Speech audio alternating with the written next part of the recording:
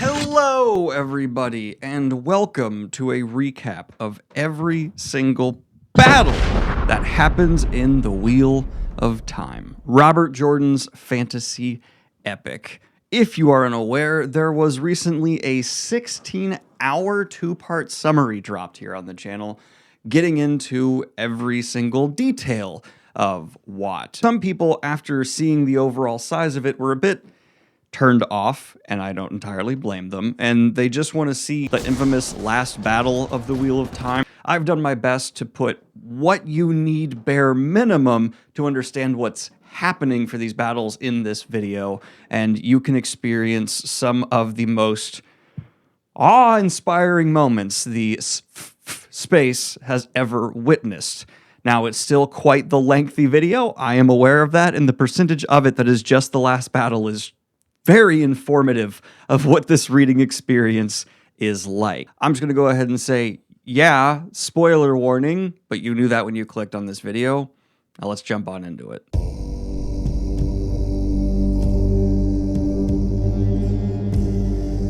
We also get some cuts showing that the White Cloaks are actually like moving their armies to Tarmon Head, and they're like, we're going to fight you. We're going to fight you, Seanchan. I'm going to beat you.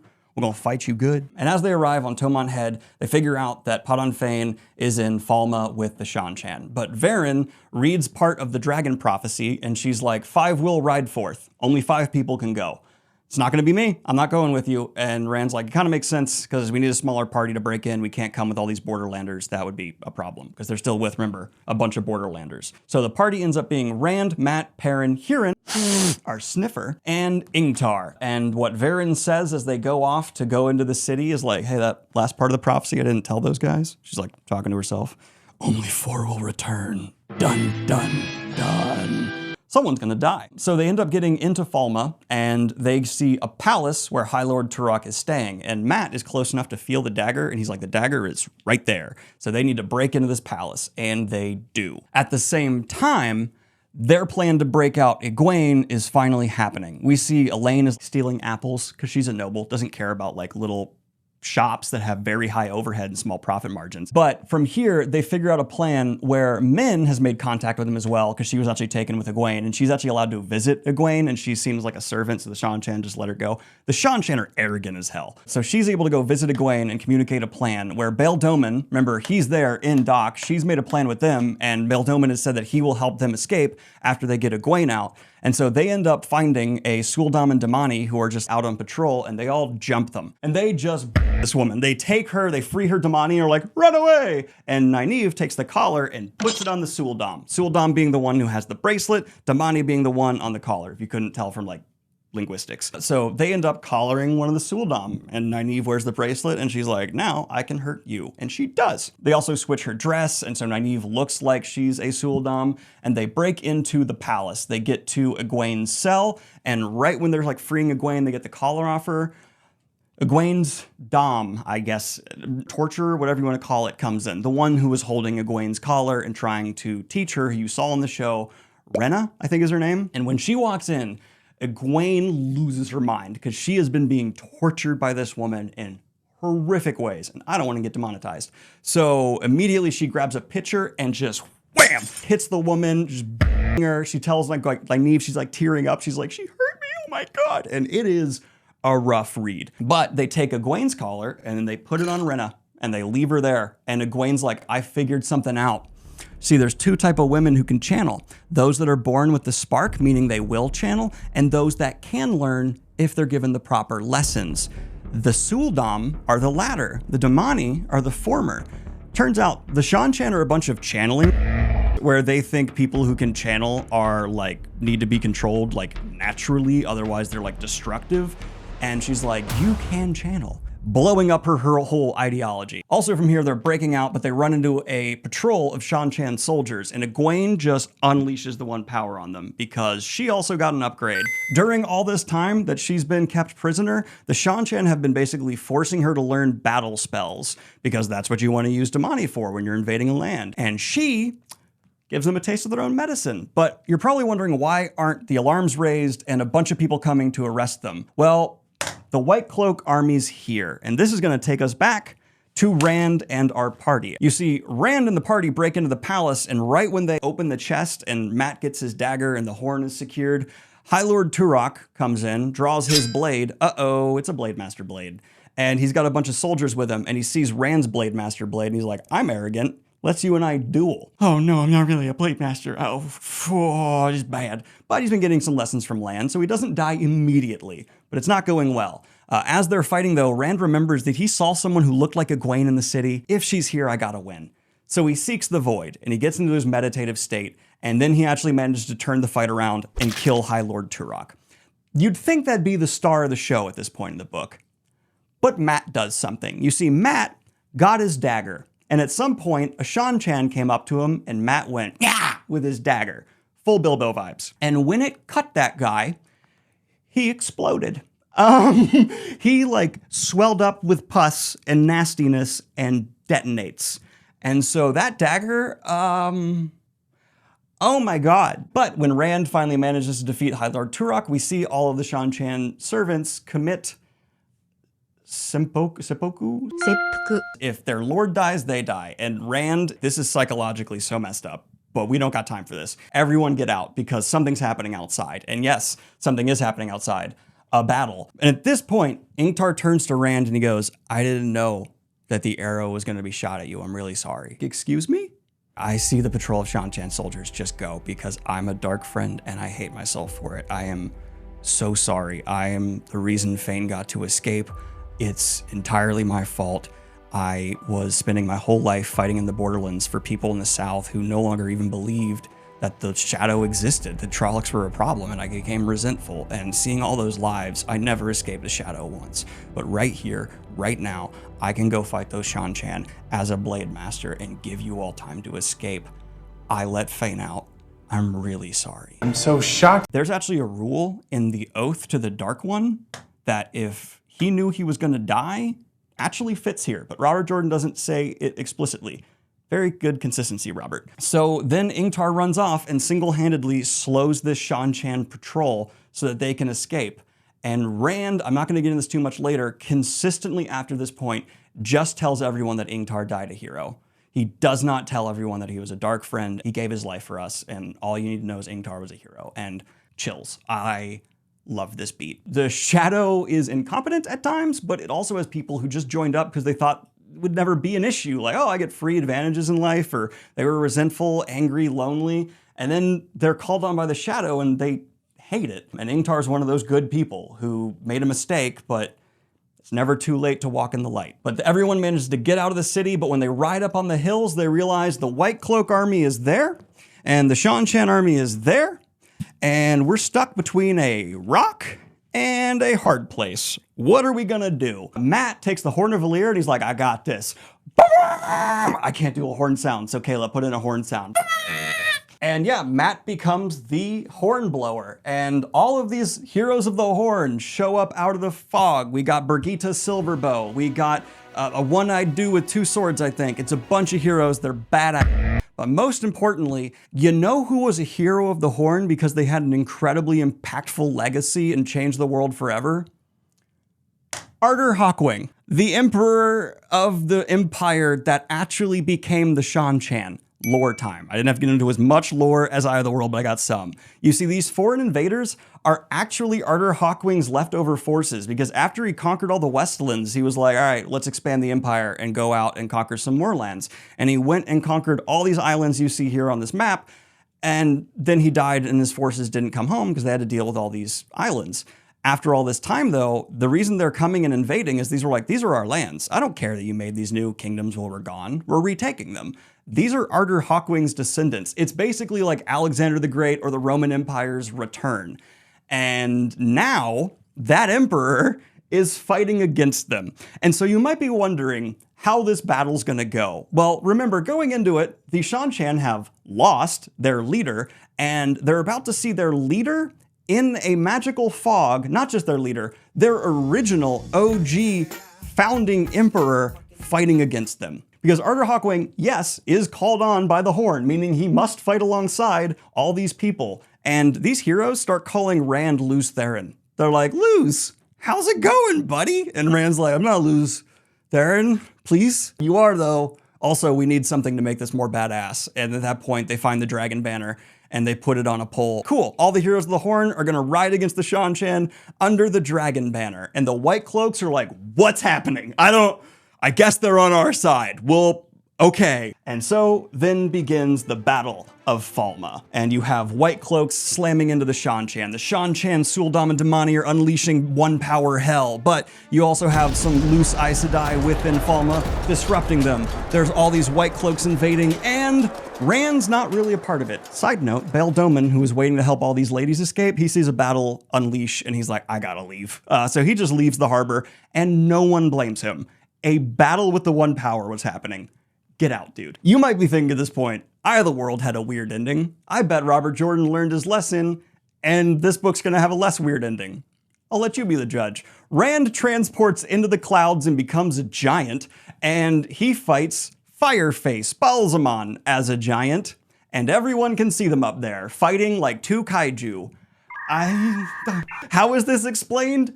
Don't worry about it. Balsamon uses a black staff, Rand uses his master's power wrought blade, and they're fighting, and Rand also realizes their battle is connected to the battle down below, and whoever wins here will decide whether the Seanchan or the White Cloaks win here. Why? The pattern. That's all I can say. But Rand remembers the Obi-Wan lesson from Land, who's like, eventually you'll have to sheathe the sword into yourself. I'm gonna do that. And so he like does a move that leaves him really exposed, and Balsamon takes advantage of it, but the same thing also allows Rand to like score a hit on Balsamon. He's not really dead, obviously, but Rand gets a lifelong injury from this. That's like a huge black scar on his stomach, and he technically wins the day, simultaneous TKO.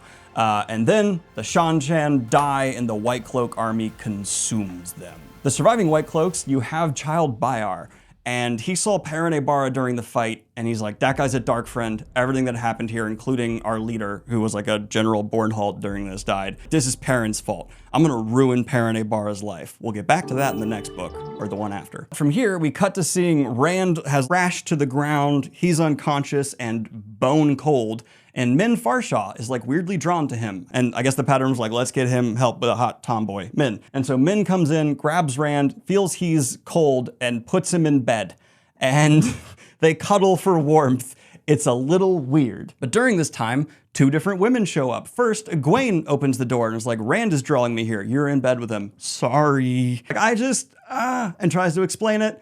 But then we hear Min talking to Rand as well, and she's like, you're gonna love 3 women, and I'm one of them, and I hate that. And we actually had Min establish that earlier. That's why that heart's there. She just like thinking to herself was like, I hate them, I'm gonna fall in love with Rand. But she's sitting here clearly in love with him. Why? Because Robert Jordan. And then also another person shows up, and she's less cool than Egwene, because we see it's Selene. Yes. Why do we know it's Selene? Because she walks in the room and even Min's like, I might be gay. She's that hot. She's just, damn. Who are you? Why are you saying spooky stuff about Rand? Which she is. And Celine's like, oh, by the way, I'm Lanfear. If you hadn't figured that out. She's, yeah.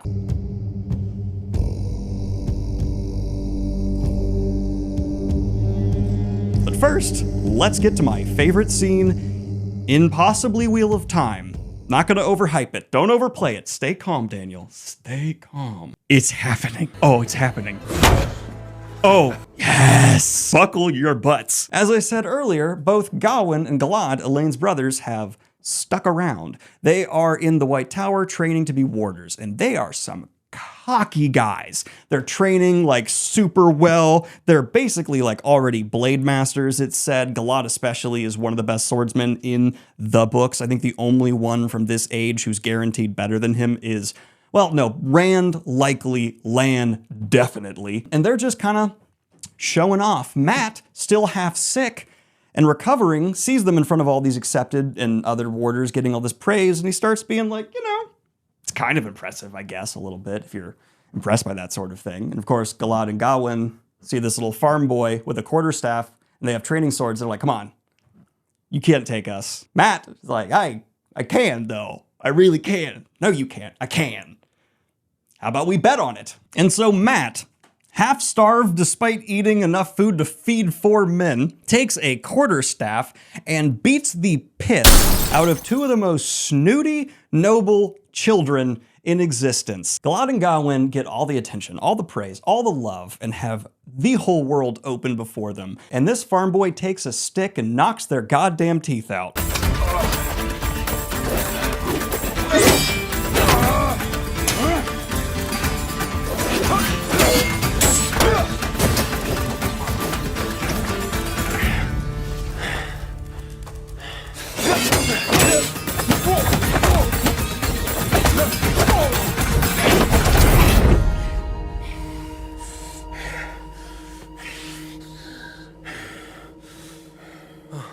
Two marks. Each. Of course, at the end of the fight, instead of getting like swooned on and attention from the accepted and even the other warders, all of them are concerned about the two sexy noble boys that he beat the hell out of. So, you know, that's nice. But one of the warders, I think named Jerome, maybe, comes up to him and actually tells a bit of a story that everyone hears. The greatest swordsman in history, he got beat too by a farmer with a stick. Never get too big for your britches. And at one point he asked Matt, like, where are you from? And Matt's like, Manetheren. Emond's Field, the two rivers. I'm not from Manetheren. That's crazy. That's an old tongue thing. I need to leave.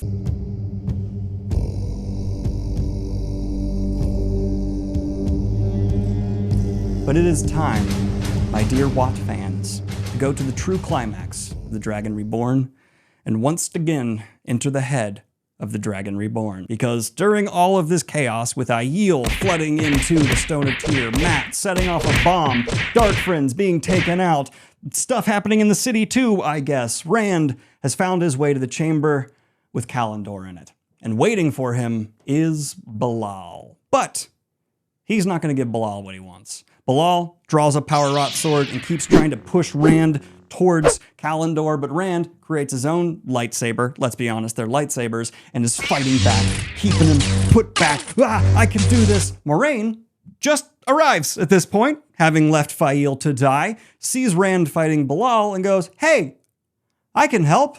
Balefire! And she balefires Bilal, taking him out. Bilal dead. Good job, Moiraine. That's an acceptable use of Balefire. Absolutely okay to use Balefire specifically to kill a Forsaken. I think we can get away with it 13 times. Small times. Small times. Just a little bit. Boop, done. At this point, though, Moiraine tells Rand, you gotta take Callandor, Rand. You're the Dragon Reborn. It's time. Rand's like, I'm scared now. I don't want to take it. But at this point, it's the climax of an early Wheel of Time book, so you know who's showing up. It's Fireface! Balsamon shows up and confronts Rand. I will kill you. Rand, seeing Balsamon again, someone he's killed twice and really wants to stay dead, decides, okay, it's time to take the sword. That's not a sword. Now, when I say it's the sword that's not a sword, Callandor may look like a sword, but remember, it's something that you are supposed to use to cast more saiyajin aggressively and hurt people that way with. It's the sword that's not a sword. Don't call it a sword, okay? It's not a sword. Do not use it as a sword. It looks glass. I know you. If you had it, you would hit stuff with it, and that would be bad. Balsamon, seeing Rand pick up one of the most powerful things in existence, confirming he is the Dragon Reborn and going low-key Super Saiyan, opens a gateway and flees into Tel Riyadh. Rand is so filled with Saiyajin, he almost dies. He is in a rough spot and needs to overcome some stuff. He does, manages to regain control. There's a flaw in Callandor. Remember that. And he, through some instinctual moves, let's call it that, I'll get to that much later, is able to follow Balsamon into the dream world. There is so much fighting back and forth. Like Balsamon in the dream world is super powerful, able to like turn air to water, create fire around Rand, but Rand is casting in response just on a next level. This is the only time I can think of in the whole series where someone channeling is able to overcome someone using the benefits of Tel Riyadh. That is how much Saiyajin he has. Someone who can just will stuff to happen cannot overcome the sheer raw output of Callandor, even in a kind of untrained hand. So Rand is able to take Callandor as Balsamon actually fires Balefire at him, part the Balefire. That is how powerful Callandor is, and then he uses it as a sword and stabs him with it. Okay, so it is a sword that's a sword too. I'll confess that. I even drew it here, not blue, just having like blue magic come out to show, well, it is the sword that's not a sword. You have to remember the first part of that name. It is still a sword. So while it's the sword that's not a sword, you can sword it. And at this point, he knows there is a battle going on in the Stone of Tyr. There are Aiel flooding in, fighting the Stone of Tyr defending fortress people, just massacring them. Because let's be honest, they're Aiel. Aiel are lifelong warriors who, in the previous Aiel war, nearly wiped out the entire continent to get revenge on a king who destroyed a tree, so don't f with Aiel. And the guards of the Stone of Tyr are just getting butchered. So Rand comes back through in a gateway, except now as the full dragon reborn, and tells them, stop! I am the Dragon Reborn, and you will all follow me. I have Kalendor. You see it? That's the proof. It's the 50-50 math. I did the 50-50, and there were two options, and it turns out it was option A, I'm the Dragon Reborn. I just killed Balsamon, and I think I just killed the Dark One. And Moraine goes, you're an idiot. That is not the Dark One. As we saw, when Lanfear kind of treated him like an equal. It was one of the Forsaken. And she lets him know, Rand, you got a long way to go. I would say about 11 books worth.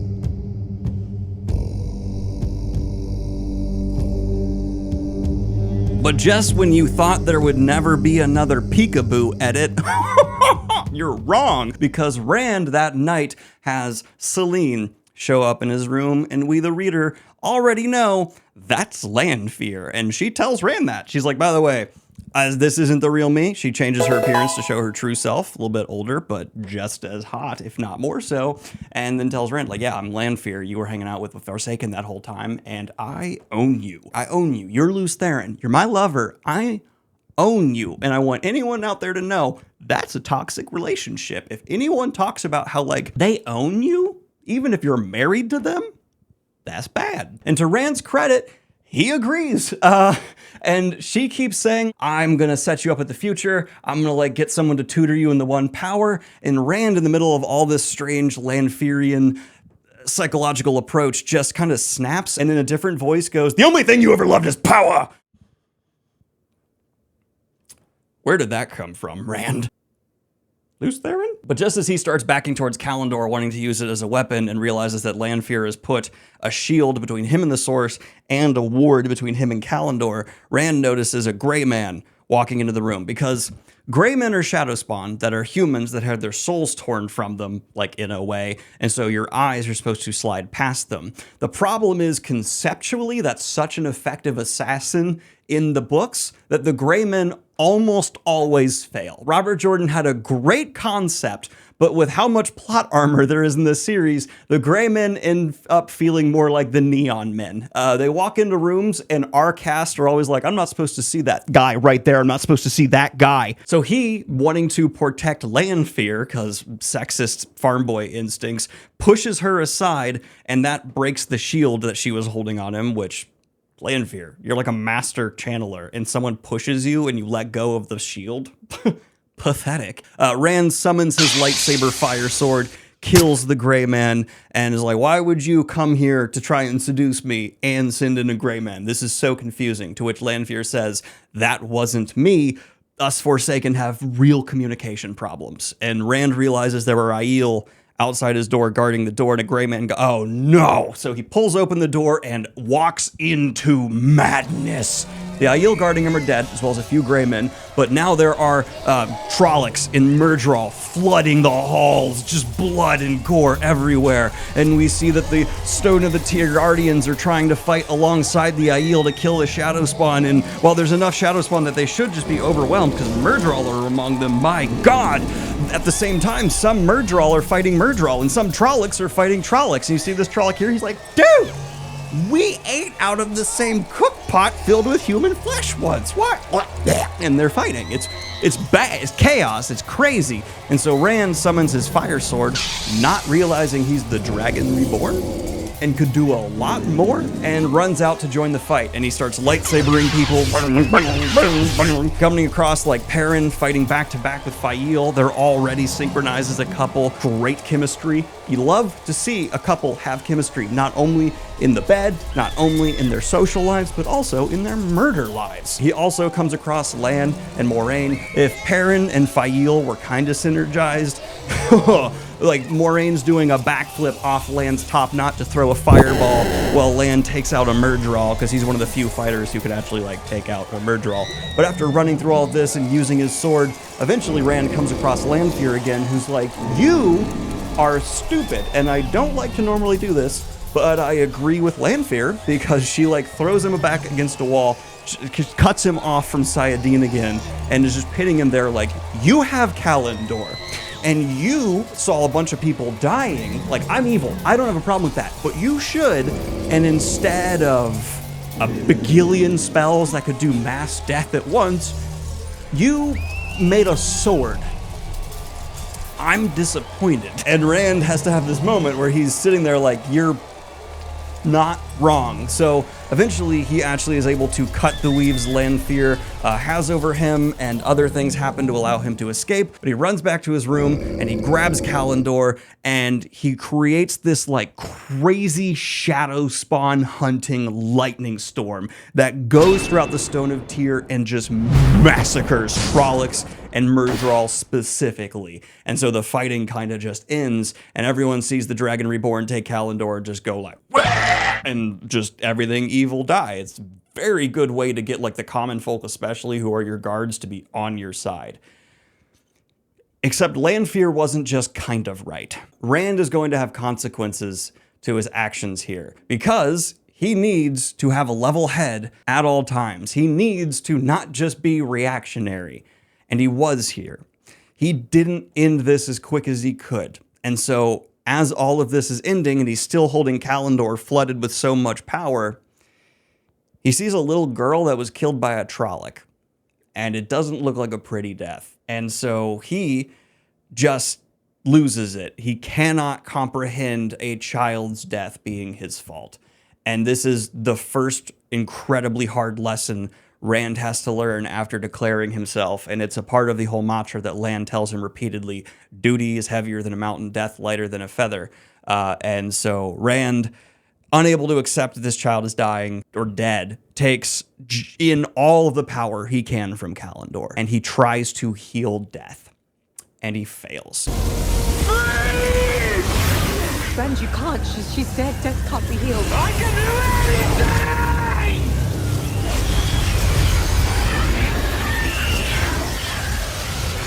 He like violates this little girl's corpse, forcing her heart to beat, forcing her lungs to take in air.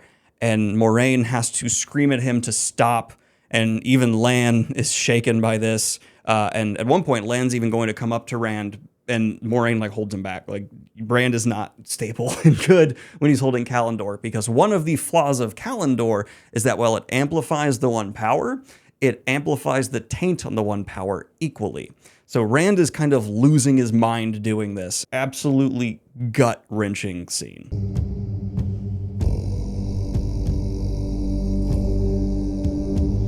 The first actual attack on Emond's Field in its reinforced state occurs. Perrin can't really lead it because he's still super injured, so he just sits on his horse in the back while the Trollocs learn the effectiveness of Two Rivers longbows, which are a lot like English longbows representatively in history. Longbows were a big game changer on the battlefield, and so it's a few hundred Trollocs and they all die, and the Two Rivers men go, yay!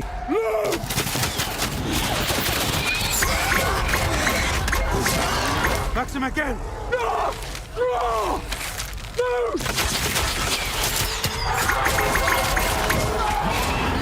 And everyone who knows what they're talking about goes, that was a test.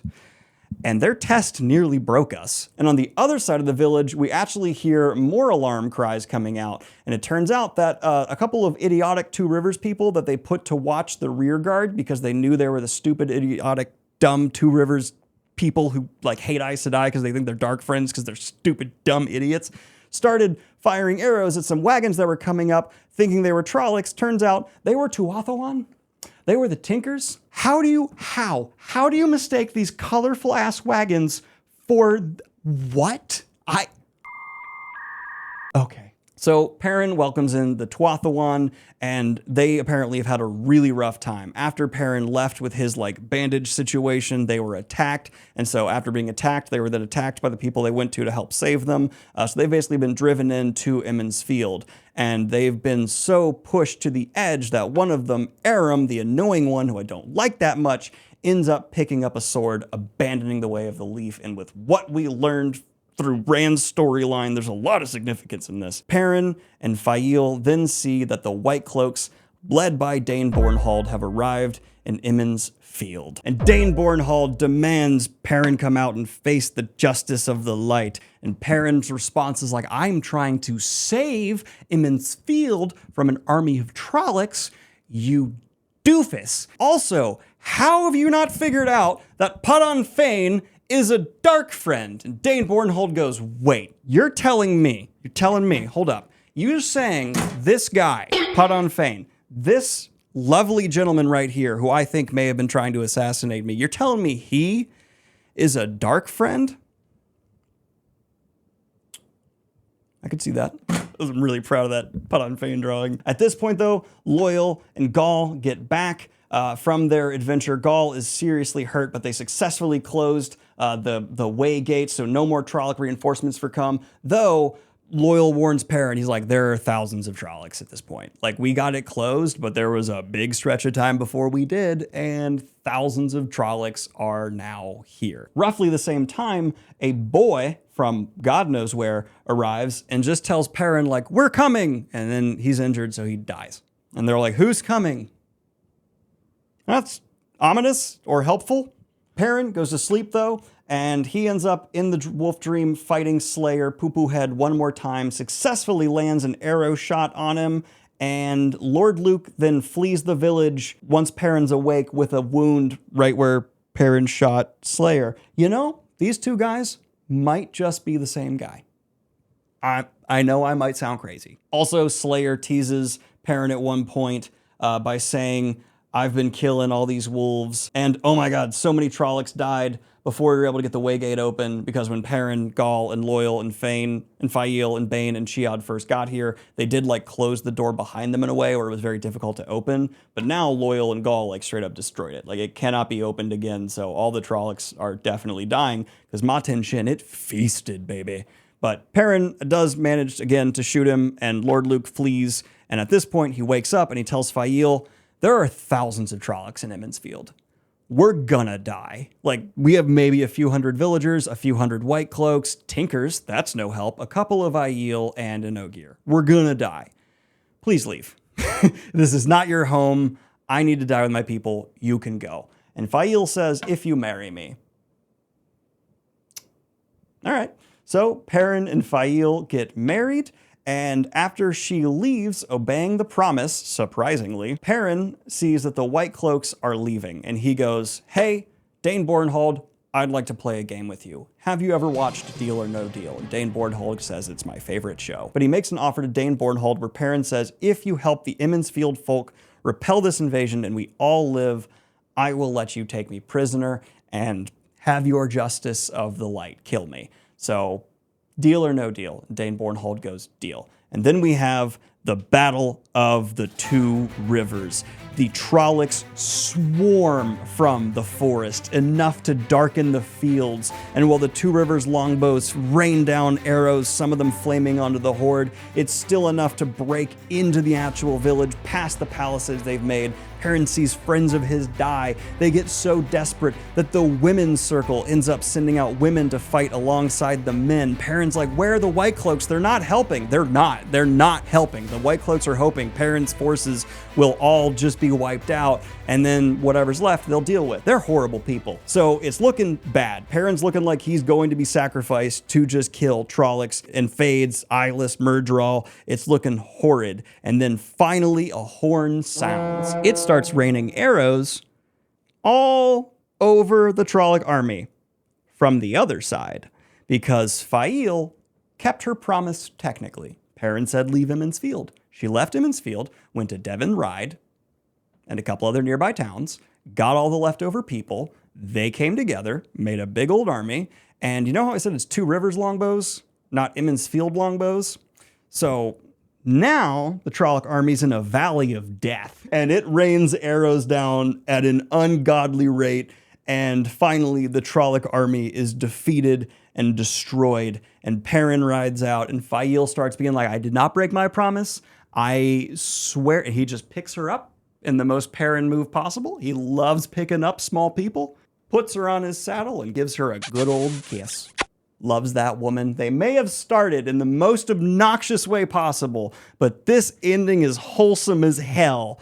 And Perrin then has to confront the White Cloaks because these sons of guns tell Perrin, like, hey, you need to hold up your end of the bargain. You need to come with us. To which Perrin says, no, I don't. You didn't hold up your end of the bargain, Dane Bornhald. You'd said you'd fight with us. And Dane Bornhald says, so you're not going to give into the light, shadow spawn, dark friend freak with your golden eyes? And Perrin goes, no, because it would be really dumb right now for me to just go with you. That'd be a stupid writing decision, I think. And all the other Two Rivers men who have arrived and swelled Perrin's forces to be like a genuine army of thousands now, all kind of pull back on their strings in the way like someone would load a rifle, and they're like, we don't like white cloaks around here. We don't tolerate intolerance. And so the White Cloaks kind of walk away with their tails between their legs, and they're like, we're going to get you. And the final thing we see from this plot line is Ordith Palanfane with his Trollocs and dark friends watching, going, damn, I came here to lure Rand here, and I didn't even get the right guy. And he kicked my... I'm going to be a pain again in the future.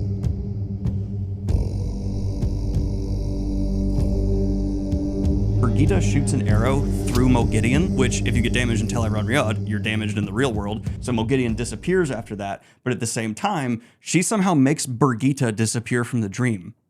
And she's a spirit in the dream world. What? Where did she go?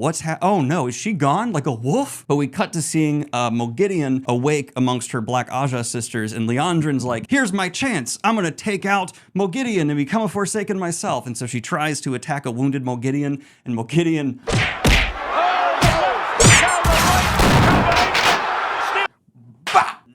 And so Liandrin is left shielded, but not stilled, so that the power will forever be just out of reach. Moghedien ties such an intricate shield that Liandrin will forever have the hope that she can channel again someday, but will not be able to. And oh, is that worse than being stilled? Ah! What did you learn tonight?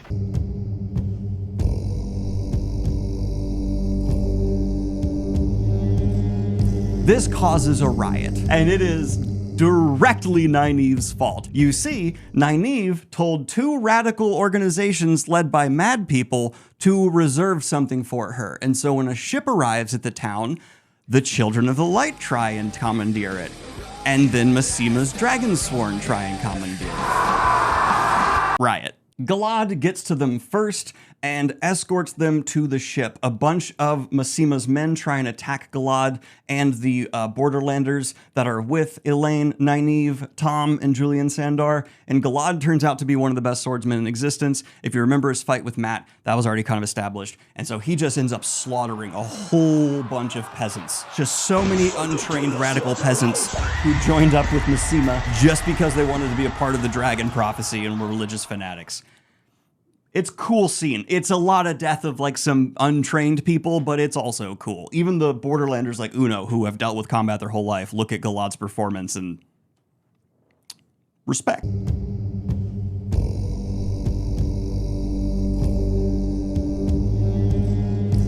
Got Nynaeve to agree to this through blackmail, and Nynaeve returned the favor by blackmailing Swan Sanche so that she could practice healing a woman who is stilled, which Swan Sanche says is stupid, but Nynaeve is like, still, I want to do it. So they end up in this situation where both of them are in the dream world, and they end up literally getting in a fist fight. It's such an awesome scene, because this is the former Amerlin seat and an accepted, but we also know both of their personalities as people who are powerful and are not used to being told no. And so they end up just scrabbling. To their credit, it ends with them both laughing, being like, Hey, look at us. Look at us. Huh? Who would have thought? Not me. Nynaeve sees someone watching them. And so she kicks Swan Sanche out of the dream because Swan does not know enough, and this could be real bad real fast. And not long after, Brigitte Silverbow comes into the dream because she's staying watch to figure out why Nynaeve kicks Swan Sanche out. And what she walks into, Nynaeve's in the middle of a fight with Moghedien. Turns out the spider, there. Moghedien ends up willing Brigitte Silverbow to be like a hapless child, and it works. And so Nynaeve is just alone there with one of the Forsaken, screwed over. Holy crap, Moghedien gets a shield on Nynaeve because this is like the spider surprise attack. Nynaeve is screwed, so she's on her knees begging, please don't kill me. I'm so sorry. I'm sorry that I beat you before. I think you're great. I'll just, and I imagine a Seanchan collar on your neck. In the dream world, will is everything. And so Nynaeve wills a Seanchan collar on Moghedien's neck and then has control over one of the Forsaken. And she uses it. There is a lot of pain inflicted on Moghedien, and you don't feel that bad. It's a Forsaken. And so Nynaeve's trying to figure out what to do here because she is just dominating Moghedien, and the way that Seanchan collar works, Moghedien can't even think, so she can't will any kind of way to attack Nynaeve because the collar will know and it'll hurt her for it. So she keeps trying to like attack Nynaeve with her will, but then it's her visualizing the person holding the collar, and so she can't. It's just, I hate And Nynaeve's trying to figure out what to do with this, right? Like, I can't wake up, then you'll be free, and I can't, should I kill you? This is tough spot. And Moghedien says, there's a plan to ambush Randall Thor from Ravin, and he's going there today. Let me go. I told you something. And Nynaeve goes, where? Caemlyn. All right, you and I are going to Caemlyn. And so Nynaeve then takes Moghedien as her slave to Caemlyn to help save Randall Thor. But now we must get to the Battle of Caemlyn. Matt, actually, as they're planning this battle, comes into like the battle map room because he's trying to look for Rand to tell him like, hey, I'm not gonna be a part of your battle, and looks at all the things that the generals under Rand's command have planned out. And he starts making suggestions like, you should do that, that should be moved there, here you should be pushing there, and you know, definitely reinforce this area. What? And Rand and Lan are actually in agreement. Every suggestion he made is great. Yeah, you did really good, Matt. You freak, because they're not aware of the fact that his brain is flooded with like the greatest generals in history's memories now. What was that?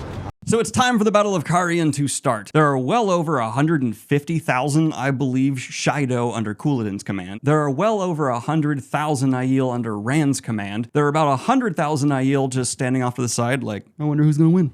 Whoever wins and impresses us, that's who we'll fight for. And then there are thousands upon thousands of Caemlyn, as well as the armies that Rand sent up from Tyr, joining the battlefield. And if you cannot tell from how this is drawn, it does not go very well for Couladin and the Shaido. Because you know what you don't want to have happen when you're sieging a city? An army to come at you from behind, let alone multiple armies where one of them builds a giant wooden tower where Rand, Egwene, and Aviendha can channel onto the battlefield from, where they also even have telescopes set up, so they can be like, there's a bunch of Shaido, lightning.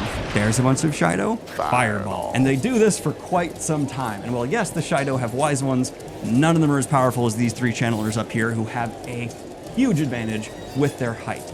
Except that also comes with a drawback, believe it or not, because they've also made tremendous targets of themselves. And so Sammael comes and interferes in the battlefield, and he blasts the tower, knocking Rand, Aviendha, and Egwene down onto the Maidens of the Spear, who Rand kept out of the battle because he was like, hey, you guys pledged to guard me, so stay near the tower. And the Maidens of the Spear saw right through that. And they're like, you want to keep us out of the battle because you have a weird thing with women dying, Rand.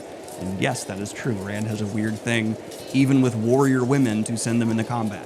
I get it, but it's still sexism. And Matt, as I said, just wants to leave. He doesn't want to be a part of this, so he gets on his horse, starts riding away from the battlefield, and he looks over his shoulder and he sees, oh man, a bunch of those soldiers on Rand's side are about to get ambushed by those Shaido.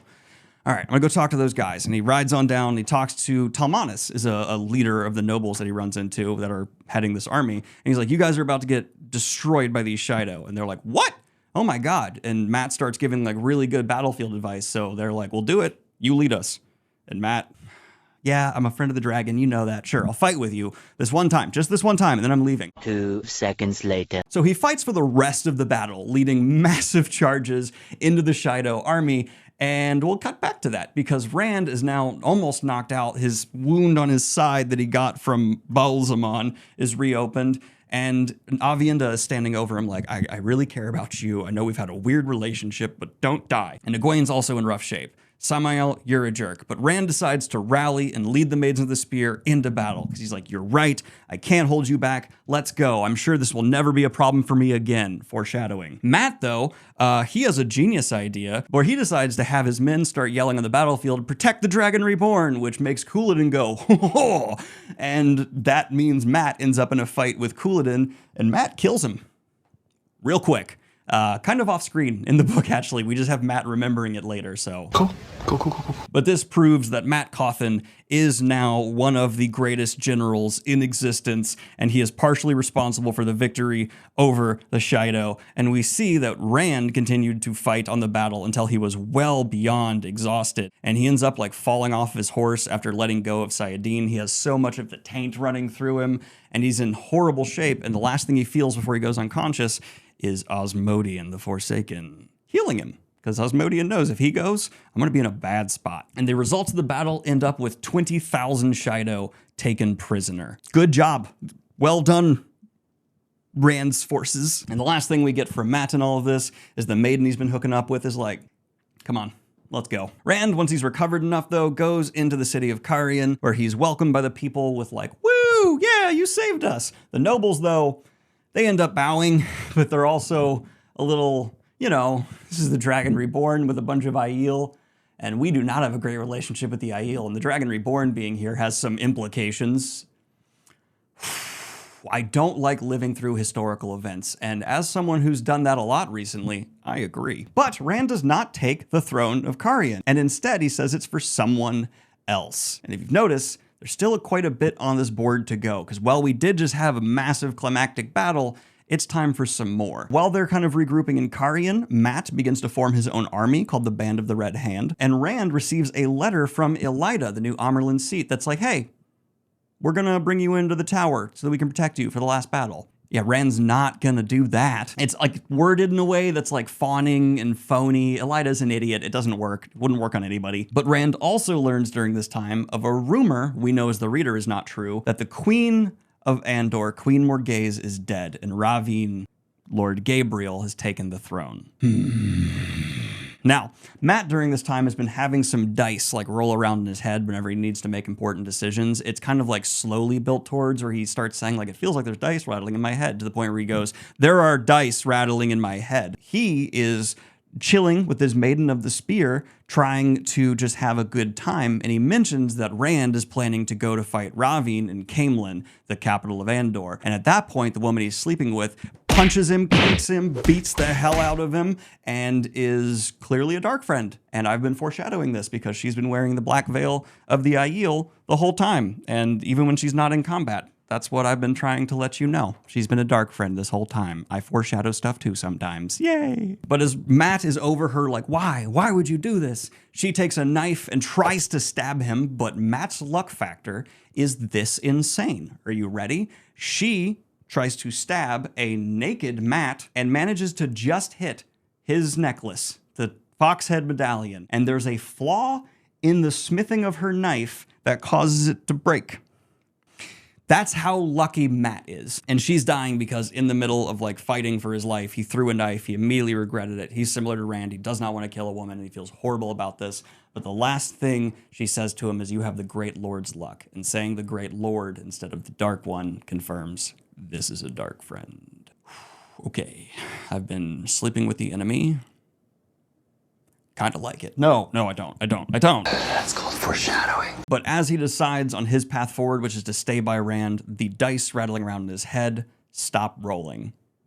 He's made a decision. Moiraine delivers 2 letters to Rand during this time, and she says, you read this one eventually and give this one to Tom. You'll know when to read yours, and next time you see Tom, give him that. And Rand's like, this is weird. She's also saying to him, like, come on down to the docks. We need to go to the docks before you go fight Ravin. Come to the docks. It's not weird. Come to the docks. And from here, we cut to seeing Lanfear is at the docks, visiting the dark friend who dismembered the other dark friend from earlier. And this guy heard a rumor he relays to Lanfear that Rand is sleeping with a woman named Aviendha. Lanfear does not like that. And so the wagon she's in, talking to this dark friend, explodes. And Moiraine, because of what she saw in the doorways and information she got in Rhuidean, knows she has to be here. And now Rand, Egwene, Aviendha are all on the docks when Lanfear loses her goddamn mind. To try and protect the Maidens of the Spear that are with him, Rand puts up a barrier around him, and he tries to get Moiraine, Aviendha, and Egwene out of it, but they're all inside of it, which means he basically just trapped them with Lanfear because he's a freaking loser, and even though he has the opportunity to kill Lanfear, he won't do it because Lanfear's a woman. Rand? Shoot her or something. Now, an important note I have not mentioned because it would have made it kind of a little bit too obvious. Moiraine this whole time, since they've been leaving the Waste, has been taking care of this collection of magical items. And they are at the docks. They are being stored there, and when these wagons explode, a doorway becomes visible. The one taken from Rhuidean. And Moiraine had a very specific vision here, and that is why we see her running. And now it's time to take out the board I use for the climaxes of books, so I don't spoil them early on when you're looking at the board. Thank you for coming, everyone. Here is my climax board. We're going to find a new name for that, but the reason you are seeing this is Moiraine knows exactly how to deal with this situation. You'd think it would be like channeling or some kind of magic. I mean, she's a little magical woman. That's her go-to. But as Rand is sitting there unable to stop Lanfear, and Aviendha and Egwene are being tortured, and Lan's been knocked out, Moiraine decides to body slam her. And honestly, good call. Like, magical people throughout this series are kind of become like overly attached to just using magic. Rand actually becomes dedicated to being a master swordsman for this exact reason. You can get shielded, things can go wrong, and just deciding to throw up a good old body slam, super effective against Lanfear. And so she gets tackled through the doorway into the land of the Aelfin and the Eelfin. And Lan feels his bond to Moiraine break. And it turns out Moiraine had set up Lan's bond, without him knowing, to be passed to another Aes Sedai when she dies. And so Lan feels his bond get passed to another. And Rand is just in shock. Not even tears yet. He just can't believe. The person who's been fighting so hard for him is gone. And did he ever really appreciate what she was doing? This is why so many show fans, whether or not they had criticisms of the show, that one scene where they put in that like Rand looks at Moiraine and goes, "I appreciate you." It made a lot of us go, oh, we needed that moment. Thank you. I'm here because of you. I see that now. Lan then leaves. He just says bye to Rand. He's like, Dewey is heavier than a mountain, a death lighter than a feather. I need to go find my new Aes Sedai. Bye. Rand then goes into one of the still intact wagons, and he opens Moraine's letter, and she tells him that this basically had to be. She also tells him that she knew Osmodian is that Gleeman, and honestly, like, good job, Rand. But Rand, while he's weeping alone, one of the Maidens of the Spear walks in, sits in front of him, and starts snapping her spears. And Rand, to stop her, because if she breaks all of her spears, like in Aiel culture, something really bad happens, is like, "What are you doing?" And she says, "Rand, you're a sexist prick." Not really, but along those lines. And we are pledged to protect you. Every time you do not let us protect you, you are dishonoring us, saying you don't think we're good enough at the job. And specifically because we're women. We're lifelong dedicated warriors. Let us do our job. And Rand agrees. And it's a big character growth moment for him, and he just had to pay the price of Moiraine having to sacrifice herself to learn it. But he must move forward today. He cannot let the Forsaken get ahead of him, so despite everything that just happened, he loads up Mat, Osmodian, Aviendha, and a whole bunch of Maidens of the Spear onto one of those skimming platforms, making it as big as he can, and he skims to Caemlyn, still feeling horrible. In fact, he hears that a maiden or someone falls off the back of the platform, and he just steels himself. People are gonna die. It's not my fault. It is what it is. Let's do this. And they arrive in Caemlyn, and he actually opens it in the garden where he first met Elaine, and he unleashes his army, and oh no, it's a trap. Yep. Remember what Moghedien said? This is it. So immediately a host of Trollocs starts fighting his Aiel, as well as a whole bunch of soldiers. A powerful channeling attack comes down from above, and while Rand's able to block some of it, not all of it, and both Mat and Aviendha are struck and die. He turns around and he sees his childhood best friend dead, and he sees the woman that he just fell in love with destroyed by Ravin. Rand, in the middle of this battle, knowing where Ravin would be because of the memories that are surfacing for him, just lets out one word that lets Ravin know exactly what's coming. I'm going to kill you. So also having Luz Theron's voice in his mind screaming for his dead wife, Rand bursts into the throne room, and he is so intense and using so much of Saiyadin that Ravin just bounces. He makes a gateway and just runs.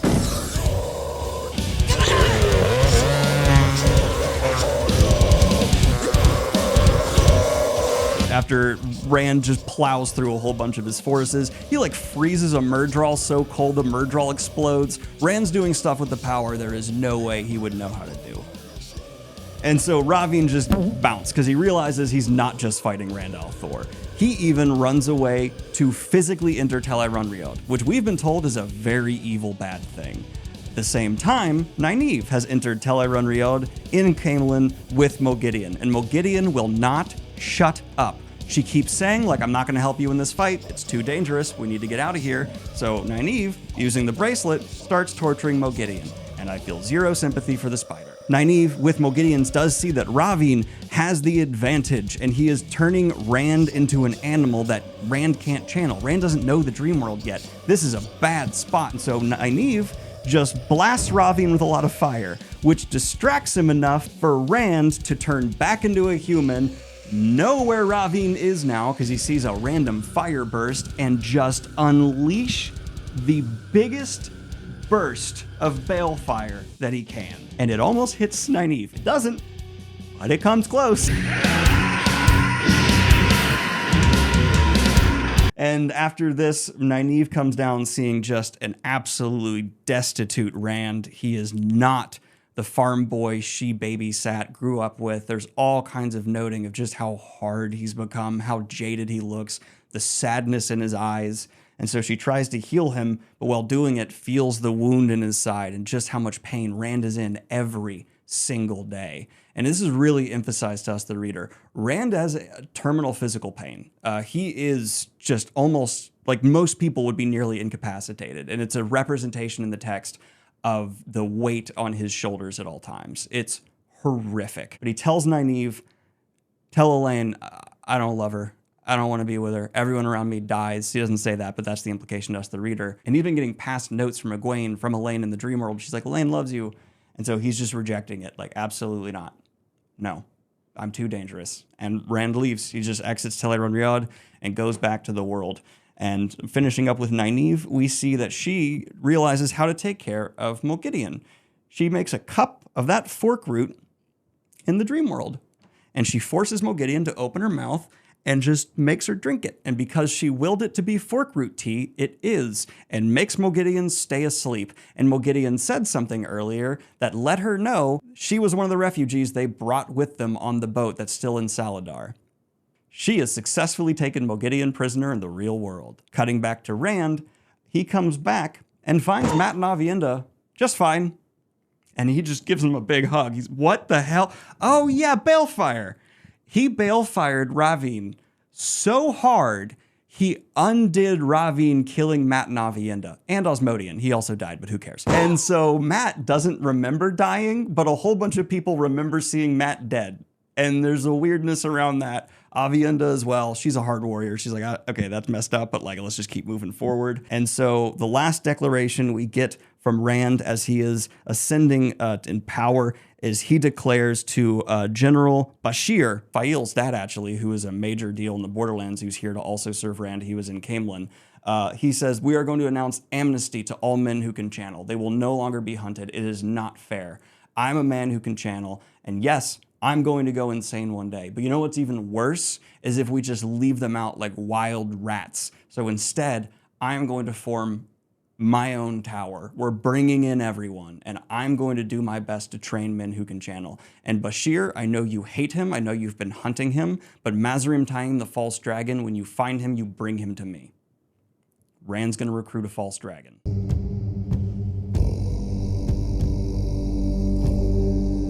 Except one day, the Tower Aes Sedai who have been here show up once again with a bunch of boxes full of treasure, and Rand has met with them a couple of times, so he's kind of just done with it. He's playing with his Seanchan spearhead he got during the igloo session, except during this meeting they start being a bit disrespectful. So Rand grabs sight, he's blocked.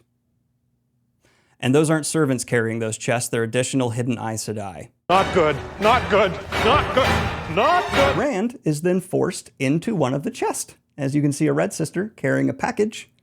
Yeah, Rand just got put in a box by Tower Aes Sedai, and they come out, and the Aiel, of course, still have that weird aversion to Aes Sedai, and so the Aiel don't really pay that much attention as the Aes Sedai walk by with their boxes, and the Aes Sedai tell them, hey, Rand, really rude guy. We were just in there meeting with him. He just left, jumped through a gateway. No idea where he went. You let us know when he returns. Don't look in our box. And 6 days later, while everyone's waiting around, Min also disappears during this time. But 6 days later, Barrelane shows up with Rand's sword she found. And that makes all of the Aiel realize, oh, he didn't just leave us. He was kidnapped. We failed as guards. Oh, the Tower Aes Sedai have him. Oh! Okay, let's get all of the armies. Everybody, literally everybody. We're gonna go kill people. And so the horn is sounded, and yes, drums now. We are doing war drums. It's time to go to war. Let's prepare. And let's see what the dragon's army can, on a moment's notice, summon to their forces. Well, we have about 6,000 Maidens of the Spear in Siswayaman. I think I'm saying that right. We have 94 Wise Ones who can channel. Already nothing to turn your nose up at. And then we have about 200 of Barrelane's elite heavy cavalry. Not the most numbers, but cool. We have 9 of the Saladar Aes Sedai, because during the 6 days they arrived. And then about 500 Karienan. Barrelane, I get only having 200. She's from a small, nation. But 500 Karienan? Karien, step it up. And then you have Perrin, who, oh, by the way, summons 1,000 wolves. And he brings his 300 Two Rivers archers. And looks like they're going up against 39 Tower Aes Sedai. Turns out the Aes Sedai were hiding a lot of extras. 500 of Gawyn's younglings. We can take care of them, no problem. And they're warders. All right, that's not too bad. Except, do you remember back over here when I said that the Tower Aes Sedai were meeting with the Shido and Galad thought that was sketchy? Yeah, the Tower Aes Sedai also made a deal with the Shido, and they brought 40,000 warriors and 300 Wise Ones. It's an entire Aiel clan. This is looking bad. And we also cut to Rand's perspective during this time, and we find out it's worse than you think. Not only is Rand being kept in the box in the blistering heat because the Dark One's making the world hotter, he is only being let out for beatings and questionings. They'll occasionally dump water on him in there, but not much else. When he found out that Min was also prisoner here, during one of the times they brought him out, Rand managed to escape briefly, kill 2 warders with his bare hands before they were able to get him under control again. So that establishes Rand is, even shielded, because they're maintaining a shield on him all the time, really not something to mess with. One of the Aes Sedai, whose warder he killed, starts kind of just torturing him. Okay, but when he's in the box, don't worry. He also has Lews Therin's mad ravings constantly screaming in his mind's ear. You know how Rand is already going a little crazy? This box? Not helping. Though Lews Therin does tell him an important piece of information. He goes, if those Aes Sedai ever tie off your shield, you can break the shield. They have to maintain it all the time. And Rand al'Thor accepts that lesson from Lews Therin.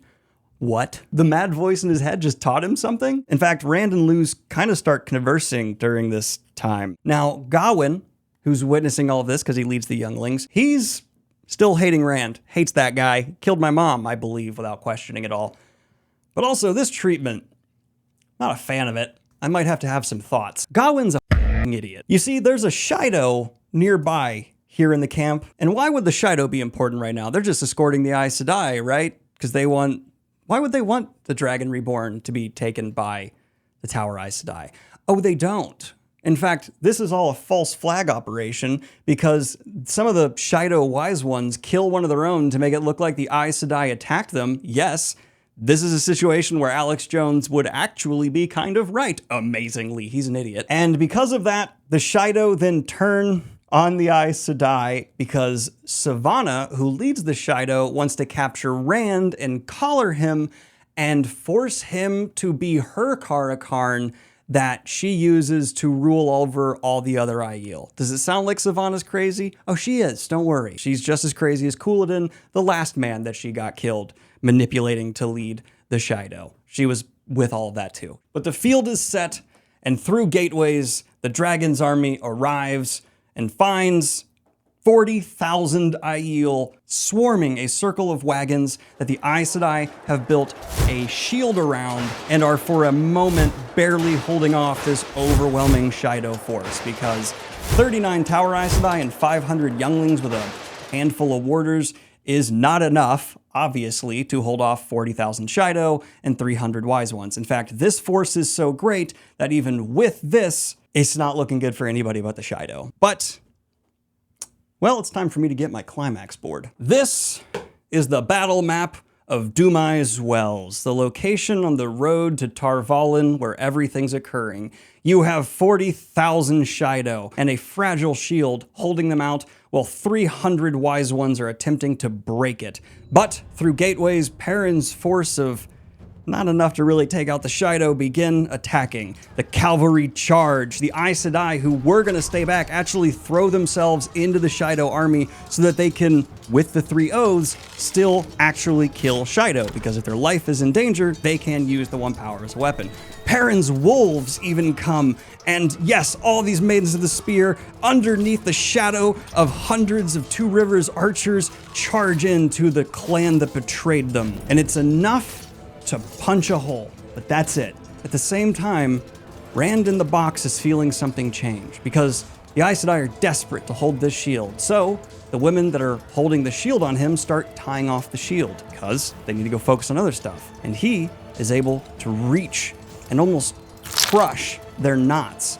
And as soon as he is able to access the power again, he explodes the box around him and sends deadly shrapnel spraying over several people. And he actually, in this process, gentles a few of the Aes Sedai that were holding him as well. And it's so horrific, people are vomiting. But he notices Min is laying still on the ground. Did he just kill her with shrapnel? He runs over and she's okay. She's all right. He didn't kill Min. Robert Jordan's not going to go that hard. He's just going to torture the 2 of them a whole bunch. But here you see Perrin has arrived. They've punched a hole through the Shido just as this wall collapses. The Shido are spilling in. Rand is desperate to try and find a way to protect everybody. Perrin's saying, we have to go now. Gawain's there. And he's saying, you killed my mom. Min's saying, no, he didn't. Gawain decides, I'm going to leave because this is confusing. And my brain hurts, and Gawain leaves. But right when everything looks really bad, and the Shido are pouring in over just the few forces that have managed to get to Rand, a gateway opens, and some men dressed in black come through. The Ashaman, hundreds of them, led by Mazrim Taim. Yes, in the month or so that have been happening in Lord of Chaos, Mazrim Taim has exclusively been teaching the men who can channel how to kill. He has been training them to be weapons of war, which is exactly what Rand asked him to do. And so, hundreds of men who can channel, who are bound by no oaths, flood onto the battlefield and create a shield of air around the forces that have gotten through and protect for a moment. And Mazrim Taim looks to Rand for orders, and Rand tells him to teach the Shido a lesson. Ashaman, raise the barricade 2 spans. At Taim's command, the edges of the dome rose all around. Surprised Shido, who had been pushing at what they could not see, stumbled forward. They recovered instantly, a black-veiled mass surging forward, but they had time for only a strike before Taim's next shout. Ashaman, kill. The front rank of Shido exploded. There was no other way to put it. Cotton-sore-clad's shape burst apart in sprays of blood and flesh. Flows of saidin reached through that thick mist, darting from figure to figure. in the blink of an eye, and the next row of Shadow died, and the next, as though they were running into an enormous meat grinder. Staring at the slaughter Rand swallowed, Perrin bent over to empty his stomach, and Rand understood fully. Another rank died. The Shadow in front were suddenly struggling the other way, forcing themselves back into the mass, fighting to get forward. The milling tangle itself began to explode, and then all of them were falling back, running. The rain of fire and lightning against the dome faltered. Ashaman! Taim's voice rang out. Rolling ring of earth and fire! Beneath the feet of the Shadow, nearest the wagons, the ground suddenly erupted in fountains of flame and dirt, hurling men in every direction, while bodies began to hang in the air. More gouts of flame roared from the ground, and more in the expanding ring all the way around the wagons, pursuing the Shadow for 50 paces, 100, 200. There was nothing but panic and death out there. Spears and bucklers were cast aside. The dome above stood clear except for the smoke. Stop! The roar of explosions swallowed Rand's shout as well, as it did men's screams. He wove the flows Taim had used. Stop it, Taim! His voice crashed like thunder over everything. One more ring of eruptions, and Taim called, Ashaman, rest. Those two words, Ashaman, kill, are debatably the most world-changing two words echoed throughout the entire series. The ramifications of the entire world bearing witness to men who can channel returning to the world in an organized fashion, not only unbound by the three O's, but trained for war, changes everything. And Ashaman become a huge deal going forward, and they have no intention of ever doing anything as silly as swearing three oaths to prevent themselves from being as lethal as possible. Mazrim Taim did a damn good job of making weapons, and he made Shaido Aiel retreat. Not just retreat. Flee in terror. Aiel fled in terror. And the rebel Aes Sedai try and come to Rand at this point, but he orders them to go over where the Tower Aes Sedai are being held. Why? Well, he points out, there are 9 of you, which was more than they said they had. More than he said they could bring near him.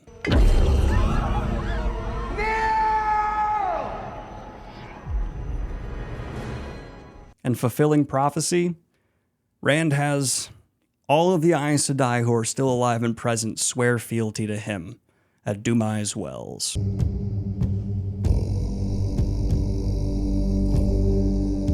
Just showing his mental state. But while his Telviridness is helping him so much, he decides, there's some rebels outside Carian that are resisting me.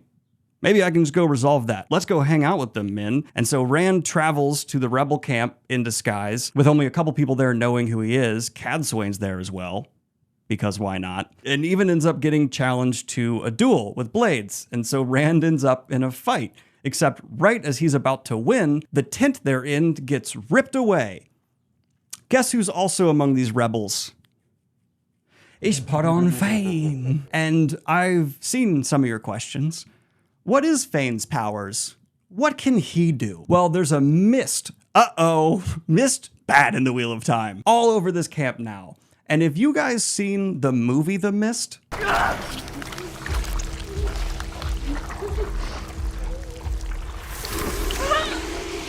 similar. People just get yoinked into the mist and die. Rand and Ashaman and Cadsuane and other people make a circle to fight back, except from the mist comes Padan Fain with the ruby-hilted dagger. You thought it was gone. He's got his blade back, baby. And he sneaks up and manages to stab Rand with the dagger. When you're stabbed by it, you explode. Except Padan Fain managed to stab him exactly where Balsamon in their fight in the sky hit him, leaving the burning mark of like manifested darkness that would never heal on Rand's stomach. And so the evil of mankind is shoved into the evil of the Dark One manifesting on Rand's stomach. And so Rand's in really, really bad shape. Passes out, and it's up to everyone else in this party working together, get him out of there. They actually manage to do it as Padan Fain runs off in the mist going, and we see one of the Ashaman actually begins to heal Rand. Important points. Again, reflecting Rand's psychology, men really pressures them to not have Rand in a closed space when he wakes up and not surrounded by strange Aes Sedai he does not recognize. He needs to wake up in a place where he recognizes faces and there are no women who can channel around him he does not like. Min understands what Rand has been through. She was there for a lot of it. We see an Ashaman heal Rand though, and he does it in a way that of healing that Aes Sedai are totally not familiar with. We know these people channel very differently, but one of the Aes Sedai like freaks out with how he's doing it. But Rand is stabilized, and it seems the two evils manifested on him are fighting each other and him, so they're not able to take him over. That's why he didn't explode from the dagger. You know when Burns in that episode of The Simpsons is told by a doctor you have like all the sicknesses? Well, this sounds like bad news. Well, you'd think so, but all of your diseases are in perfect balance. Here's what happens when they all try to get through the door at once. Move it, shout ahead. We call it Three Stooges syndrome. And Burns is like, that means I'm strong. And the doctor says, no, like at any moment they could burst through the doorway and you die. So what you're saying is, I'm indestructible. Oh, no. In fact, even a slight breeze. Rand's condition. So he decides it's a great time to start fighting Sammael. Climax board time. Rand, God damn it, I don't like this ending very much. Has Min agreed to distract the Maidens of the Spear so he can join up with his secret armies that have been planning to finally invade the country and city of Ilion. He does show up with a bunch of Ashaman as all these forces charge, and he goes to the top of towers of Ilion, casting huge amounts of Sayadine out over the city to trigger any traps that Sammael may have there. Sammael encounters him and challenges Rand to fight him in Shadar Logoth, because if you're gonna have a Mortal Kombat style fight, you need a cool location. And so I like Sammael's decision there. Major style points, my dude.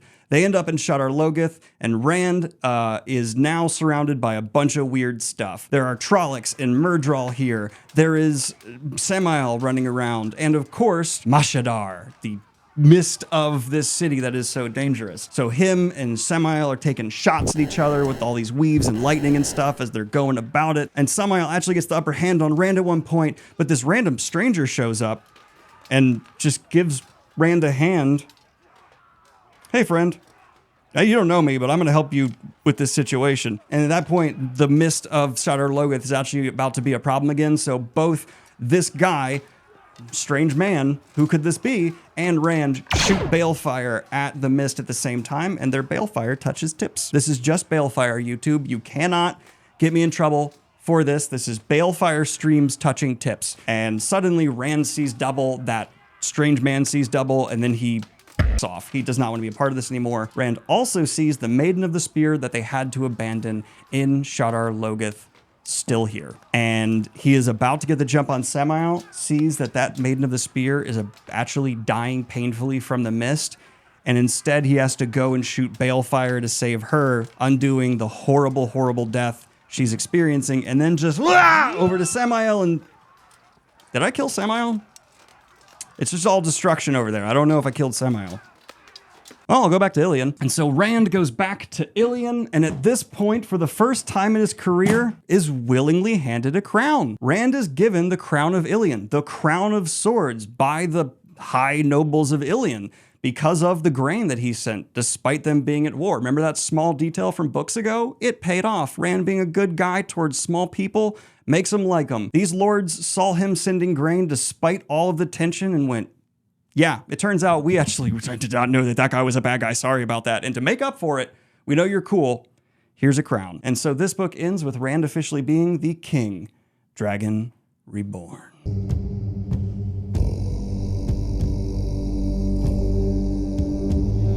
And eventually a conclusion is reached where they're gonna all go and use the Bowl of the Winds out of the city. It's really I hate this scene. It's got some smart play going on, but in general, it's just the most long drawn out way to get everyone to go, yeah, we should leave the city to use the Bowl of the Winds. Let's group up and go. You need to get Oliver though. The little kid you've been taking care of, Matt, that no one likes. So Matt goes to get Oliver. Oh, Oliver's out in the city. All right, Band of the Red Hand. We all need to come together and find this boy. You all know Oliver. We all love Oliver. Everyone go out in the city and find Oliver. Also, I feel really responsible for you guys. I'm your leader, damn it. I'm Matt Cawthon, and I'm the leader of the Band of the Red Hand. See, Robert Jordan's really focusing on character growth here. He went from stealing honey cakes to leading the Band of the Red Hand and being the greatest living general. So they all go out, start looking for Oliver, but there's all these disturbances going on in the city. There's black smoke in the distance. What are all those ships? The Seanchan are attacking. The Seanchan are here. This isn't like the last one that was a probing force from the Empire. That's a lot of Seanchan.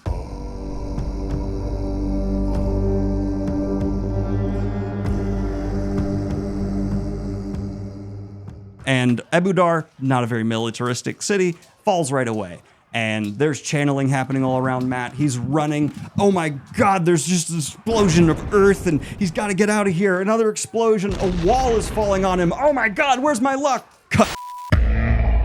This is going to take us to said plotline, which picks up right at the same time-ish. We see Matt Cawthon at the end of the last book having that wall fall on him because they're traveling to the farm to meet up with all of the kin folk who have been hiding from the White Tower, meeting as their own organization, but the tower actually knew about it thing. They immediately spot Aes Sedai coming on their farm, freak out, and run away. And a bunch of warders are sent after them to track them down because that's really funny. Aviendha is the one who makes the gateway, though, and notices a figure that we later learn is Moradin, the creepy fella who's been around, watching her bring their party to this farm with the sea folk and the Aes Sedai and just that massive crew, sans Matt and his people still in the city looking for Oliver. And because this guy gives her the heebie-jeebies, she starts unraveling her weave, which is something that the Aiel apparently do in regular practice while channeling, but everyone else thinks is absolutely too scary and risky to do. Are you kidding me? You can make a bomb doing that. Aviendha has the mentality of, you guys just suck at unraveling. I'm pretty good at it, and does her unraveling in the gateway, leaves no residue behind for someone who is really good at channeling to see where they went. And that's actually something that pisses off Moradin, who has to give this age some credit. They've figured out how to heal stilling and doing some unweaving. That's impressive. God. All right. Damn, she's good. There was also an Aes Sedai Black Ajah sister who was being held captive at this point named Isban, and Aviendha at one point just says, like, we can torture her from information. I'll do it. All the other Aes Sedai are like, we're not torturers. Don't do that. You're scary, Aviendha. Aviendha is scary. I'll kill you. But she's also really sad during this time, but we have no time to address that, Aviendha. It's time to activate the Bowl of the Winds. And on the farm, they go up to the highest hill, and all of these channelers they've amassed link 13 total, because that's the maximum amount they can have, and channel into the Bowl of the Winds, which just rockets a beam into the sky and begins fixing the weather for all, hence weather being fixed in these other plot lines. Haha, I'm showing you, we're telling this out of order. But Elaine has an interesting realization while they're doing this. It's using Sayadine on its own. The women are activating it, but the bowl is somehow also using Sayadine to affect the environment. We know the greatest feats of channeling of all time have happened when men and women can work together, so it's artificially happening here on a scale with just 13 Aes Sedai to change the climate back to what it should be. But 13 women together linking to do a channeling that basically shoots a giant beacon into the sky of we're over here. The farm's pretty close to Ebu Dar where the Seanchan are attacking. And so the Seanchan in the middle of their battle that they are easily winning have a moment where they go, oh! Let's send a bunch of channelers over there to deal with whatever that is. So Seanchan soon after arrive at the farm, and they need to open a gateway to Andor so that everyone can escape. Why Andor? Because after dealing with the Bull of the Winds, Elaine decides, hey, it's time for me to take the crown of Andor. My mom's dead, she thinks wrongly. But as they're fleeing through this gateway, the Seanchan are unleashing their Rockin' and Toe Rockin' and Suldam and Damani, and everyone's able to get through, but only because Birgitta and Aviendha are shooting all this stuff back through the gateway as Elaine does her attempt at unweaving the gateway because they don't want to leave a gateway behind for the Seanchan to discover how to travel through gateways. That would be devastating, but she's losing control. She's not very practiced at this, so they get on a horse, and while she's just barely holding onto the weaves, are riding over a hill, and detonation. She loses control. The gateway blows up, and this is, oh my God, level of destruction. It is no joke, to the point where we see like some of the flying creatures that are not dragons that the Seanchan have over Ebu Dar as they're conquering are knocked out of the sky from the shockwave and have to like desperately recover. And the farm is just gone. I repeat, we have a confirmed nuke. Everyone hang on! So all of the Seanchan sent to that farm to try and arrest these people, big murdered.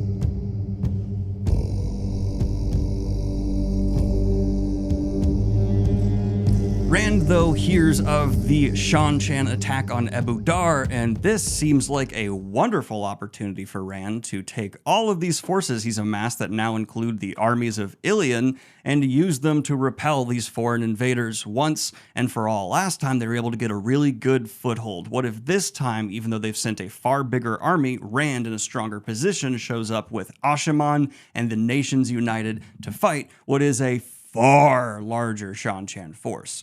Let's let the showdown begin. Because Rand decides to take a massive force, roughly 10 times that of the forward advancing Seanchan armies through gateways. And the one power is acting a bit strange during this time. It's not awesome. And Rand is seen to be reckless on the battlefield, straight up dizzy and confused, sometimes full on borderline hallucinating or sick whenever he lets go of Saladin. And the Asha'man that are with him are having similar effects in this area. Rand's even hit with an arrow at one point, but he's just healed by an Asha'man. And it kind of emphasizes how powerful Rand really has become at this point. Not only does he have multiple nations of armies whose numbers are in the high 6 figures when all counted together, but he can mobilize them and essentially drop them right in front of his enemies at any given minute, which he does do to these Seanchan. Hence why, even though they have Suldam and Damani and the frog bears and these flying Rockin and Torok and dragon-ish type things, they're not dragons. He obliterates their forward advancing forces, and they need to retreat with the bulk of the army that's still in Ebu Dar to come together and even somewhat matches Rand's force.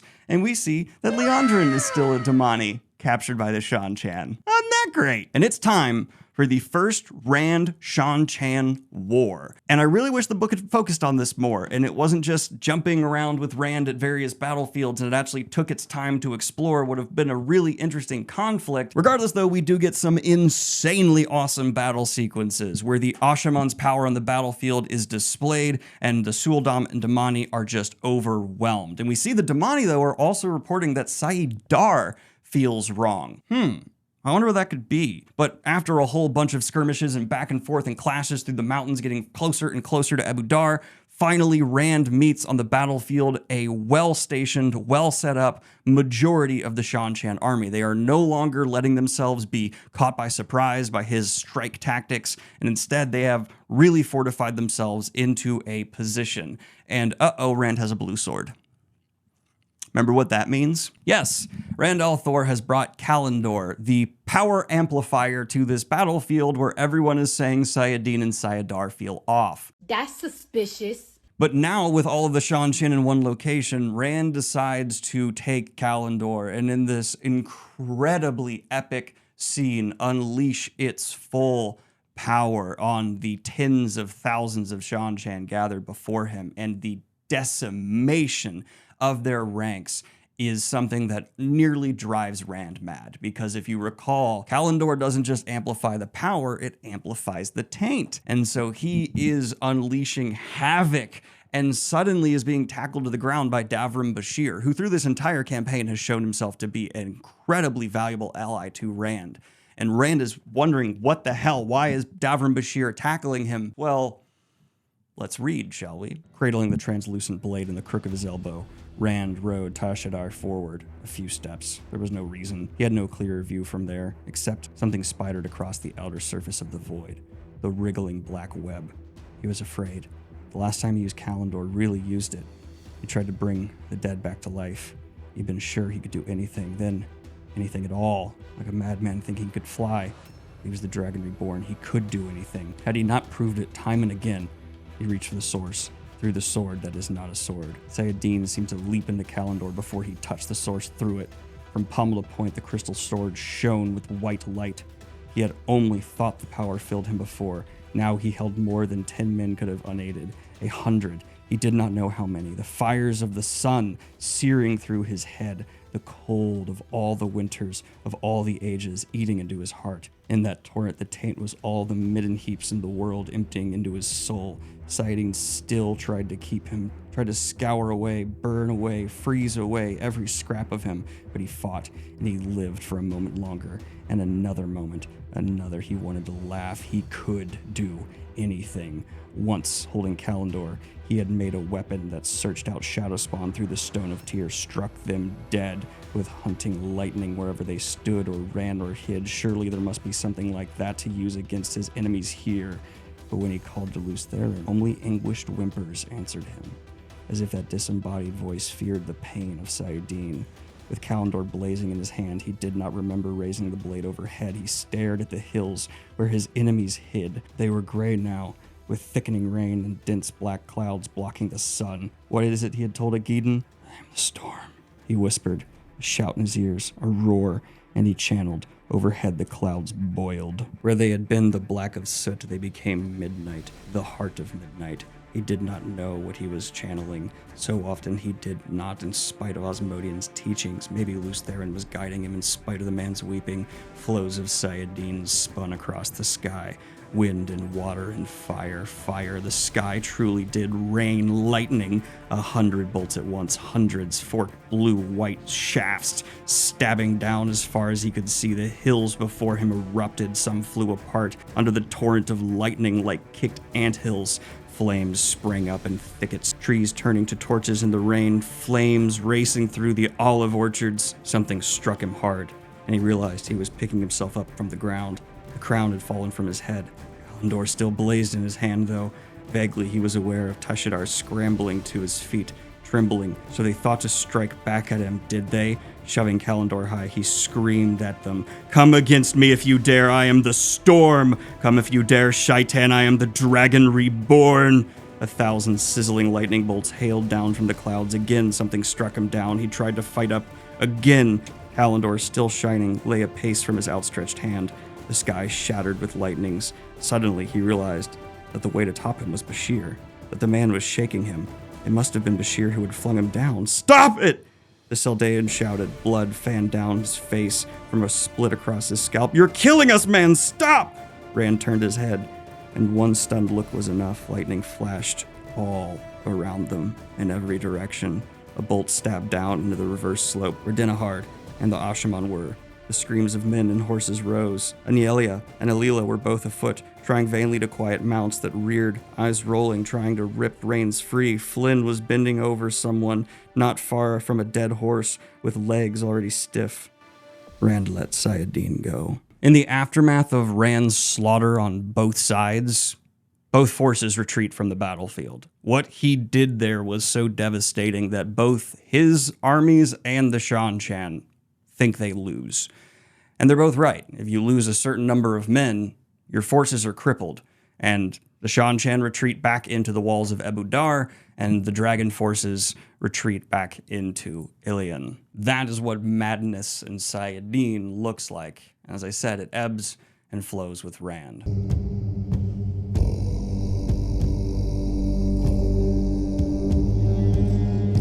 And as they leave Farmatting and Rand gets his ability to channel back, he says, hey everybody, now it's time to cleanse Saladin.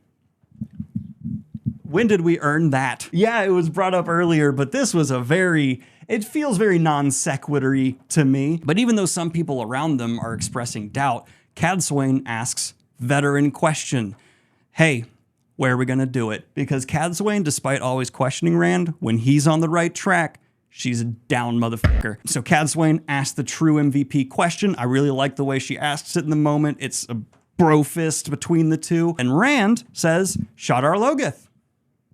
Think about it. The two wounds on his side. It makes it so the natural evil and the Shadar Logoth manifest evil have been battling each other. They like cancel each other out. So what if he uses the Coden Cowl to funnel all of Saladin through this manifest of humanity's evil, and that'll work? It's actually pretty cool. I can't fully explain the nuances of it in a summary, but I think it's badass. And so he gives the female access key to Nynaeve because him and Nynaeve have my favorite relationship from here on out in the series because he trusts her.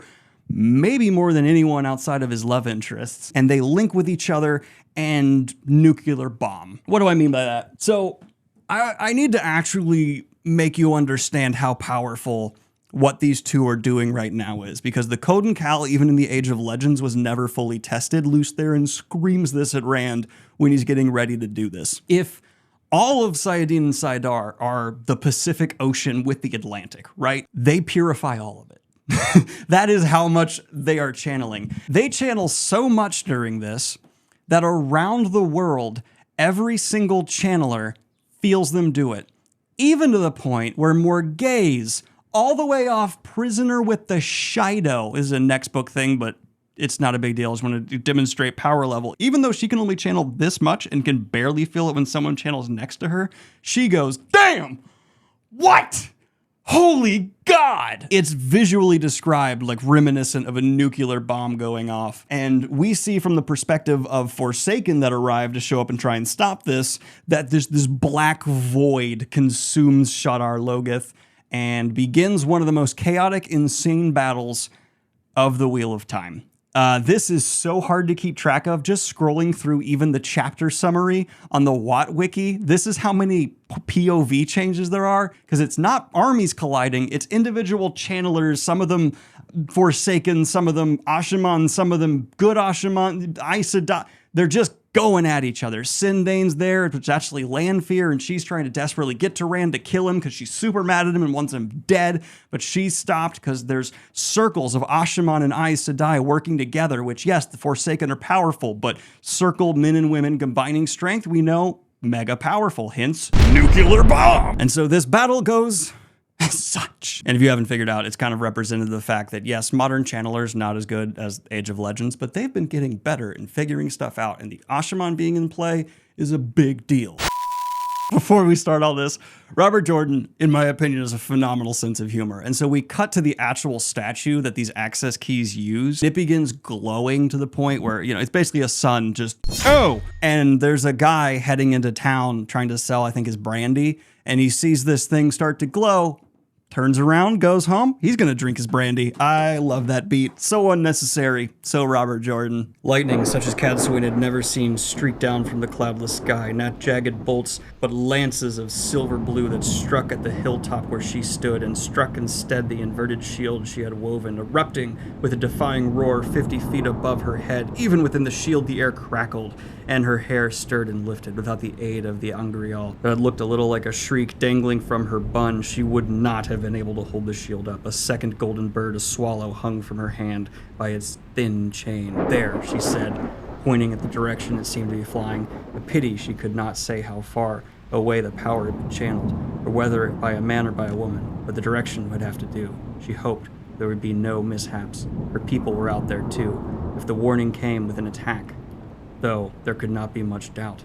As soon as the single word left her mouth, a fountain of flame erupted in the forest to the north, and then another and another, a staggering line racing northward. Kalendor shone like a flame in young Yahar's hands, surprisingly, from the intensity on Elza's face and the way she gripped her skirts and fists. She was the one directing those flows. Mirage took a fistful of the boy's black hair and gently shook his head. Steady, my pretty, she murmured. Oh, steady, my lovely, strong one. He smiled at her, a ravishing smile. Cadsuane shook her head slightly, understanding any sister's relationship with her warder was difficult, especially among Greens.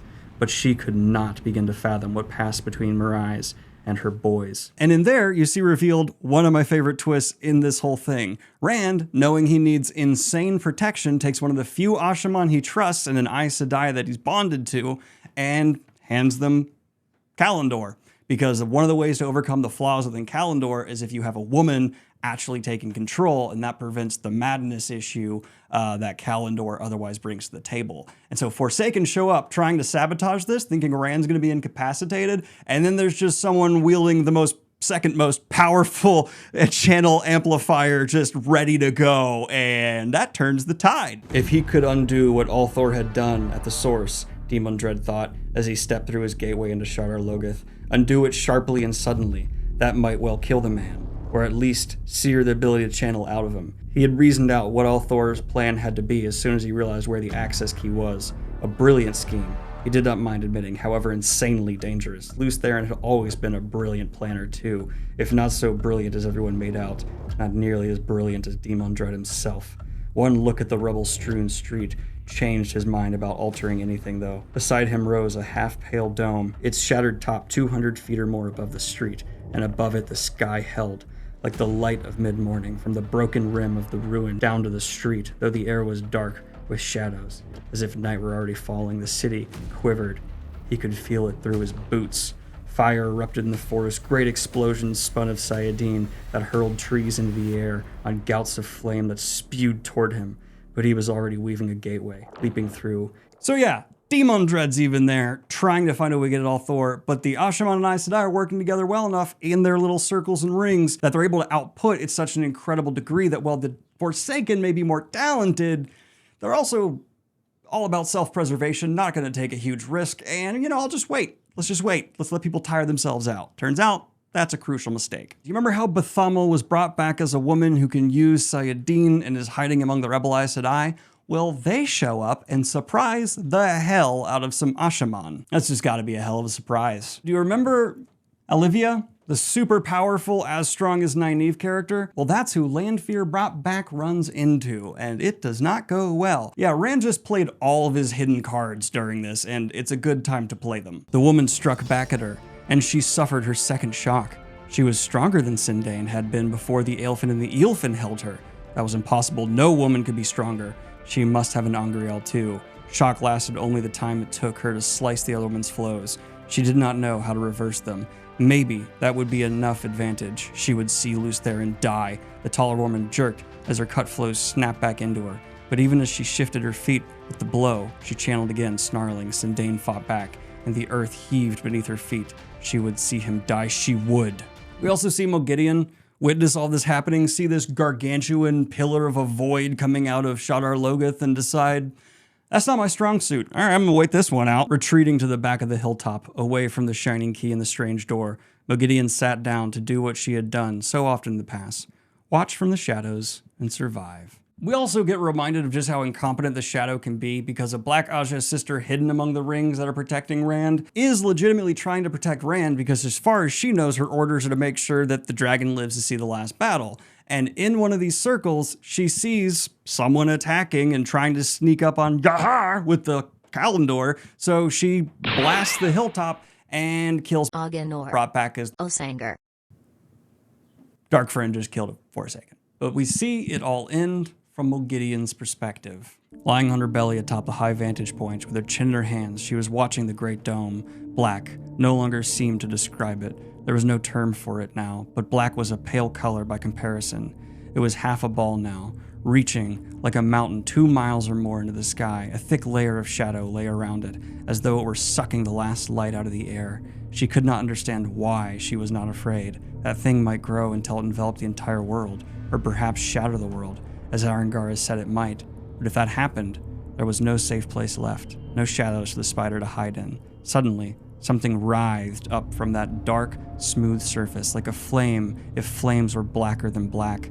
Then another, until the dome boiled with Stygian fire. The roar of 10,000 thunders made her clap her hands over her ears and shriek, soundless in that crash, and the dome collapsed in on itself, in the space of a heartbeat, to a pinpoint, to nothing. It was wind that howled, then rushing toward the vanished dome, dragging her along the stony ground, no matter how desperately she clawed for purchase, tumbling her against the trees, lifting her into the air. Strangely, she still felt no fear. She thought if she survived this, she would never feel fear again. And we see the aftermath close up from Cadsuane's perspective, who Rand has agreed at this point to officially be his advisor. She's kind of left in charge of the remains, and this is what she observes. It's clean, Ahar said softly yet again. This time, Mraize was the one sitting, with his head resting in her lap. Her blue eyes were as stern as ever, but she stroked his black hair gently. It's clean. Cadsuane exchanged looks with Mraize over the boy's head. Damer and Yahar both said the same thing. The taint was gone, but how could they be sure some scrap did not remain? Mraize had allowed her to link with the boy, and she could not feel anything like what the other green had described. And how could they be certain Sayadine was so alien that anything could be hidden in that mad chaos? I want to leave as soon as the rest of the warders return, she announced. There were too many questions for which she had no answers to suit her. But she had young Althor now, and she did not intend to lose him. Night fell. On the hilltop, the wind blew dust across the fragments of what had once been a Tirangrial. Below lay the tomb of Shadar Logoth, open to give the world hope. And on distant Tremulking, the word began to spread that the time of illusions was at an end. So the time of illusions is Atha Anmier, the Sea Folk prophecy. And it's about Rand ending the time of when men who can channel among their people have to, let's just say, take care of the problem when they realize they can channel. And that disbelief becomes a big issue in the series going forward because yes, Sayadin is cleansed. Men will no longer go insane when they channel. This changed the world. But how do you undo thousands of years of the trauma of men who can channel, meaning mass death? Well, that's going to fall on the shoulders of the Black Tower, which we've seen not in great shape.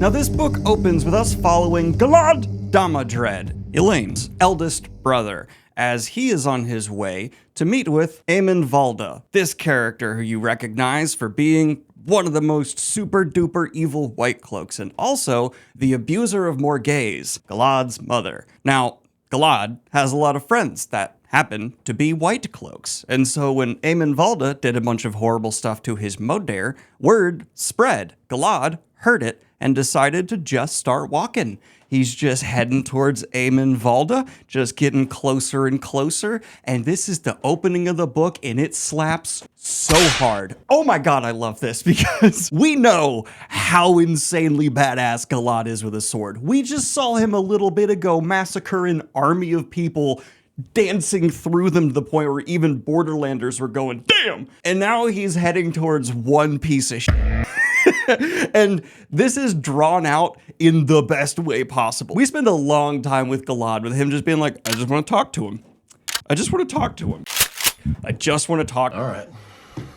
And so he reaches Eamon Valda, and there is a tradition under the Children of the Light where you can have a duel in the light. And of course, if the creator's watching, only the just can win. And Eamon Valda, the current Lord Captain Commander of the Children of the Light, for some reason agrees. Well, we know actually why. He's a blade master, and despite what word of mouth says about Galad's ability with the blade, Eamon Valda is confident that he'll be able to take out this young, overly handsome, jump-dump prince. Of course, what he's been hearing about his sword capabilities are exaggerated. The guy's a noble surrounded by yes-men. What an idiot!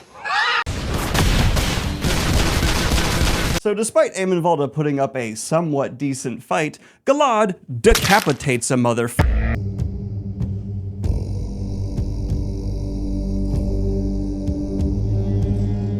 But Matt, being the lucky fella that he is, also, while they're going through their woods, happens to run into Talmanis, his best noble friend, who is left in charge of the Band of the Red Hand. Yeah, they've been in the area and they're getting ready to fight a whole bunch of Seanchan, to which Matt goes, oh, well, man, we only had like a couple thousand guys when I left, so this is going to be hard. There's a lot of Seanchan here. To which Talmanis says, you're very famous now. I don't know if you knew this, being a friend of the Dragon Reborn, to which Tuon goes, I'm sorry, what? Talmanis, ignoring that, says, the guy you grew up with and are best friends with, and yeah, you Talviran strong? Tuon, shocked. So the Band of the Red Hand has just tripled, quadrupled in number, and they also now have these super badass crossbows with cranks that load way faster, and in addition to that, Eludra has been gathering supplies. The woman that Matt belongs with even ends up upgrading his entire army, distributing fucking mortars amongst the Band of the Red Hand, and she's not even halfway done yet being awesome. Eludra does end up deploying crazy thing. Oh, also during this time, Tom Merrilin actually tells Tuon he's Talviran. He manipulates chance. That's why he ran into his army here. It's nuts. Tuon hears that, goes, that's really weird, dumb, superstitious stuff. Anyway, I saw a branch earlier that looked a certain way, and it told me that I should stay close to Matt. This is Robert Jordan letting us know that while the Seanchan might be powerful and a force to be reckoned with. They're also dumb and wrong about most things. And yeah, Tuon reading A Future in the Stick while doubting Tom Maryland when he says Matt's a Tal'Virin is an example of their ignorance. But at this point, some of the Seanchan that have been trying to find Tuon, the Death Watch Guard, who are the personal guards of the highest nobility within the Seanchan, arrive and go, we need to get Tuon out of here because we know she's the real daughter of the Nine Moons, and I, the person leading this group, watched her grow up, and I even used to keep her little children's doll, which I lost. I'm sorry, Tuon. And Tuon, knowing this is the guy who had her child's doll, brings it up, to which he affirms, and then they agree, yes, you can take Tuon after we deal with these other Seanchan that are hunting and trying to kill her. And at this point, Tuon watches Matt butcher her people. There's no really other way to put it. It's just objectively what occurs for a while, because Matt, being a brilliant military tactician at this point, has his army start building a wall, which looks like a foolish mistake. The Seanchan are way too close. They're gonna be able to just swarm over this wall before it's officially built, and Matt's defenses will do nothing but tire out his men. It was a double fake behind that wall. Eludra's mortars ready to go, a bunch of longbowmen ready to go, Talmanis on his way back with the cavalry for a flanking maneuver, and Aes Sedai, once they feel threatened, are going to be able to deploy as well. With, in addition to that, the new crossbow cranked badass things. So the Seanchan see this pathetic wall being built and they're like, everyone, charge these idiots. At which point Matt goes, fire, and death. Oh shit.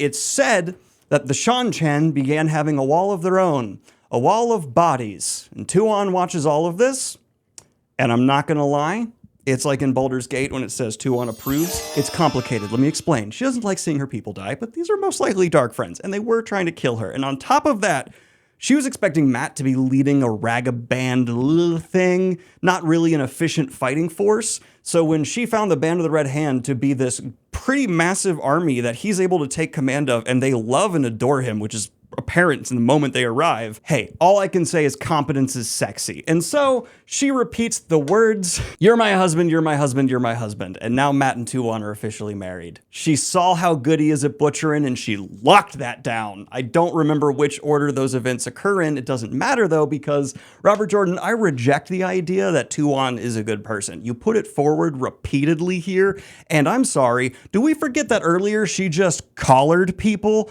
Also, the objective fact that Suldam can channel is presented to her, and she's still just okay with slavery. Granted, Matt acknowledges that's a problem. They need to have an argument later, a spat, if you may. But no, Robert Jordan, I'm never a fan of Tuon. She's a slaver. You do remember? Is everyone here very stoned? The last scene we have with Matt in this book is one of the Seanchan letting him know, like, you're the Prince of Ravens now. You're close to the throne. You're a nobleman. To which Matt starts laughing so hard that he cries because, yeah.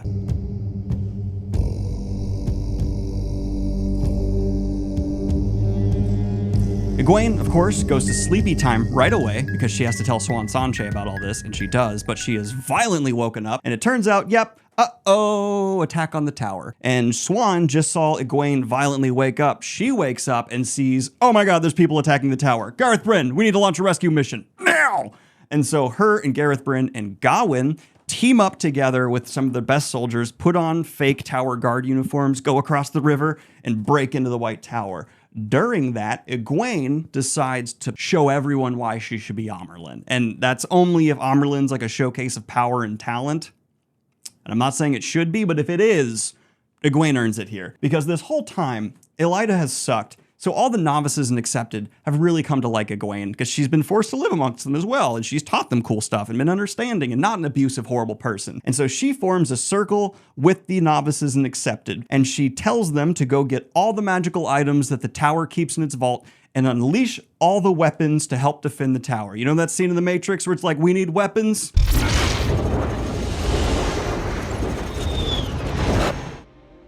That vibe. And so she forms a circle, goes to a high up point, and just starts blasting the Seanchan out of the sky. I started blasting. Bang! Bang! This attack, by the way, is made up of 200 of the flying things, about 50 Suldam and Dumai, and they also drop in 5 blood knives, which are these kind of like Seanchan Greyman-ish things. They are assassins who are hard to see, and they like blur. They're like very blurry. Imagine me, but I'm blurry. And they're actually meant to just hide in the tower after the attack and try to assassinate people. Also, Tuon is officially Empress now, so she's no longer Tuon. She is Fortuana Pandrag. It's noted that Egwene's channeling like rattles the tower. She's throwing balls of fire and air, and she's giving it her all. She spins herself to the point that as soon as she lets go of the source, and the novice and accepted have been protecting her while she's doing it because they're badass trainees, they just pass out. They're so tired. And so Gareth Bryn, Gawain, and Swan, who have broken into the tower, find her unconscious basically, pick her up,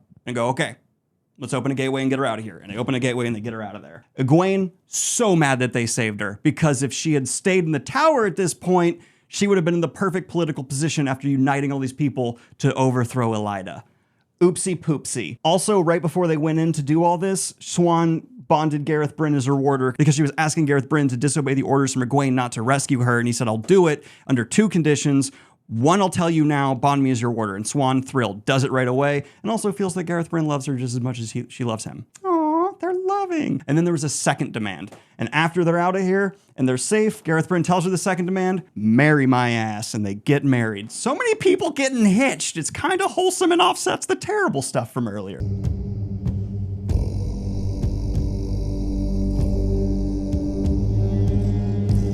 Now it's time to march on the Shido. So we have a drugged aqueduct spilling in Fork Root. We have the Two Rivers archers, Massima's mad, not trained peasant warriors that Galad alone was able to kill like 50 of.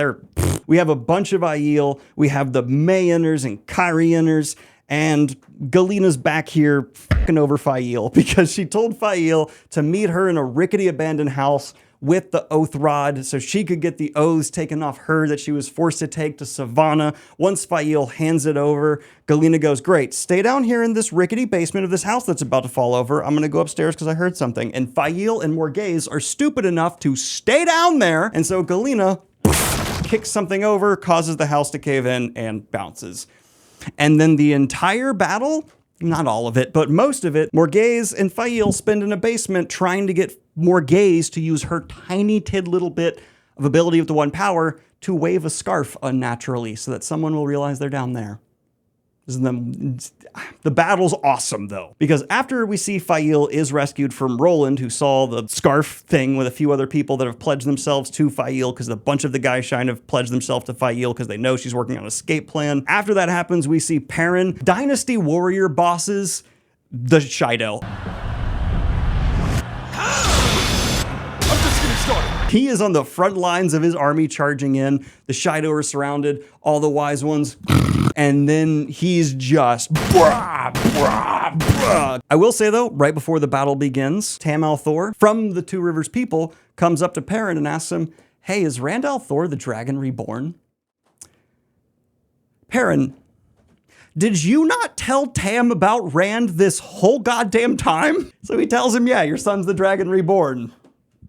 All right. During the battle, we see Amaram betrays Perrin. He says, Massima told me you're secretly a dark friend, and I need to save Fael by killing you. Perrin's in a fight with Aram, and then a Shido archer kills Aram because he's not even worth being killed by Perrin. They're in the middle of a fight, literally, and then turn, and Aram's shot by 2 arrows, and Perrin goes, I don't have time for this, and just, I'll handle Massima later. But he finally reaches Fael, who's being escorted by Roland. I think it's not Roland. What's his fucking name? I'm calling him Roland because I'm a Dark Tower fan. I think it's Roland. It's something weird. But he's about to fight Perrin. Fael distracts the guy, which allows Perrin to land such a clean hit on the guy Fael's been flirting with behind his back that Perrin notes the Shido, even though he hits him in the head, has his feet lifted off the ground. His hammer detonates this guy's head. All right. Fael feels pretty guilty about that. Perrin thinks she maybe had a fling with this guy, but he's internally like whatever she had to do to survive. And then he's very happy to have his wife back. Big old hug. Grab that ass. Yeah! This took too long, but it had a great conclusion because this is a sick fight and the results are sad. Actually, no, they're pretty good. In fact, everything that happens in the wake of this battle is kind of shockingly smooth, because Massima's men are essentially completely decimated, and the Prophet, who is this big danger, was dumb enough to just put his guys in the front line and charge the Shaido. And of course, Aiel against these untrained peasants just... So despite the Shaido losing, they massacre Massima's men. And then also, 200 Shaido Wise One are collared by the Seanchan. And Perrin says nothing. Yes, they're Shaido, but Perrin, weren't you the one who the women who abused your best friend getting collared made you freak the hell out? This is 200 of them. So he's just cooled it and lets them go. And then we see that Galina, who managed to escape with the Oath Rod, is intercepted by a bunch of Wise Ones from the Shaido who are leaving. And we see the Shaido remnants that are still left are pledging to go back to the Aiel Waste and start again, realizing how much shame they have, and hopefully in the long run, a Shaido redemption arc. But they're not even going to be a factor in the last battle because they f***ed up so bad, even they know no one's going to want us there. So they piss off. Shaido threat done. Perrin in one sweep resolved the Shaido problem and the Massima problem, just in rather unorthodox ways. And he laid the ground for a Seanchan alliance. Pretty good job, Perrin, considering this whole mission started because you got in a fight with Rand and he threw you across a room and you thought he might kill you. That's what caused all of this. Remember how Massima, the crazy prophet that they knew from book 2 onward, that has gathered up all these culty people, basically his entire force is destroyed. He's got about 100 men left after the Shaido just butchered all of his followers. I guess he was just really egotistical and thought his people could stand up to the Shaido in a frontline charge. No Massima. And so Fael finds him wandering with some of her Cha Fael, the people pledged to her, and they just unleash arrows and kill the rest of Massima's men. Just and then Fael specifically goes off and does the finishing move on Massima and says, in the most badass Fael moment of the whole series, sometime a wife has to do what her husband can't. Honey! Honey! Honey! Oh, Fael, damn, that's so cold murder. What's her husband doing? He's dealing with over 100,000 refugees. Not great. We also have some time noted that him and Fael are getting along great since he's been back, though Fael does go off to have her own little private burning ceremony with the people she was held captive with, and she keeps a little blue stone that Roland, who I called Roland by mistake, gave her, Fael. That's weird. I get that there's like Stockholm Syndrome, but whatever, let's move on. Perrin also goes into the wolf dream, and Hopper's there, wagging his tail, being the bestest boy, asking Perrin to come run with him, just enjoy the dream. Perrin says, no, I can't be a wolf. I'm not gonna turn into a wolf and run with you. And dude, why you gotta let down Hopper? That's just a bad note for Perrin to be on right now. Hopper kicks him out of the wolf dream.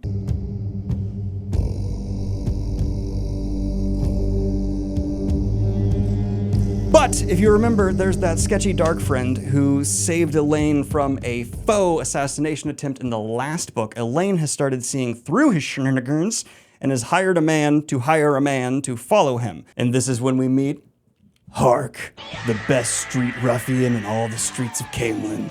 You're goddamn right.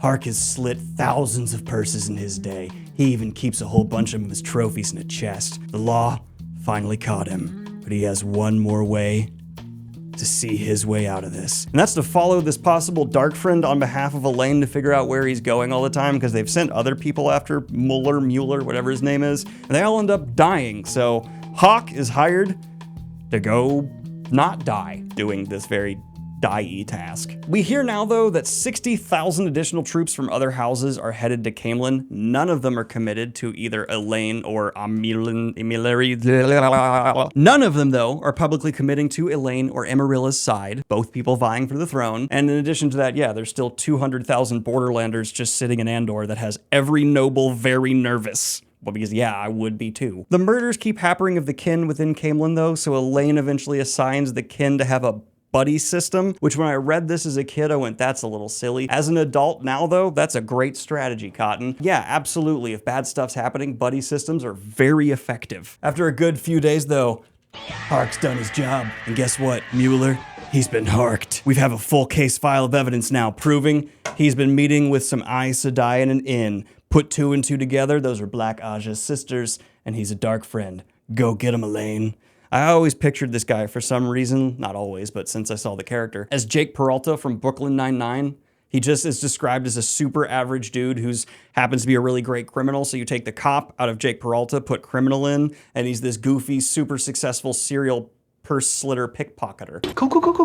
Cool. Elaine then gathers up some of her homies and goes to confront these Black Ajah sisters, thinking there's only a couple. Uh-oh, oopsie, there's some Black Ajah sisters even among the party you are taking to this house. They get reversey doozled. Elaine in an ambush. The Aes Sedai that were with her that were actually good, murdered. And there's actually even some killing amongst the Black Ajah sisters. And they now need to get Elaine out of Caemlyn. And at the same time, maybe by pure coincidence, I doubt it, the armies outside Caemlyn start attacking extra hard. Though this trap bad. And the warders that are outside the house that Birgitte is chilling with while this confrontation's going down, because don't bring your warder in to fight an Aes Sedai, they'll just get killed. They go crazy, run into the house telling Birgitte, oh, their Aes Sedai just died and those warders got bloodlusted, and in her head, she feels Elaine pass out. The Black Ajah, though, do not know that Elaine has this female warder, and so they just start walking her out of the city real confident. Birgitte, she knows she can't take on all these Black Aes Sedai, right?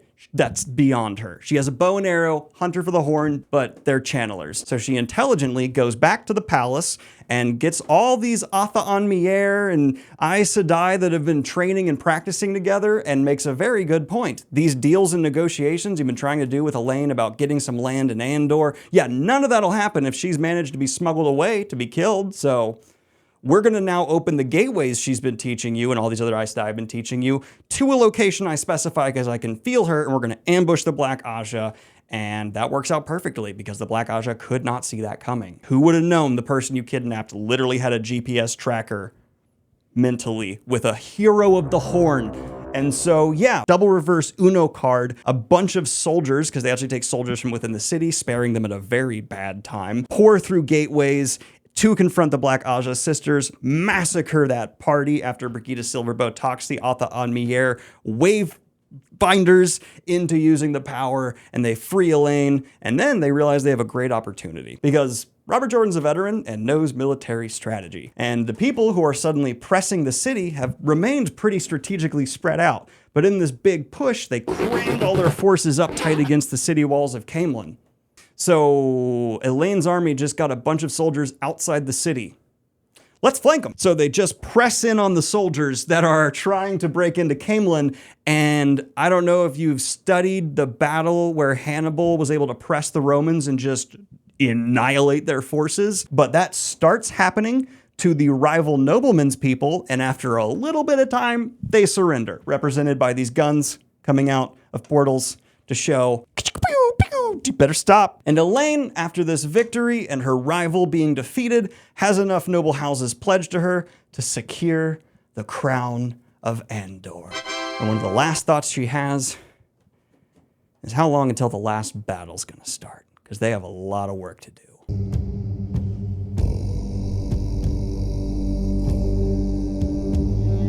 Loyal then looks outside of a window at this state and sees an army of about 100,000 Trollocs. Is that out there? There's 100,000 Trollocs charging this palace right now. Rand! And so Rand, with Logain and some other Ashaman, look out some windows and start... Oh wait, no, actually Rand doesn't start, because when he tries to embrace Sayadin, Lews Therin in his head fully seizes it from him. The mad voice in his head has the full power of the Dragon Reborn at his disposal. And Lews Therin, in Rand's head right next to Logain, starts deploying the full arsenal that the prime trained in the Age of Legends dragon had at his disposal. And Logain starts learning a lot because he's looking at the weaves that Lews Therin's doing from within Rand, and oh, there's a thing called death gates, which is Robert Jordan looking at gateways and going, but what if lethal? Because not only are they so sharp they can cut like an atom, if they open inside you, you just split in two. They can bisect you. But on top of that, what if we just lit them on fire, right? What if we just gateway fire death, or even just like opened a massive one and pushed it through an army, and the other side of that gateway is over the ocean? So Rand does that on a scale to a point where hundreds of thousands of Trollocs are going to end up dead, as well as activating other beams. Let's just read, shall we? Drawing a deep breath, Rand gripped the casement on either side of the window against the dizziness that would come. The dragon's golden maned heads and the back of his hands seemed to writhe and reach out to seize the power. His head spun as Saladin flooded him, icy flames and crumbling mountains, a chaos trying to pull him under, but blessedly clean. He still felt the wonder of that. His head spun and his stomach wanted to empty itself, the odd illness that should have gone with the taint. Yet that was not why he clung to the casement even harder. The one power filled him, but in that moment of dizziness, Lews Therin had seized it away from him. Numb with the horror, he stared at the Trollocs and Myrddraal racing toward the outbuildings. With the power in him, he could make out the pins fastened to massive male shoulders, the silver whirlwind of the Affiant band, and the blood-red trident of the Cobal, the forked lightning of the Gremlin, and the hooked axe of the Algol, the iron fist of the Doman, and the red blood-stained fist of the Coman. And there were skulls. These are all just names of various Trolloc tribes that Rand should not remember, but Lews Therin absolutely would. They neared the outbuildings, where swords were beginning to thrust through the thatch as the Saldeans tried to cut ways onto the roofs. Thatch was tough. They would need to work desperately hard. Odd the thoughts that came when a madman who wanted to die might well kill you in the next heartbeat. Flows of air pushed the casement in front of him, out in a shower of shattered glass and fragmented wood. My hands, Lews Therin panted. Why can't I move my hands? I need to raise my hands. Earth, air, and fire went into a weave Rand did not know, 6 of them at once, except that as soon as he saw the spinning, he did know. Blossoms of fire. 6 vertical red shafts appeared among the Trollocs, 10 feet tall and thinner than Rand's forearm. The nearest Trolloc would be hearing their skulls whine, but unless memory had been passed down from the War of the Shadow, they would not realize that they were hearing death. Lews Therin spun the last thread of air, and the flyer blossomed. With a roar that shook the manor house, each red shaft expanded in a heartbeat. To a disc of flame 30 feet across, horned heads and snouted heads flew into the air in pinwheeled arms, booted legs, and legs that ended in paws or hooves. Trollocs 100 paces and more away from the explosion went down. And when some got up again, even as they were spinning those webs, Lews Therin spun 6 others, spirit touched with fire, the weave for a gateway. But then he added touches of earth. So and so, familiar silvery blue vertical streaks appeared, spaced out, not far from the manor house. Ground Rand knew well, rotating, not opening, but the misty back of the gateway. 4 paces by 4, rather than remaining open, they rotated shut again, opening and shutting continuously. And rather than remaining fixed, they spewed toward the Trollocs, gateways yet not, death gates. As soon as the death gates began to move, Lews Therin knotted the webs, a loose knotting that would hold only for a few minutes before allowing the whole weave to dissipate and begin spinning again. More death gates, more blossoms of fire, rattling the walls of the house, blowing Trollocs apart, flinging them down. The first of the speeding death gates struck the Trollocs and carved through them. It was not just the slicing edge of the constantly opening gateways. Where the death gate passed, there simply were no Trollocs remaining. My hands, the madman held. My hands! Rand slowly raised his hands, stuck them through the opening. Immediately, Lews Therin wove fire and earth in intricate combinations, and red filaments flashed from Rand's fingers, 10 for each fanning out, arrows of fire. This, he knew. As soon as those vanished, more appeared. So fast they seemed to flicker rather than actually go away. Trolloc, struck by the filaments, jerked his flesh and blood, heated in a flash beyond boiling, erupting, jerk and fell, holes blown entirely through their thick bodies. Often 2 or 3 behind fell, victims as well, before a filament died. He spread his fingers and moved his hands slowly from side to side, spreading death across the whole line.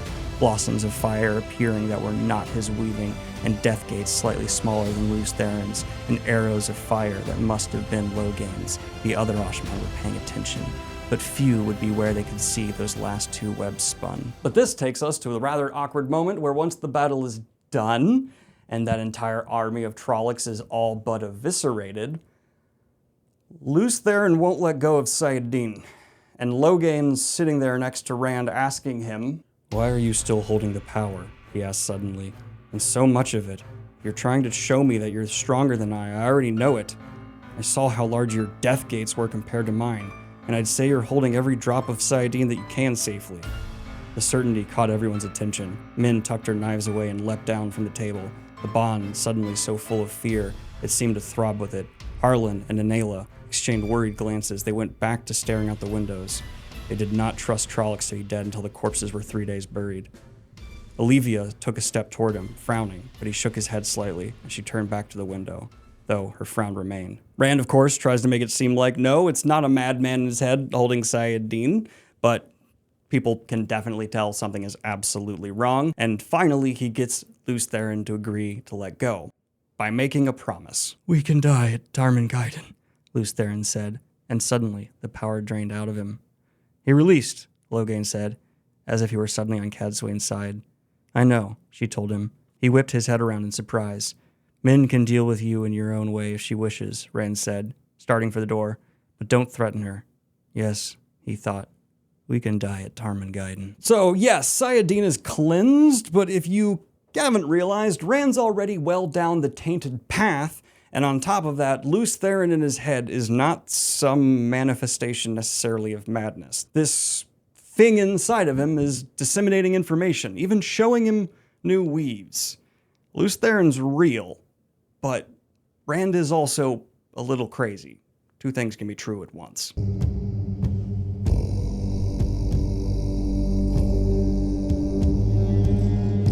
Let's Heaven's Gate it. From here, though, Rand goes to his meeting with the Daughter of the Nine Moons. He arrives, starts walking towards where the person is. He was only allowed to bring a few channelers, so he brought just a couple, and Cadsuane's thing that interferes with weaves, her little Tirangrial, it messes with the weaves on this Daughter of the Nine Moons. The face flashes. It's not a real face. Rand goes, "That's Semirhage." Oops. He tries to embrace the source. Sayadin, as a Forsaken, is before him, and he can't. Nausea, Lews Therin. It's a struggle. Semirhage throws a fireball at Rand. It's a quick draw moment. A lot of channeling fighting is actually quick draw moments because once you're able to do balefire type stuff, it really is about who goes first.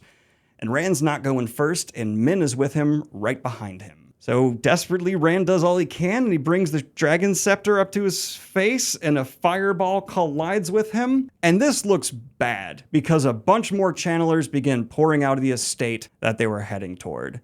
Except Rand brought a specific few channelers, because Semirhage, dangerous, but she's got like some medium strength channelers with her. Rand has Logain, incredibly strong, Nynaeve, one of the strongest channelers of ever, Cadsuane, one of the most experienced channelers ever, and very strong, and Olivia, that one who's said to maybe even be stronger than Nynaeve, is on standby. So I like to think that these channelers are like, haha, fireball, we got him, go guys, and then just a fucking 12-gauge shotgun to the face comes and just annihilates them, because of course a bunch of Rand's people are on standby, Maidens of the Spear, Aiel.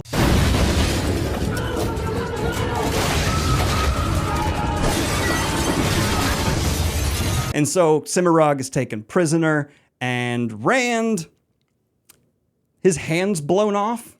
If you thought Rand wasn't going to get more physically crippled before this story ends, it's not just his hand, by the way. On top of that, he's partially blinded, and now there's flecks in his eyes all the time. Okay, and the Dragon Scepter is completely destroyed. They go into the house to see what Semirhage was planning, and in a plain, simple box, there is enough Idom, those collars that can control channelers, to take in everyone in Rand's party if Semirhage had succeeded and the ambush had went as it was planned to.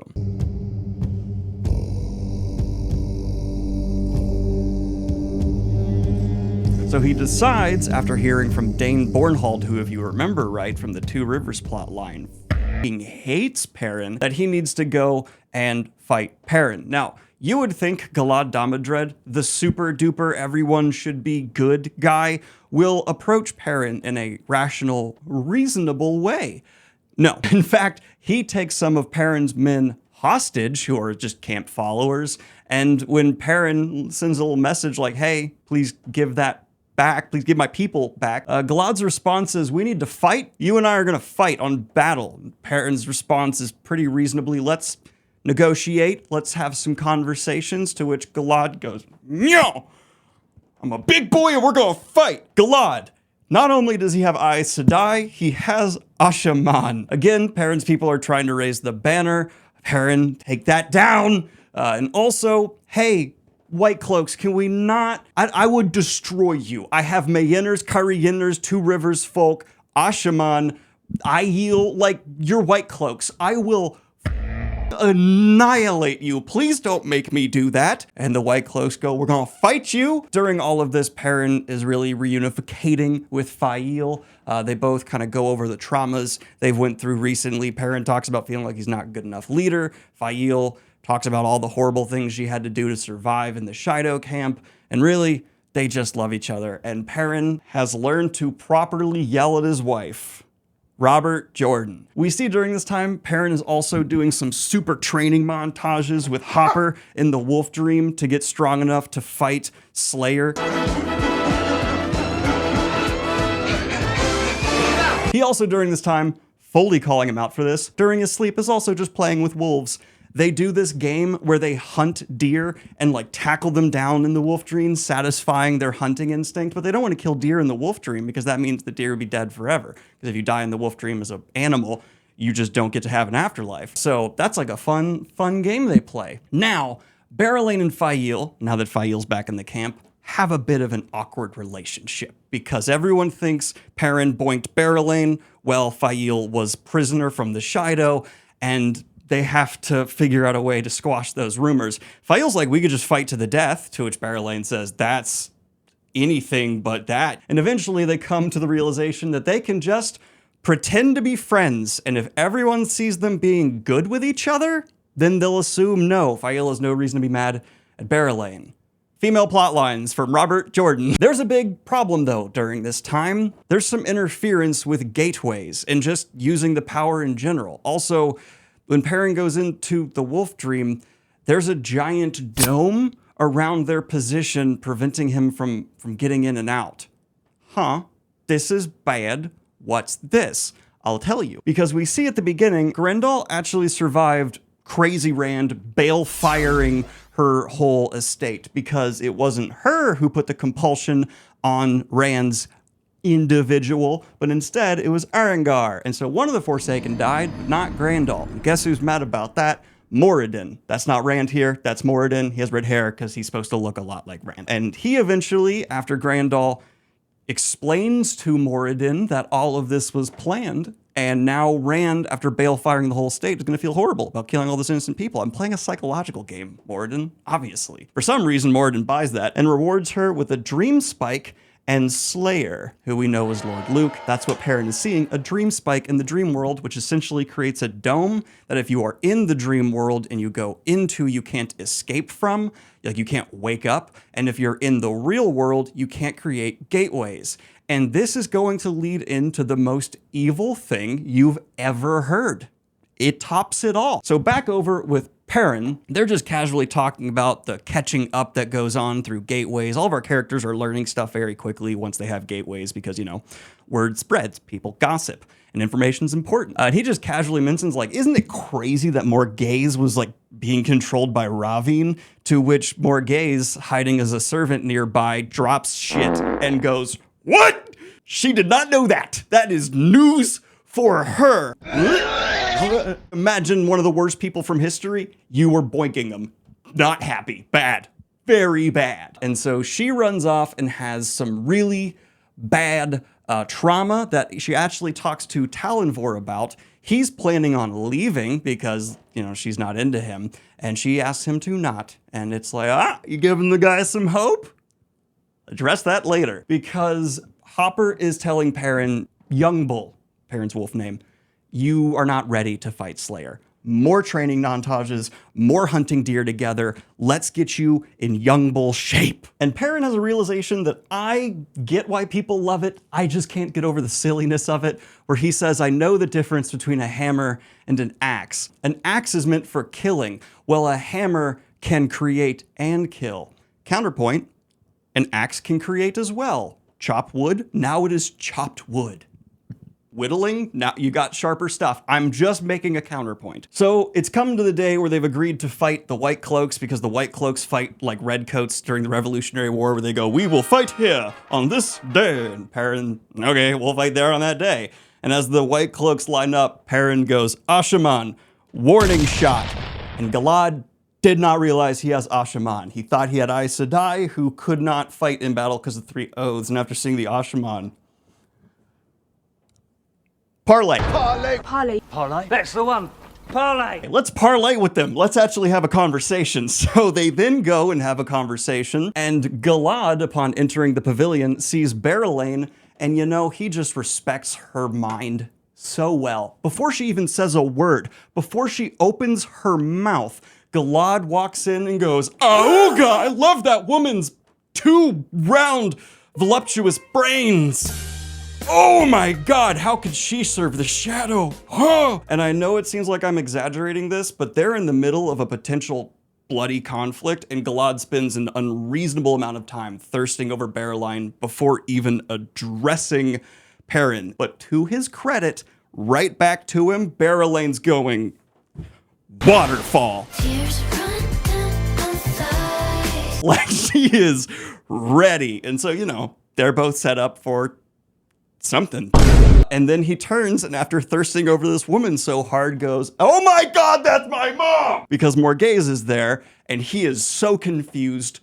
Imagine you're going to fight someone who you think is a dark friend because Dane Bornhold and Bayar have both been telling you all these crazy stories about Perrin, how he's definitely a dark friend, and he's got your mom and the hottest girl you've ever seen. And also, he seems really cool. Like, Galad has a conversation with Perrin, and man, they're vibing. He doesn't want to kill this guy, but at the same time, yeah, there's not really a negotiation they can meet. Like, what are we gonna do? And Perrin goes, "Yeah, I killed 2 White Cloaks. Let's have a trial about it because I think it was justified." And they try to talk about who could be a judge. And Galad, after realizing his mom's there, goes, "My mom can be a judge. I trust my mom's judgment. So let her come back with me.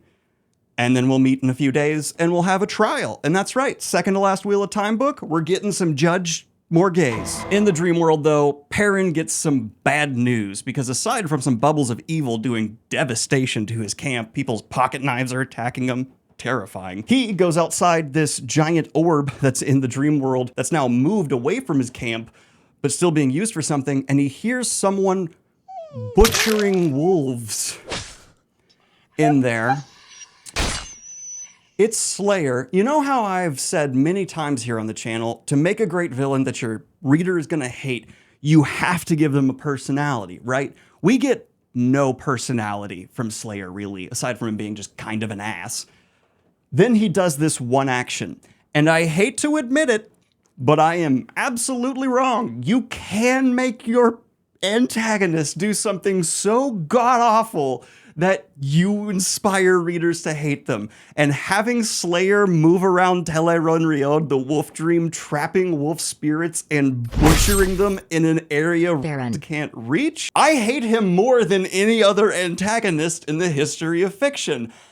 I hate him so much. Perrin does end up infiltrating the orb, saving some wolves, but some of them die. Slayer is definitely more powerful, and he's not ready for this confrontation. He's got to get out of here. So he bounces, and we see Galad is talking with his mom. And Morghese is saying, Perrin's not a dark friend. Galad's like, "You're a dumb woman. You don't know." Not really, but Galad, God, you suck. And he only can think of things as black and white. He has no nuance whatsoever. You're going to notice a similarity in this storyline among Lang's brothers, where both of them just need a lot longer than you might think to figure out rather simple stuff. But we'll get there. Faile is, of course, making a plan B if the trial goes wrong. She talks to one of the Ashaman, and she goes, "Hey, if it looks like Perrin might be in trouble, you yoink him out of there." And the Ashaman's like, "Of course." Perrin, to his credit, has grown since he last agreed to surrender himself to White Cloaks. He knows the last battle is coming, so he acknowledges to the Ashaman likely Faile has a plan B, and he goes, "Yeah, I'll do that. That's fine. Yeah, whatever. Save me. I definitely need to be there at Tarmon Gai'don," and you do. But it's time for the day of Perrin's trial, and it's not great and has some frustratingly obvious logic to it. And this is probably the weakest point of the final 4 books, in my opinion. 4 books, because you really feel during the entire time that one person coming forward and explaining the events coherently and smoothly would solve the entire problem, and also probably expose Bayar for being a dark friend, which he is almost exposed as here because he starts acting sketch. There's a whole bunch of talking back and forth. It comes down to Perrin telling everyone, "I'm a wolf brother. I can talk to the wolves. I felt some of the White Cloaks kill my wolfy friends, and I responded," to which Morghese said, "I get you. That's an interesting claim, but you can't murder to protect your wolf friends. I'm sorry. And so Morghese finds Perrin guilty. And excuse me, what? Rereading what the two White Cloaks he's being accused of murdering in the first book from, absolutely the not. Perrin was completely justified, and they just don't present it well. It frustrates me. By the way, he's not being accused of killing Dane Bornhald's dad here because he says, no, the Seanchan killed your dad. I just happened to be at Falma. So Dane Bornhald accuses him of that, and Perrin goes, no. Galad, again, whole time he sees Perrin in trial, God, this guy's pretty cool. And I don't think he's a dark friend, to be honest. And this Wolf Brother stuff, that's just awesome. So Morghese tells Galad, because you are acting as a mercenary group and I don't acknowledge the White Cloaks as a legitimate organization, I'm going to find Perrin guilty under those reasons. And because of that, I'm going to pass to you, Galad, the son I've been talking to about trying to see things as more gray instead of black and white, to decide the sentencing. And Perrin says he agrees to submit whatever the sentencing is as long as he gets to do it after Tarmon Gai'don. And Galad goes, deal. This feels like we wasted a lot of time, but all right. Perrin, this whole time, kind of thinking more about this dome. Why is it here? Who put this I can't function in the dream world right thing over me? It feels wrong. Why would they try to trap us here and make it so we can't use this as a trap? Oh. He goes into the dream world one more time to fight Slayer, or as Jeff Goldblum would refer to him, that is one big pile of shit. and so it's time for the final dream down. And here, bam, things go down. Perrin snatches up the dream spike and flees just all over the place with Slayer coming after him, firing stuff. There's major damage to wolves that are trying to help Perrin. Perrin fully embraces being a wolf, becomes a full-on furry, half furry sometimes in the dream world. And during this fight, he runs to Tarvalon. And so people within Tarvalon for a while cannot use gateways, and also if they're in the dream world, cannot escape. Guess who he happens to run into? It's a Robert Jordan classic. We're going back to the start of the series where all of the plot lines converge in a way at the end, except only a couple of them. Restraint, we've learned, but it's still dope. Because Perrin runs into Egwene in the dream world, and she's fighting Black Ajah sisters. You'll understand this later. And Perrin's, why are you here? It's super dangerous to be in the wolf dream. You shouldn't be here, Egwene. Perrin, what the hell is the wolf dream? This is Telerun Riod. Black Ajah, watch out. And a Black Ajah sister fires balefire at Perrin. Balefire. The thing strong enough to undo reality. And Perrin sees it coming at him and just wills it to not exist. And when Egwene goes, what the did you just do? How can you will away balefire? Perrin's response is, it's just a weave. Because it's all about will here. And Egwene, that's a good lesson. Something that she needed to really solidify, really learn. So she gets that from Perrin as he then runs off because he feels Hopper getting hurt by Slayer. Perrin, get moving, bud. And he goes out and finds Slayer, and Slayer kills Hopper in the wolf dream. Slayer held Hopper by the scruff of his neck. The wolf had an arrow through his side. Blood ran down his paw. Wind blew across the rock, catching the blood, and spraying it across the stones. Hopper! Perrin took a step forward. He could still sense Hopper's mind, though it was weak. Slayer held the wolf up, lifting him easily. He raised a knife. No, Perrin said. You have what you want, just go. And what is it you said earlier? Slayer asked. That you know where I would go and you'd follow? He casually tossed the wolf off to the side of the tower. No! Perrin screamed. He leapt for the side, but Slayer appeared beside him, grabbing him, raising his dagger. The leap knocked them both off the side of the tower, Perrin's stomach lurching as they fell. He tried to send himself away, but Slayer had a hold of him. They shook for a moment, but kept falling.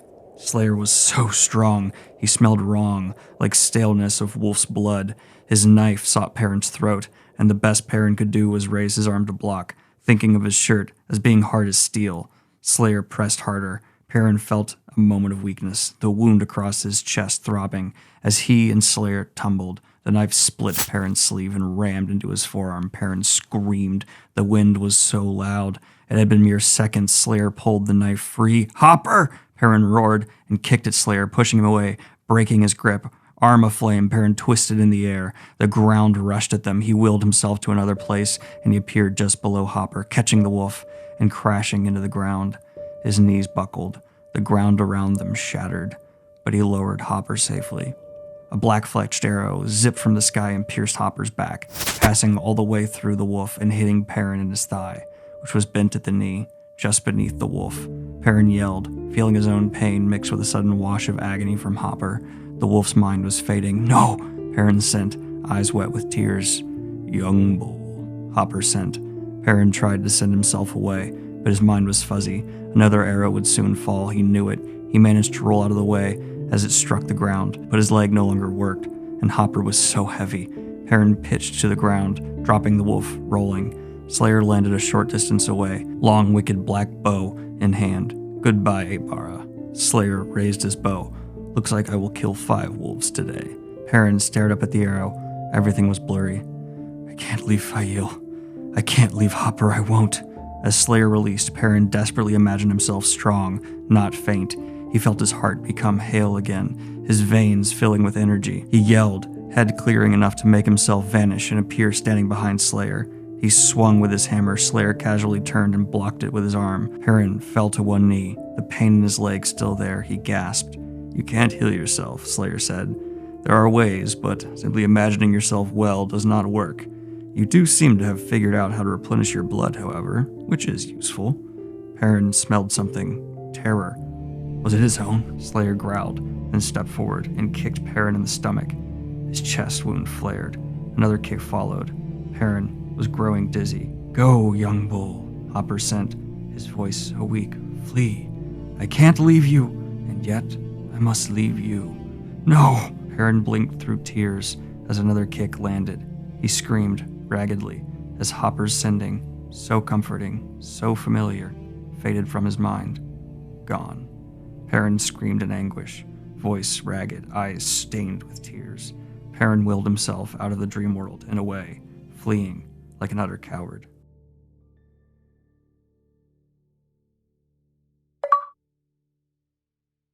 Overkill. In the last moments before that happens, Perrin did manage to get into a nightmare where there's a pit of lava and he throws the dream spike into the lava, destroying it, but he knows he can't defeat Slayer, he's too strong. And now that Hopper's gone, the last thing he hears from Hopper's mind as his spirit fades is that he just tells him run. And Perrin wakes up and leaves the dream world, now able to do that because the dream spike was destroyed. Do you hate Slayer yet? Do you hate him? Do you not like that guy? Oh, they were playing and hunting deer together. Anyway, Perrin wakes up from the dream world and the gateways are gone, channeling's back to normal, dream spike fixed, but obviously not everything's resolved. And he is finally bringing the two parts to him together as one. This constant conflict within him of the hammer and the axe, the creation, the destruction, the man, the wolf. He figures out and he's able to consolidate these in his mind through one of the most incredible scenes in the series. The creation of, well, literally, this is the name of it on screen. You know, like Thor's hammer, but fantasized a little bit. Perrin makes his own magic hammer because he gets the Asha'man and Wise Ones there to start contributing to making a power-forged weapon. He creates a power-forged warhammer that certainly can do both create and kill. And Perrin, you knew that. You've killed people with a hammer before. Perrin lost himself in the work, forged the steel, all else faded. The rhythmic pounding of hammer on metal, like the beating of his heart. That shimmering metal, warm and dangerous. In that focus, he found clarity. The world was crackling, breaking further each day. It needed help, right now. Once the thing shattered, you couldn't put it back together. "Nield," Grady's voice said. It was urgent, distant to Perrin. "Nield, what are you doing?" "I don't know," Nield replied. "It feels right." Perrin continued to pound, harder and harder. He folded the metal, flattening pieces against one another. It was wonderful the way the Asha'man kept it at exactly the right temperature. That freed Perrin from needing to rely on only a few moments of perfect temperature between heatings. The metal seemed to flow, almost as if shaped by his will alone. What was he making? He took another 2 lengths out of the flames, then began to switch between the 3. The first and largest he folded upon itself, molding it, using a process known as shrinking, where he increased its girth. He made it into a large ball, then he added more steel to it, until it was nearly as large as a man's head. The second he drew, making it long and thin, then folded it into a narrow rod. The final, smallest piece he flattened. He breathed in and out, his lungs working like bellows. His sweat was like the quenching waters. His arms were like the anvil. He was the forge. Wise ones, I need a circle, Yield said urgently. Now, don't argue, I need it. Sparks began to fly as Perrin pounded. Larger showers with each blow. He felt something leaking from him, as if each blow infused the metal with its own strength, and also his own feelings. Both worries and hopes. These flowed from him into the 3 unwrought pieces. The world was dying. He couldn't save it. That was Rand's job. Perrin just wanted to go back to his simple life, didn't he? No, he wanted Fael. He wanted complexity. He wanted life. He couldn't hide, any more than the people who followed him could hide. He didn't want their allegiances, but he had it. How would he feel if someone else took command and then got them killed? Blow after blow, sprays of sparks, too many, as if he were pounding against a bucket of molten liquid. Sparks splashed against the air, exploding from his hammer, flying as high as the treetops and spreading tens of paces. The people watching withdrew, all save the Ashaman and Wise Ones, who stood gathered round Nield. I don't want to lead them, Perrin thought, but if I don't, who will? If I abandon them and they fail, then it will be my fault. Perrin saw now what he was making, what he'd been trying to make all along. He worked the largest lump into a brick shape. The long piece became a rod, thick as 3 fingers. The flat piece became a capping bracket, a piece of metal to wrap around the head and join it to the shaft. A hammer. He was making a hammer. These were the parts. He understood now. He grew to his task, blow after blow. Those beats were so loud. Each blow seemed to shake the ground around him, rattling tents. Perrin exulted. He knew what he was making. He finally knew what he was making. He hadn't asked to become a leader, but did that absolve him of responsibility? People needed him. The world needed him. And with an understanding that cooled in him, like molten metal rock forming into a shape, he realized that he wanted to lead. If someone had to be lord of these people, he wanted to do it himself, because doing it yourself was the only way to see that it was done right. He used his chisel and rod, shaping a hole through the center of the hammer's head, then grabbed the half, raising it as far as his head, slammed it down into place. He took the bracket and laid the hammer in it, then shaped it. Mere moments ago, this piece had fed off his anger, but now it seemed to draw forth his resolution, his determination. Metal was something alive. Every blacksmith knew this. Once you heated it while you worked it, it lived. He took his hammer and chisel and began to shape patterns, ridges, modifications. Waves of sparks flew from him, the ringing of his hammer ever stronger, ever louder, pealing like bells. He used his chisel on a small chunk of steel to form a shape, then placed it down on top of the hammer. With a roar, he raised his old hammer one last time over his head and beat it down on the new one, imprinting the ornamentation upon the side of it, a leaping wolf. Perrin lowered his tools. On the anvil, still glowing with an inner heat, was a beautiful hammer, a work beyond anything he'd ever created or thought he might create. It had a thick, powerful head, like a maul or sledge, but the back was formed cross-face and flattened, like a blacksmith's tool. It was 4 feet from bottom to top, maybe longer, an enormous size for a hammer of this type.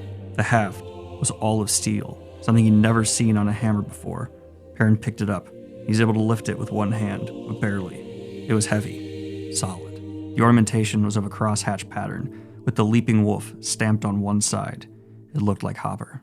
Perrin touched it with a calloused thumb, and the metal quieted. It still felt warm to the touch, but did not burn him. He turned to look, and was amazed to see the size of the crowd watching him. The 2 Rivers men stood at the front, Jory Conger, Aziel Thone, Will Alcine, and hundreds more.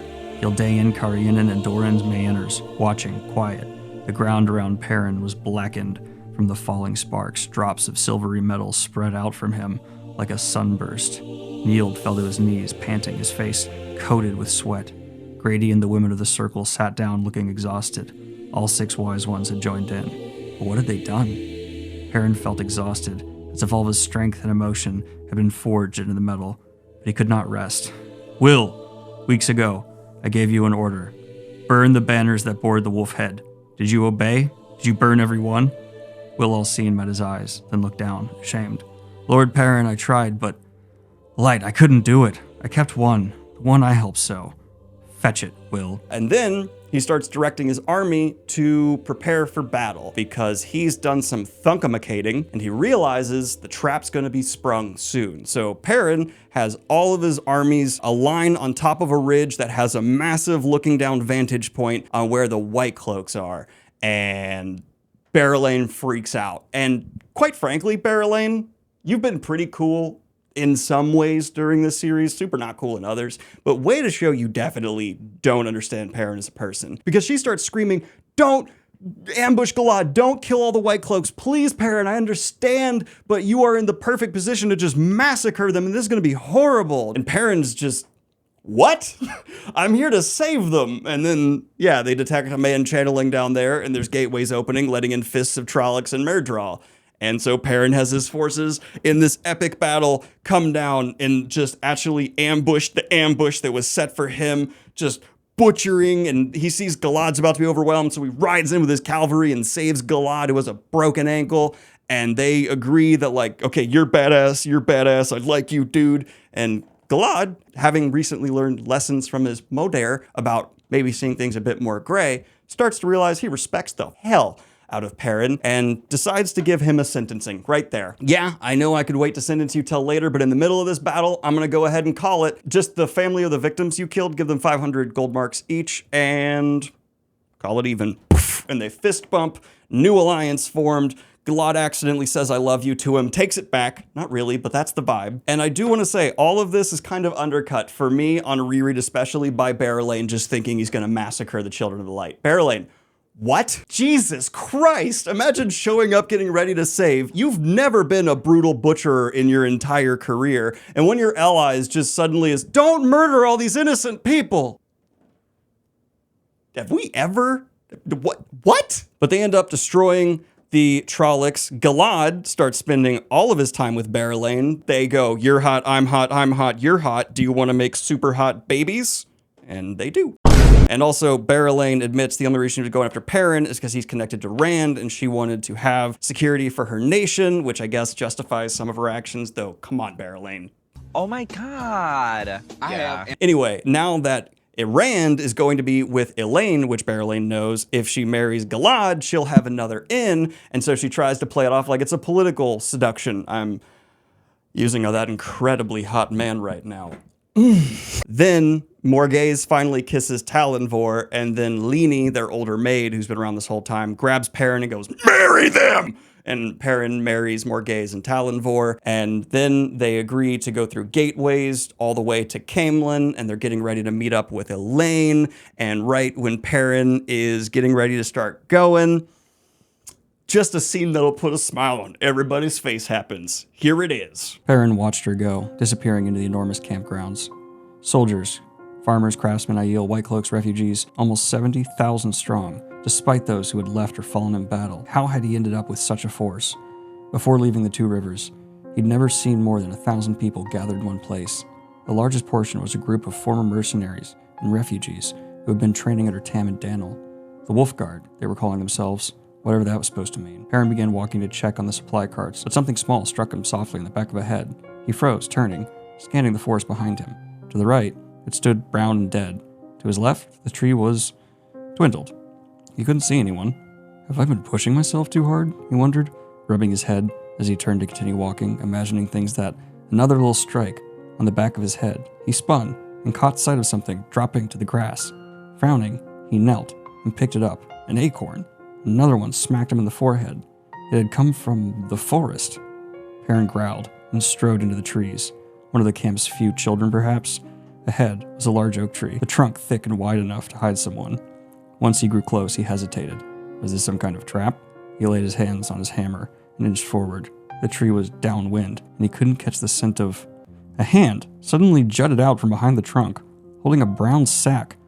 I caught a badger, a familiar voice said. Want to let it go in the village green? Perrin froze, then let out a bellowing laugh. He rounded the tree's trunk and found a figure in a high-collared red coat, trimmed with gold and fine brown trousers, sitting on the tree's exposed roots, the sack squirming near his ankles. Matt was chewing idly on a long length of jerky, and he wore a broad-brimmed black hat. A black polearm with a broad blade at the top leaned against the tree beside him. Where had he gotten such fine clothing? Hadn't he once complained about Rand wearing outfits like that? Matt, Perrin asked, nearly too stunned to speak. What are you doing here? Catching badgers, Matt said, shaking the sack. Bloody hard to do, you know, particularly on short notice. The sack rustled, and Perrin heard a faint growl from inside. He could smell that there was, indeed, something alive in that sack. You actually caught one? Call me nostalgic. We think it would be very prudent. Can we turn our beds into bunk beds? Yes. Why are you guys so sweaty? Now it is time for the tower to spring its trap on the Black Ajah and Masana. Except right when this is happening, suddenly a dream spike comes over the White Tower. Perrin, your timing actually couldn't be better. This makes it so the Forsaken cannot escape. And also, they're in Tel Riyadh for this confrontation. Smart, and they have this like dual fake meeting, real meeting to spring a trap. It's pretty clever. And Egwene brings in a bunch of wise ones to Tel Riyadh to join the fight. And yes, I said I have been training to be better in Tel Riyadh. But wise ones, they are pros.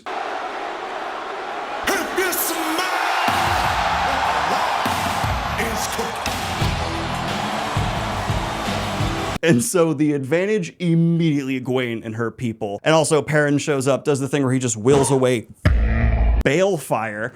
And so Egwene has a moment of, oh yeah, all will here. Stop channeling, wasted time. Stick with will. She runs into Masana, the Forsaken. Masana, super badass, wills an Adom on Egwene's neck, paralleling how Nynaeve defeated Moghedien, but also showing us how Egwene better than Moghedien now. Because Egwene realizes, yes, Moghedien couldn't even think words of resistance to Nynaeve because that's how strong the Adom are.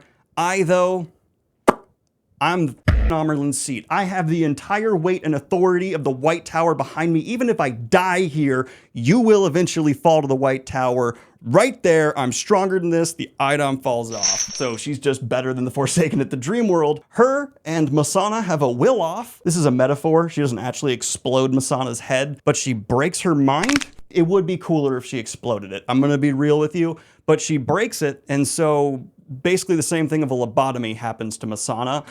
And she wakes up in the White Tower and they find out she's been posing as a brown sister. But when Egwene wakes up, she also finds Gawain soaked in blood, almost dead. She heals him, bonds him as a warder to save his life like Elaine did with Brigitte, and Gawain, good to go. He also takes the blood rings from the Seanchan, seeing how powerful they are, tucks them away. Yeah, dumb young boys taking magical artifacts hasn't gone wrong in Wheel of Time at all, sure.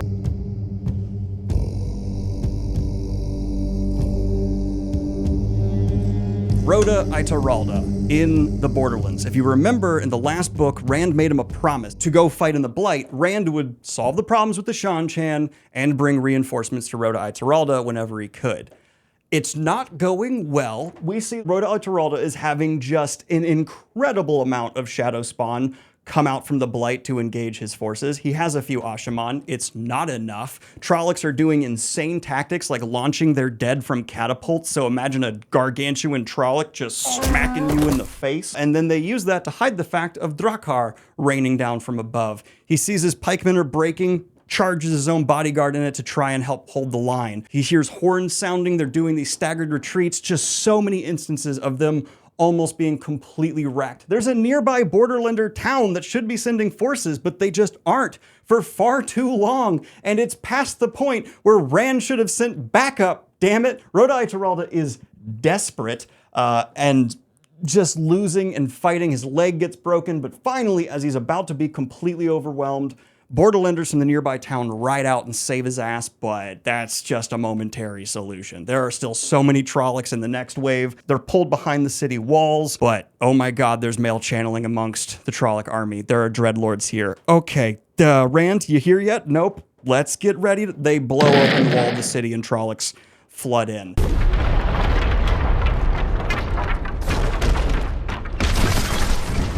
There is just so much massacre going on, but Rhoda Itaralda, one of the 5 great captains, so he is managing to have a hell of a time fighting them off, doing a damn good job. But it does look like all hope is lost until we see over in Rand's plotline that men still having all kinds of visions around Rand, but they're looking better, looking good. She also has multiple visions that, if they come true, mean the last battle's won, but don't That's not a spoiler. Shut the fuck up. These things could, the Dark One could change. Shut up. Even though we're told explicitly men's visions always come true. Rand just becomes Fix-It Felix. I mean, he goes to a city where there's mass starvation and just nothing but rotted grain, opens one of the bags, goes, look, it's not rotted, and then everyone's fed. He's just solving problems everywhere. But he finally realizes, oh right, I'm supposed to help Rhodai Terralda.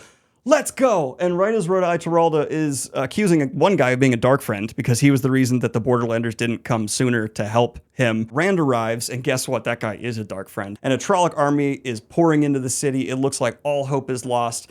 And Rand goes, bet, you want to see what Zen Rand can do? And then he unleashes so many weaves at once that the Ashaman watching him can't even count how many. I can't draw that, so I just gave him a Kamehameha, and he obliterates nearly this entire army of, here's the number of Trollocs, on his own. Rand is the most powerful glass cannon in fantasy, because he still dies to a knife to the eyeball, but he can do that. That's the gateway here. Rand arrives, and I bet you didn't notice this one little line of blue coming through. That's the start of this spell. Just evaporating this entire army. Also, Cadsuane during this time is allowed to be back in Rand's presence, and she talks about how proud of him she is a little bit, but you know, she's trying not to be all, I love this kid, but I got it, he's the Dragon Reborn, but he's doing good. She's basically his mom at this point. Rand takes the king of Ered Doman, who was assumed dead, and brings him to Rhodai Terralda and goes, hey, I found your king, he's not dead. Does that make up for not coming for a long time and a bunch of your people dying? Sorry.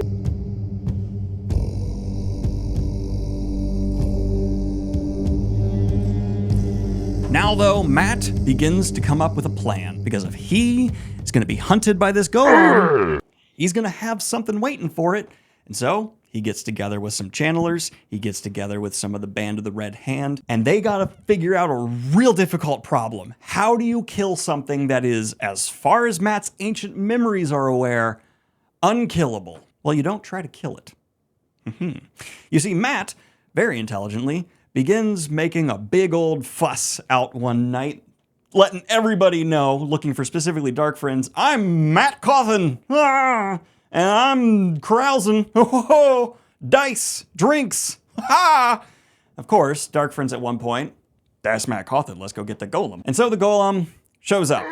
Matt whips out not one medallion, not two, but he's whipping these things that Elaine have made all over the place, and he's smack, smack, smack, smack, smack in a fight with the Gholam. He also has people trying to corner it using torches, illuminating, haha, we got you! Except it's still the Gholam, and yeah, it's surrounded, but as far as the Gholam's aware, I'm not trapped here with you, you're trapped here with me with the ability to mildly burn me with that amulet, but you're not gonna kill me with it. And so, yeah, some people die during this fight. Channelers are trying to be really careful to keep it contained. And then Matt starts backing it away with the things. Oh, smack, smack with the necklace. And he even wraps it around his Ashen Dar eye to like, I got range. And then finally, there's a doorway that the Gholam is backed against, and it opens. Now you remember how there's two forms of traveling? One, you open a gateway, you walk to where you want to go. The other is skimming.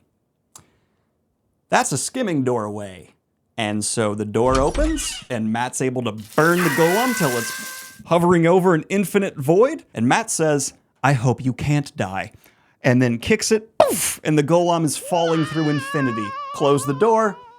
We didn't kill it, but the problem's solved.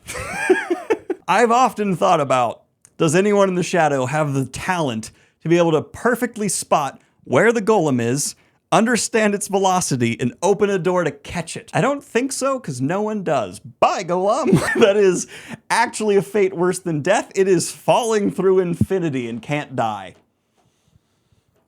That is maybe the worst death in the entirety of Wheel of Time. The Gholam stepped back, snarling at the barrage. It looked over its shoulder, seeming to notice something behind, but Matt's attack drew its attention back. Teshadar! True blood of battle. Matt forced the creature toward the open doorway.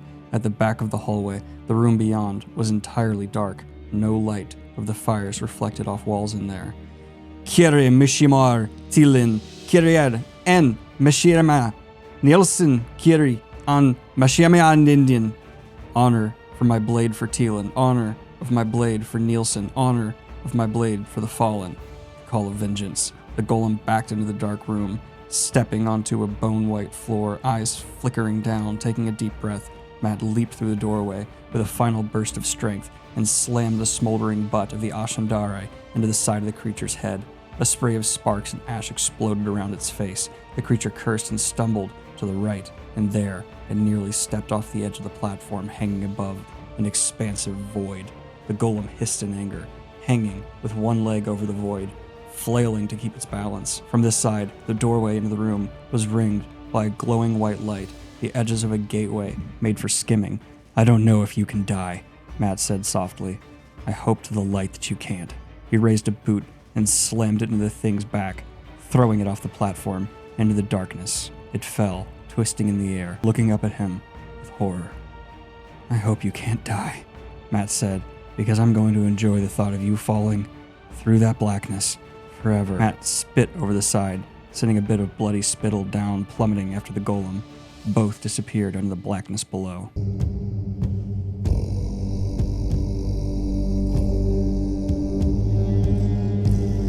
One of my favorite scenes in the whole series happens, and not a single beat of action occurs within it. Lan sees how things are going, especially in the Borderlands. And he's the last of the Valkyrie.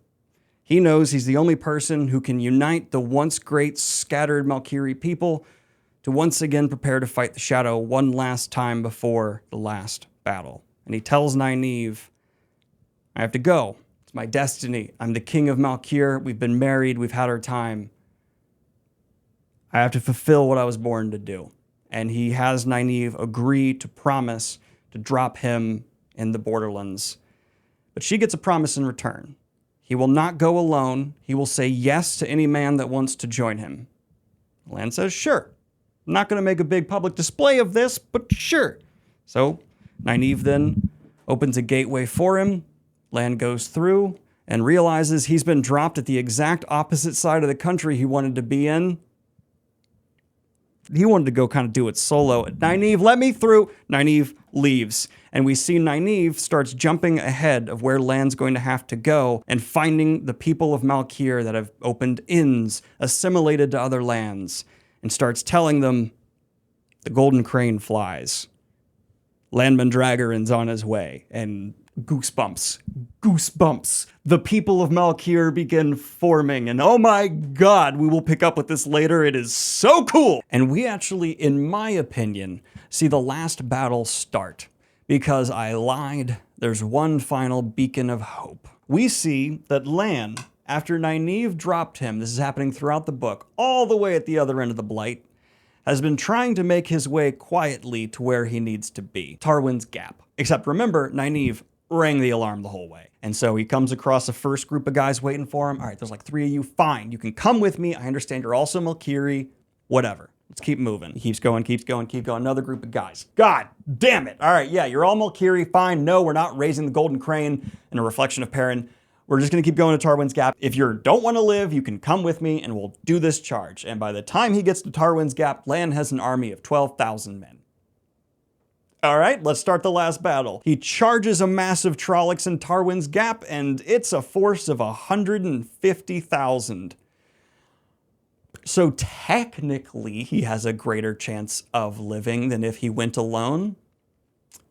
Technically. "Is it fitting?" Kazel said. "What?" Lan asked. "That we should strike here." "Yes," Lan said. "Perhaps," Kazel said. "But it is bold. It shows the Shadow that we will not be beaten down, and we will not cower. This is your land, Lord Mandragoran. My land," he thought. Yes, it was. He nudged Mandarb forward. "I am Lan Mandragoran," he bellowed, "Lord of the Seven Towers, defender of the Wall of First Fires, bearer of the Sword of the Thousand Lakes. I was once named Analine, but I reject that title, for I am alone no more. Fear me, Shadow, fear me, and know I have returned for what is mine. I may be a king without land, but I am still a king," he roared, raising his sword. A cheer rose from behind him. He sent a final, powerful sensation of love to Nynaeve as he kicked Mandarb into a gallop. His army charged behind him, each man mounted. A charge of Kandori, Arafellan, Shinarans, and Saldeans. But most of all, Malkiri. Lan wouldn't be surprised if he'd drawn every living man from his former kingdom who could still hold a weapon. They rode, cheering, brandishing swords and leveling lances, Their hooves were thunder, their voices a crash of waves, their pride stronger than the blazing sun. They were 12,000 strong, and they charged a force of at least 150,000. This day will be remembered in honor, Lan thought, galloping forward. The last charge of the Golden Crane, the fall of the Valkyrie. He had come. They would meet it with swords raised. But now we're going to pick up on the road to Caemlyn, right where Towers of Midnight end, and we see Talmanis, Matt Cawthon's second, the presumed leader of the Red Hand now that Matt is absent, off to be with the Seanchan, and he goes, hey, Caemlyn's burning. We're the Band of the Red Hand, a bunch of rapscallions. Let's save the city. And they march on in, and it's already on fire and filled with Trollocs. Ooh, bad. So they are essentially sieging Caemlyn, which is already under siege and largely controlled by the Trollocs at this point. The guard that was already there, totally overwhelmed because Trollocs are just pouring out through way gates that were forgotten about and not properly closed, or they were reopened by dark friends amongst the Queen's Guard. How scary would it be to be in the middle of your shift like, man, the last battle's coming. That's a Murdral. But this is where Talmanis goes from like a fun, lovable, Matt-esque character to one of the most badass people in all of Memory of Light, because he draws his sword and fights, convinces a bunch of other mercenaries that are like, hey, we're not getting paid to fight in the last battle, with the very reasonable argument, if you don't, there's no more pay in the future because you'll die. And they go, yeah, valid, we'll guard the gate. So he's taken the Band of the Red Hand through Caemlyn specifically to try to recover the dragons, an incredibly valuable military asset that if Caemlyn's lost, will be lost. So they're heading straight to those warehouses, and Talmanis has to 1v1 a Murdral. And to his credit, he manages to kill it while sustaining a wound. And we've talked about Murdral blades. That means Talmanis is now on a ticking clock to death. So one of the ways you can counteract that is drinking, apparently. And so Talmanis, getting a little schwasty, trying to go get them dragons. Hey, Bat Dad. I didn't hear no bell.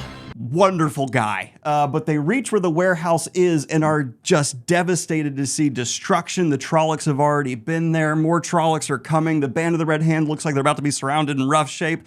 And then from nowhere, Eludra just fires all of her cannons with a bunch of refugees she's coached into loading them. Why did Madden not end up with Eludra? Are you kidding me? Are you kidding me? This woman just did his fireworks move, but with the invention of cannons and led refugees to... Anyway, that means the Band of the Red Hand is able to grab all the cannons, except they're still totally surrounded, and they've only bought themselves a little bit of time. Talmanis, he's dying to that wound fast. He's also drunk, and things are looking real bad. And in his delirious state, he goes, listen, everybody. I know I'm dying, and I know I'm drunk. But what if, hear me out, we take the dragons, and we shoot down the walls of Caemlyn, and go out through a hole we make? And everyone's, that's crazy enough to work. It's also noted to be historically blasphemy because these walls are super ancient, but would you rather all die? So they then blow a hole out of the side of Caemlyn and retreat, managing to recover the dragons, except Caemlyn is lost. Yes, the capital city of Andor, the seat of power, the greatest seat of power outside of the White Tower in many ways, is the first casualty of the last battle. Way to set the stakes, guys. Now it's time for the meeting on the fields. All of these crowns show up, but really it's a conversation between Rand and Egwene. And I would like to point out, most people side with Rand because yes, he's the Dragon Reborn. We should probably trust he knows when to break the seals on the Dark One's prison. Egwene, he's not crazy anymore. Do you not see that he's radiating positivity and grass is growing around him where he walks? The green man is so proud. But he proposes specifically the dragon's peace, saying if I have to die for this world in this horrific way and live this life of chronic pain, then I have 3 demands. All of the borders, as they are currently set, need to remain where they are. No more fighting over land.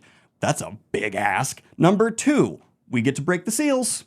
I gotta break the seals, okay? That's a big deal. I gotta get rid of the last prison to fix this one. And Perrin backs him up because he's a blacksmith, and he says, like, yeah, you can't remake something from another thing and have it be the same quality. You gotta have a fresh slate, because blacksmith, he knows creation things. And then finally, I lead the armies. I am going to take over and lead the armies from here. And tensions rise because not everyone is down for this, and there's a big no to all of his demands from so many people in power. And to be frank, I get it. I think Rand is in a lot of ways in the right for a better future, but also people in power are going to do what people in power do, and they're not going to just give up their ability to invade each other. Humanity sucks. After things start escalating and getting worse, Matt comes through a gateway and goes, I got Moraine! Solve these problems! And Moraine, she solves these problems. Everyone in the wake of Moraine, as far as they're concerned, back from the dead, is in awe. She swags on in with her new warder Gleeman Tom and manages to be the mediator that they all need. You'll love to see it. Basically, yes, the Dragon's Peace will largely be signed and agreed to. Probably won't be a forever peace because humanity, but it can cause an era of rebuilding in the aftermath of the last freaking battle. And there's some changes made from Moraine's influence that are pretty smart. One, they point out who's going to enforce this. And Aviendha goes, Rand, you have toe to us. You left us out of this. How about we be the police? All of the Aiel are not going to go back to living in a desert, because as much as they like to claim to be super hard desert-made people, they've been in the wetlands for a few years now, and it's nice to have water on demand. So, how about the Aiel remain a policing force, and if anyone violates the peace, do you remember the Aiel War, motherfucker? We will come for you and your mom. It's also important to know that one of the reasons Aviendha so willingly volunteers the Aiel for this purpose is to hopefully avoid the future she saw, where the Seanchan were just massacring their way through the Westlands and decimating the Aiel. Okay, now all of a sudden the Dragon's Peace has teeth. More people are kind of interested. There's also another big question. The Seanchan aren't here, and they're not going to agree to that. And Rand says, if I get the Seanchan to agree, are we all down? Because remember, they also are kicking everyone's ass outside of the fight of the last battle. And so if Rand's able to get them to sign the Dragon's Peace, it adds an angle for all these leaders that they don't have to worry about the Seanchan attacking them. And so all of a sudden signatures start raining in. Ooh, yeah, we're signing that Dragon's Peace. And the last person to assign it puts a big John Hancock as Elaine.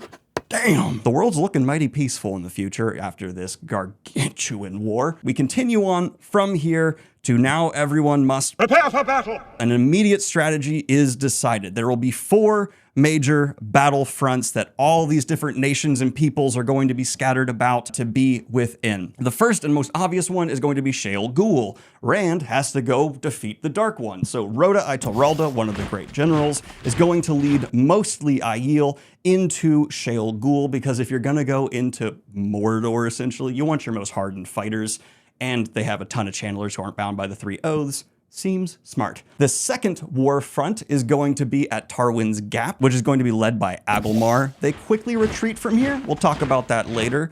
The third is going to be over here in Kandor, led by Gareth Bryn with the White Tower forces, because he's now intimately familiar with them. And the fourth is, of course, going to be Carian, which will be led by Davram Bashir. Going to be Elaine and her people, obviously. It's a complex situation. We need to do a ton of cleanup of what individual characters are assigned to do during the setup of the last battle.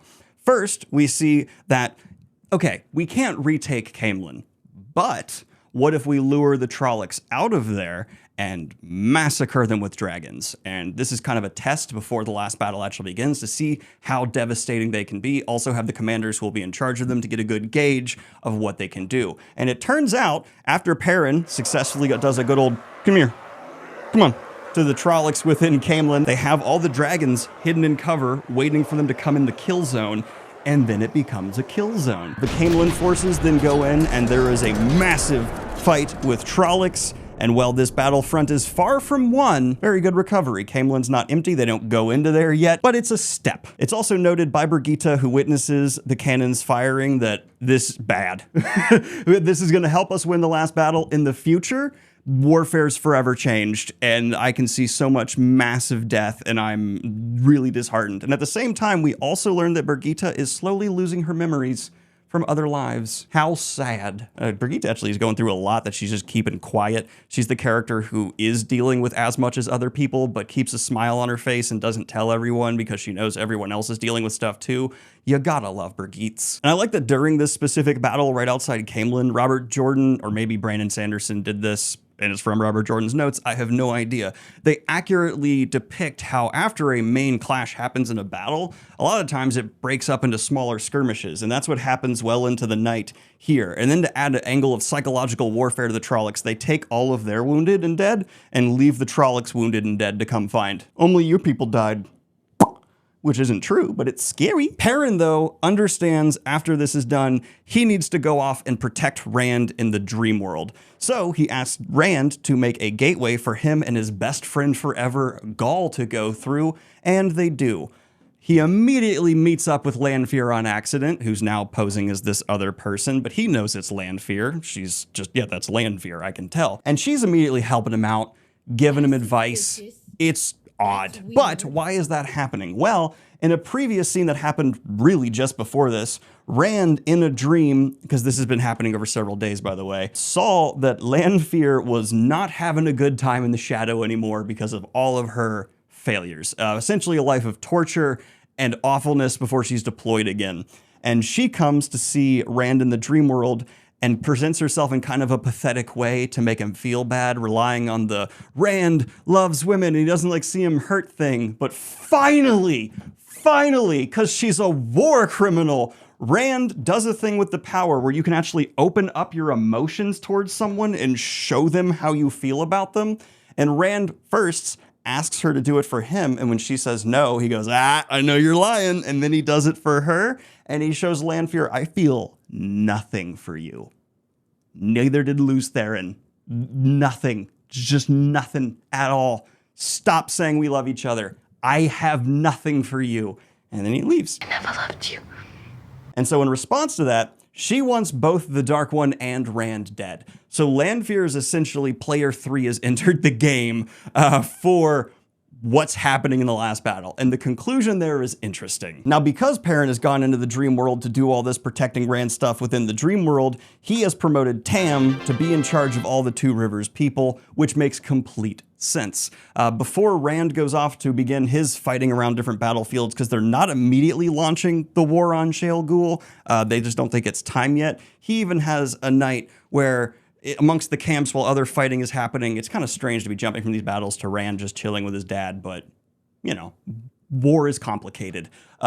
His dad, Tam, says, come practice the sword with me, to which Rand goes, I'm missing my left hand, and Tam says, fine, I'll tie mine behind my back. And Tam teaches Rand one final lesson about overcoming doubt in yourself, seeking the void, and just enjoying this bout with his father. It's not about who wins, son, we're just sword fighting. And Rand is then able to fight left-handed very well when he seeks the void because of Tam being just the best daddy. There's also an intense debate still going on between Egwene and Rand. As a part of the deal brokered in the Dragon's Peace, Rand had to hand over the dragon seals to promise he wouldn't break them just right away.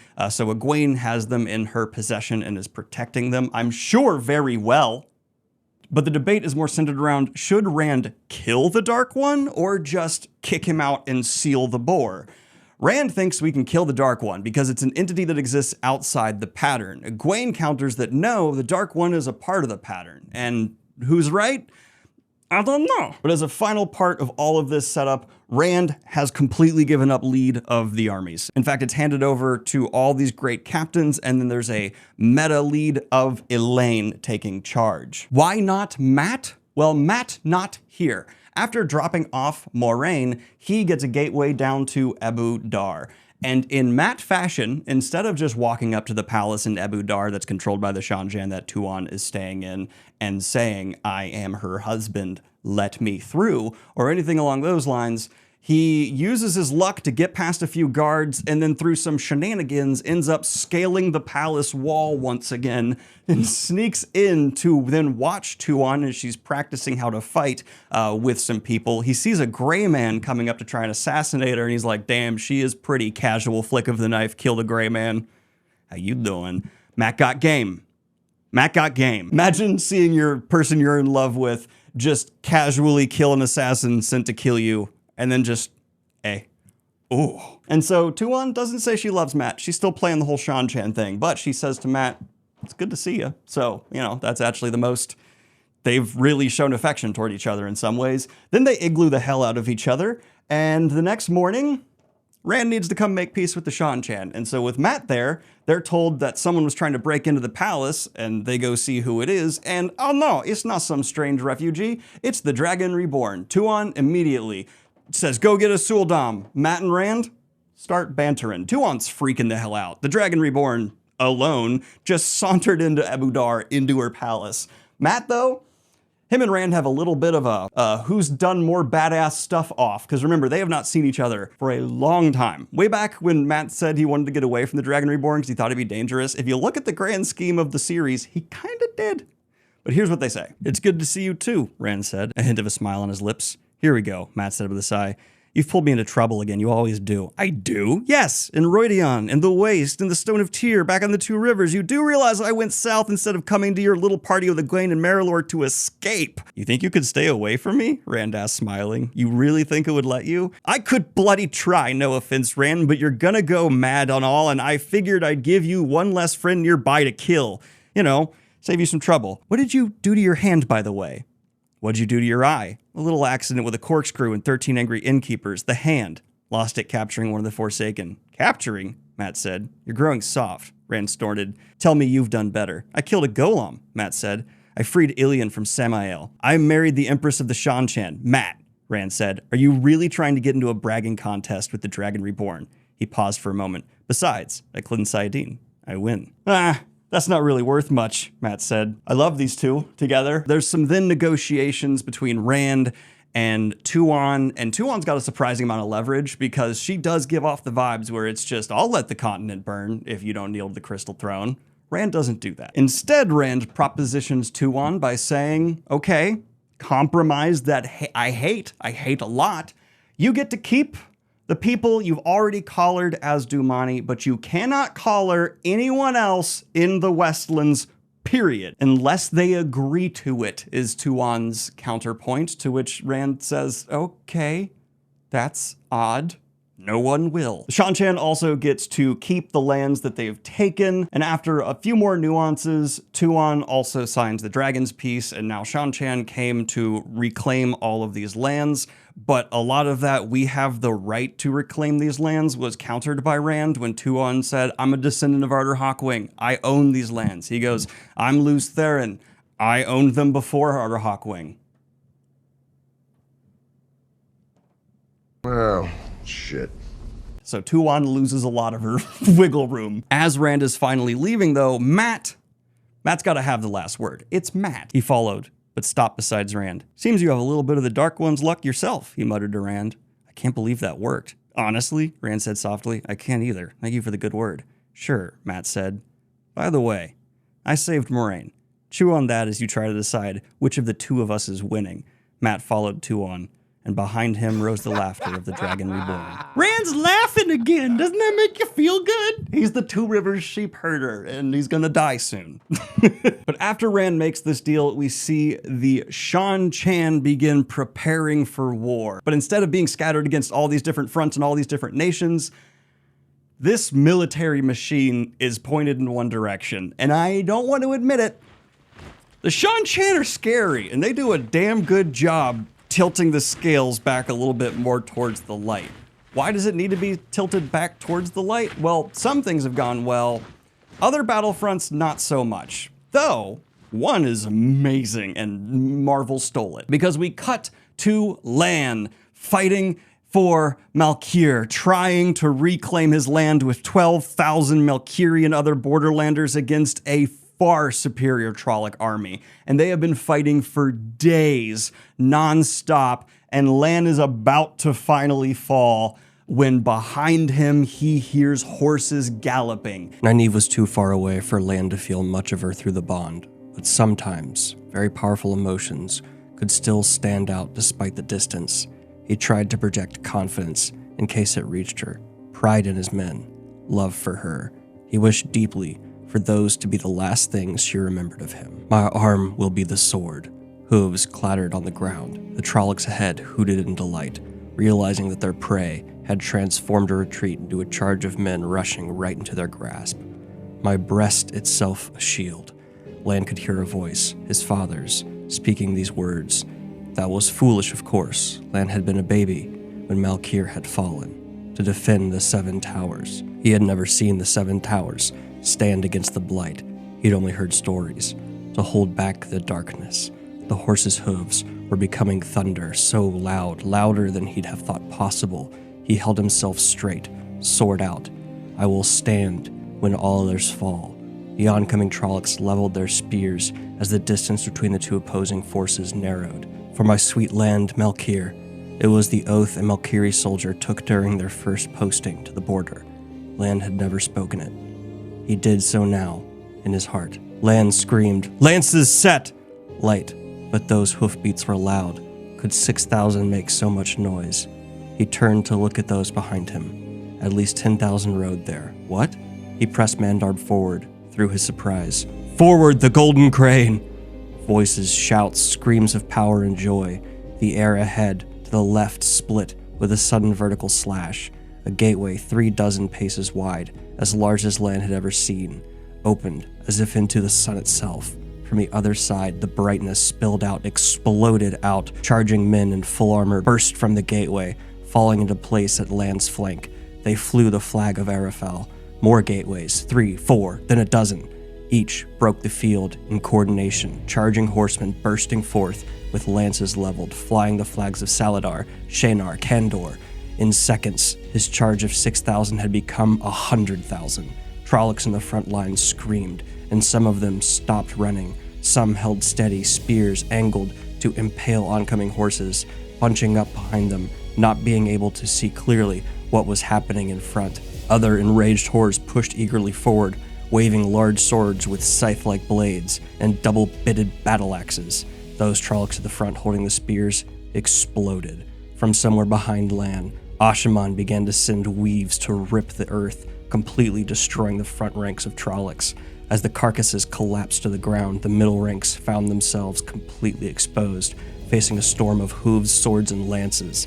Lan hit swinging. End game, they read the last battle and went, let's do that. At the same time, though, other fronts not having a good time, because you see, over here in Kandor, where the White Tower forces led by Egwene, who is married Gawain, labeled WC here because who cares, are now actually doing a phenomenal job at first of just eradicating the shadow spawn that have come into Kandor. Woohoo! This is going wonderfully until Egwene is sitting out in a field and a gateway opens that's bigger than any that's ever been seen before. And uh-oh, there's a lot of people on the other side. They do not look familiar. So what's Demon Dread been doing? The line of light turned upon itself, opening a view that was not of southern Kandor. Instead, it was a place of ferns and drooping trees. Though they were brown, like everything else, they were still alien and unfamiliar. An enormous army stood silently upon this unfamiliar landscape. Thousands of banners flew above it, emblazoned with symbols Egwene didn't recognize. The foot soldiers wore knee-length garments that appeared to be some kind of padded armor reinforced with chain in large squared patterns. Others wore metal shirts that seemed sewn from coins tied together. Many carried hand axes, though of a very strange design. They had long, thin handles that bulged like bulbs at the end, and the axe heads were narrow and thin. Almost like pikes, the halves of all their weapons, from polearms to swords, had a flowing organic design, smooth and not of a uniform width, made of some dark red wood that had been painted with colorful dots down the sides. Egwene took in all of this in moments, her mind searching for any kind of origin for this strange force. She found nothing to latch onto until she sensed the channeling. The glow of Sidar surrounded hundreds of women, all of them riding, wearing strange dresses made entirely of stiff black silk. The dresses were not tied at the waists, but instead pulled relatively tight around the shoulders and flared wide toward the bottoms. Long rectangular tassels of multitudes of colors hung from ties at the front. Just below the neck, the faces of the women were all tattooed. "Release the power," Egwene said, letting go of Sidar. Don't let them sense you. Light, what is it? Gawain said. Sharans. Yeah! That's what Demon Dread's been up to. Remember when I said there was this other land named Shara that we're never going to learn too much about? Demon Dread's the one Forsaken who decided, okay, all the stuff that's interesting is going to be happening over here. What if for the last battle, I could bring a continent of people loyal to the Shadow? I am recommending you for Employee of the Month. Shara is a continent of people manipulated by a Forsaken into following the Shadow, and its entire military force was just deployed within the Westlands. Oops. And do you remember how I said that Demon Dread was super jealous of Luz Theron back before he went to the Shadow? Well, it turns out he's fulfilled his little fantasy of becoming a prophesied savior, and now these Sharans view him kind of like their own dragon reborn. He's made his fantasy become reality and is worshipped by a continent.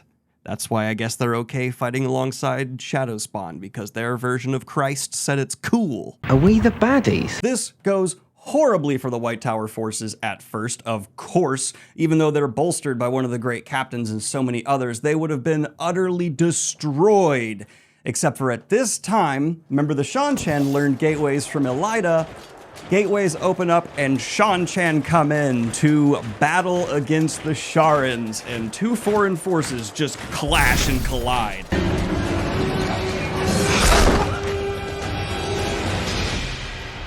Now, as the Seanchan are being deployed onto the battlefield, we see Matt is forced to dress as a noble. He gets his nails painted, and looking at them, he finally goes, "Oh, I'm a noble now.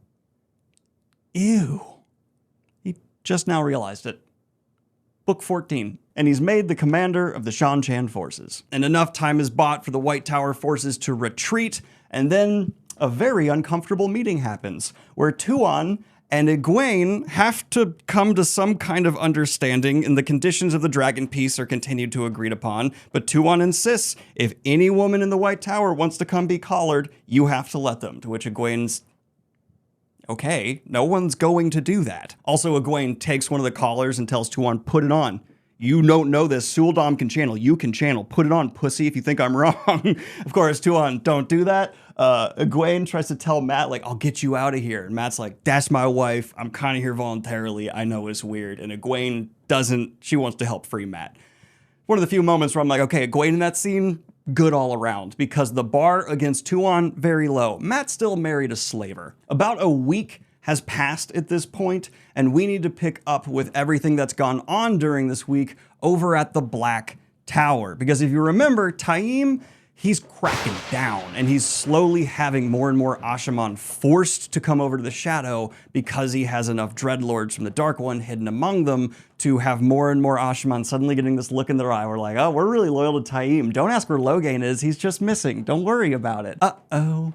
And we meet Androl, who we've known for a while. He's a rather weak Ashaman, but has an ability with gateways. So like how Elaine is really good at creating objects of the power, Androl's really good at gateways. And it's perpetually raining on the Black Tower, and eventually gateways stop working. So sad for him, and also a sign of a dream spike. Now it's noted, there are Aes Sedai outside who could help, but Androl and the Aes Sedai he's bonded to, Phoebe Buffet, he insists they need to settle it themselves. The Black Tower must save itself. Terrible strategy. You know how so many books, the end message is friendship can be a strength? Let the White Tower be your friends, guys. And I'm just gonna say something here that I recently saw in a thread that I totally agree with. Androl's a cool character. Everything he does should have instead been handed to Loghain, because Loghain's a wonderful character who would have been in my top 10 if he had been given a little bit more to do.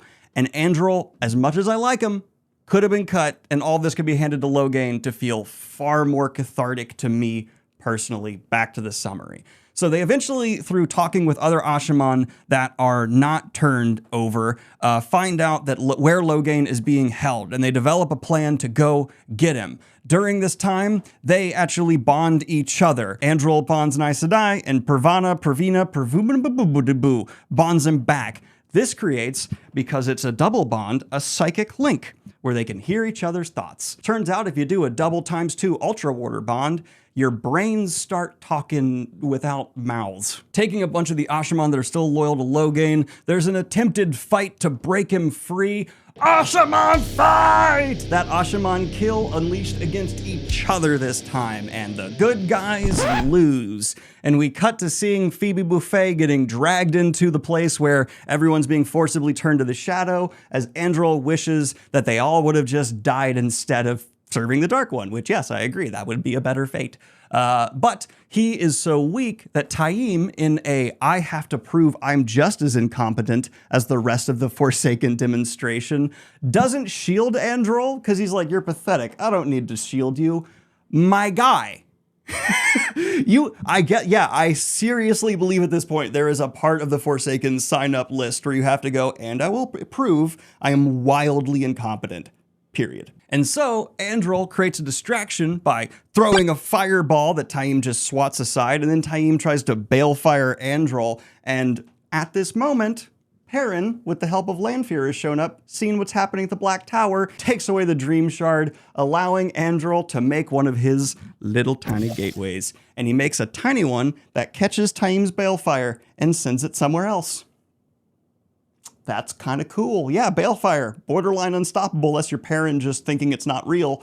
But you can open a gateway and just bloop. It's now going elsewhere. And this results in the fight ×2. We also see that Taim is being helped by Grendel, but they managed to free Loghain and some Two Rivers boys, because if you remember, the Two Rivers stacked with powerful channelers. It wasn't just women, it's men. So some of the strongest channelers that have not been turned are from the Two Rivers. There's a second big round fight, and eventually Taim and his forces are made to retreat, and Androl uses his gateways like crazy to do all this like stuff you would never think to do with a gateway. He cuts someone's hands free with a tiny gateway. These are versatile things. They're infinitely sharp. Yeah, an infinitely sharp knife that opens to somewhere else is kind of awesome. Lyra would agree with that. Loghain is freed. He's not in great shape though, to be frank. He's apparently they've been trying to turn him to the shadow for a long time, and Loghain's been managing to hold off, but when they finally free him, he's just because, you know, they're trying to force him to the shadow, which the more you think about that being done to someone, how your just free will is broken to the point where you'll do whatever the shadow wants, it's horrifying. Nightmare fuel. But one of the final things we see from Taim is he is also in possession of a seal to the Dark One's prison. Oops. And at this point, a ton of Aes Sedai come on in, and Androl and Loghain and the remaining Ashaman see the advantages of them bonding each other and just go, everyone bond. It doesn't matter if you have chemistry or not. We need psychically linked soldiers. We're gonna make a lot of circles, and we need to make up for a lot of work because half the Ashaman are evil against their will, which is really sad. We're gonna have to kill them. And that is the future purpose of the Red Ajah, because obviously the Red Ajah can't go around just stealing men who can channel forever after. That would be bad. And so they become the primary Ajah responsible for bonding men who can channel to help repair the long-felt trauma that has been felt towards men who can channel. Like, they get to be the arm to bring them in.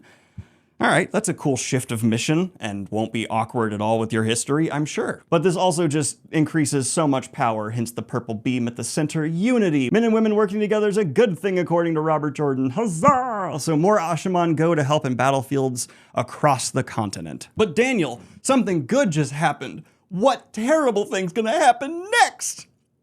It do be like that. Well, as the final pieces are put in place, we learn that Fael has been put in charge of getting the Horn of Valir to where it needs to be in Mat's hands. She's going to be leading a caravan of supplies with the disguise of just being a casual caravan, but in actuality, the Horn of Valir is hidden amongst them. Elaine and Rand have one last goodbye where they talk about the fact that she's pregnant. She gives him a dagger that can hide him from the Dark One's vision, and he gives her a little stone that can actually allow her to make Tir-Angrial, not just Angrial and Sa-Angrial, so she can make power amplifiers in the future.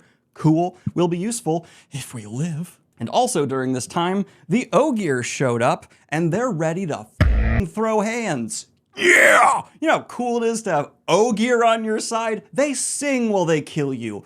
That's scary. And also, they realize that one of their jobs is to eventually fight the Blight. They're gonna come together if they survive the last battle and sing to plants to help push back the Blight. Why wasn't this done before?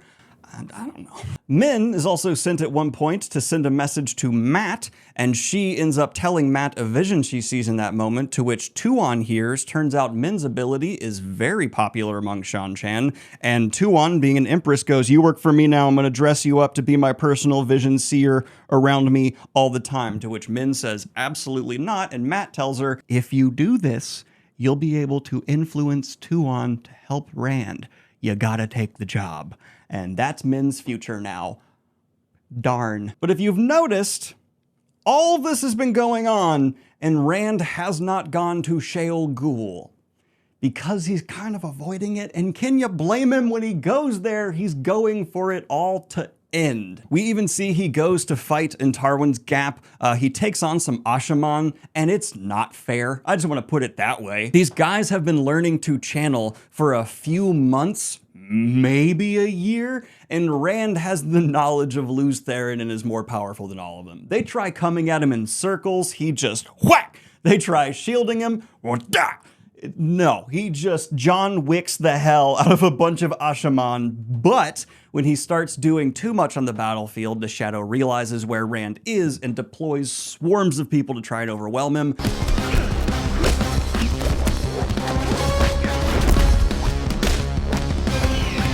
And after seeing just how much he's not necessarily needed on the battlefields, Rand finally gives the signal that he's ready to go to Sheol Ghul, puts his fist in the air and releases a beam of light, which to the party that he's going to be going to Sheol Ghul with is the sign that he's ready, and it's time.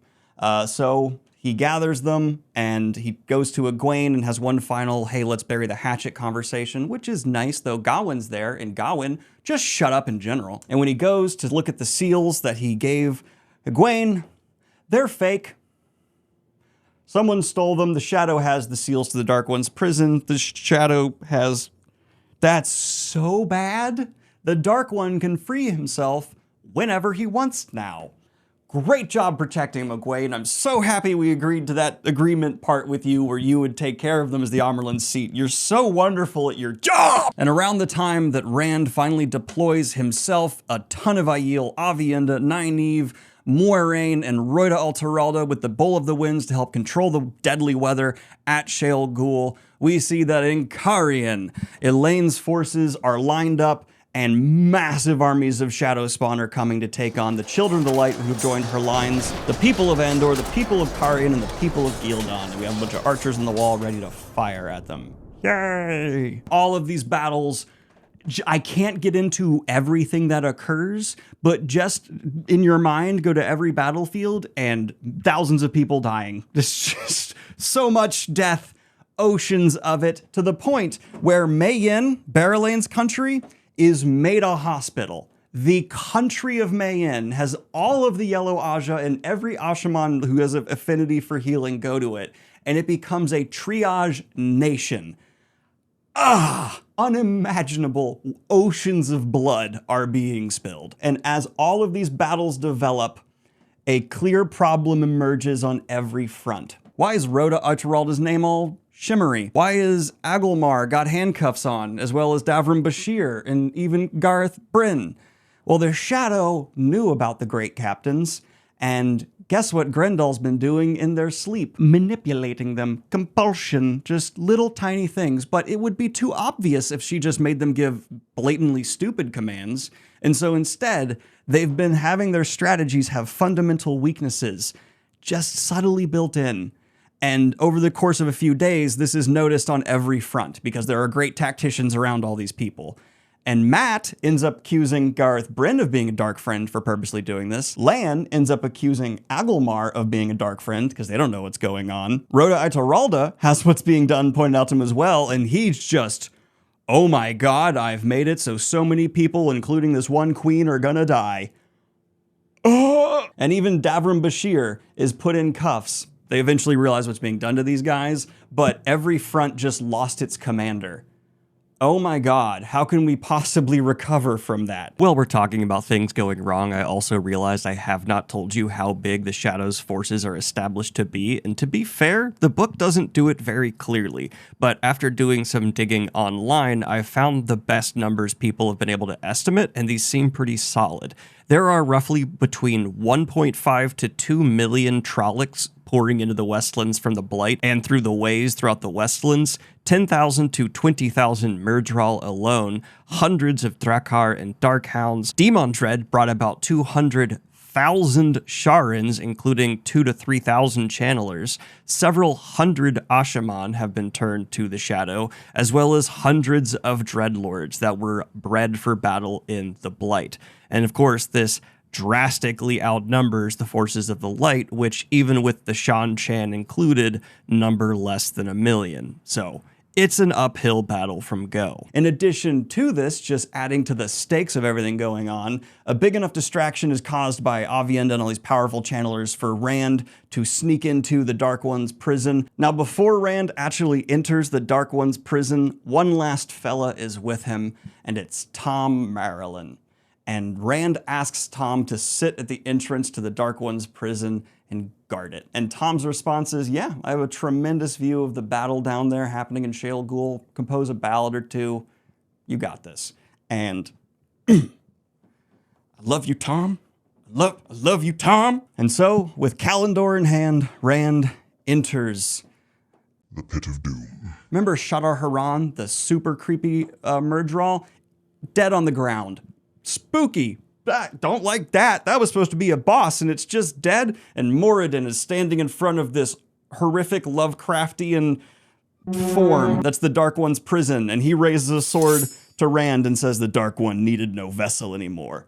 Just think Shadar Haran would have been too many villains, and that's why it was done this way. But now Moradin and Rand need to take each other on, and boy, do they look like each other. I'm saying it because everyone says it. We see Perrin takes that dream spike and drops it where Rand is at Shale Ghul, so he can't be attacked from the dream world side of things here, because all of reality is like thinning, and so the dream world's bleeding into the real world. There are still these gaps of reality, just voids of like nothing opening. It's terrifying. And when he's doing this, he also encounters Slayer, and let's go.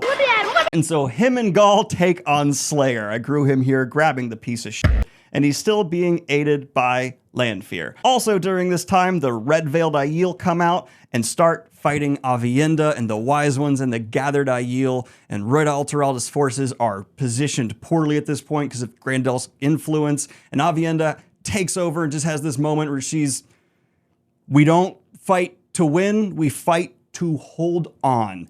And this takes us to the final moments before we really start things. We're just getting started. As we see, Rand has engaged Moradin, who makes it clear the reason he serves the Shadow is that he wants to die. Rand asks him, did the Dark One punish you for thinking you were the Dark One when you were insane at the start of the series in like the early books, Moradin? And Moradin says, yes, by bringing me back to life. I want it all to end, reality to end, life is pain. And that's where, surprise, it's revealed that Moradin has been Mr. Meeseeks all along. I can't take it anymore!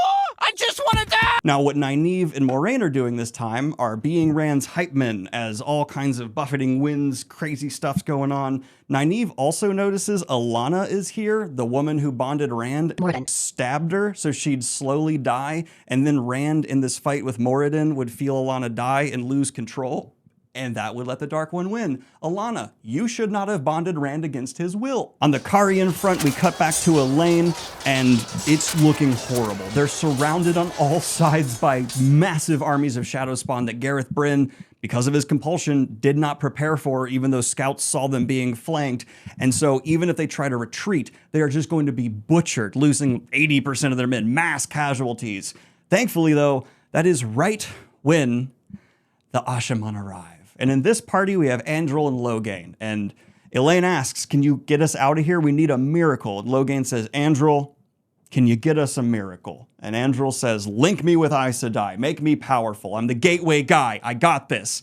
And you're thinking, is Andral going to open a massive gateway everyone can run through? No. Instead, Andral smiled widely, and he held his hands out in front of him, as if pressing against a wall, his eyes closed. 3,000 years ago, the Lord Dragon created Dragonmount to hide his shame. His rage still burns hot.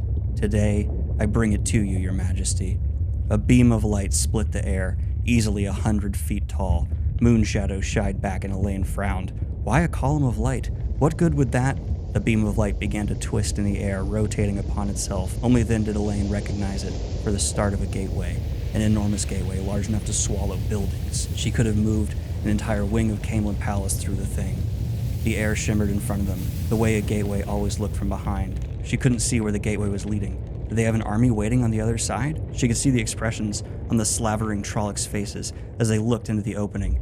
Absolute horror. They broke away running, and Elaine felt a sudden heat, almost overpowering. Something exploded out of the gateway, as if pushed by an incredible force, a column of lava 100 feet in diameter. Blazing hot, the column broke apart as the lava crashed down, splashing to the battlefield, gushing forward in a river. The Ashaman outside the circle used weaves of air to keep it from splashing back on the circle and to shepherd it in the right direction. The river of fire washed through the foremost Trolloc ranks, consuming them, destroying hundreds in an eye blink. The lava was under pressure on the other side. That was the only way she could explain the force with which it sprayed from the enormous gateway, turning Trollocs into cinders, burning a large swath through their army. Incredible moment. Oh, an inventive use of the One Power, this whole magic system that feels like a child from Brandon Sanderson's brain, in my opinion.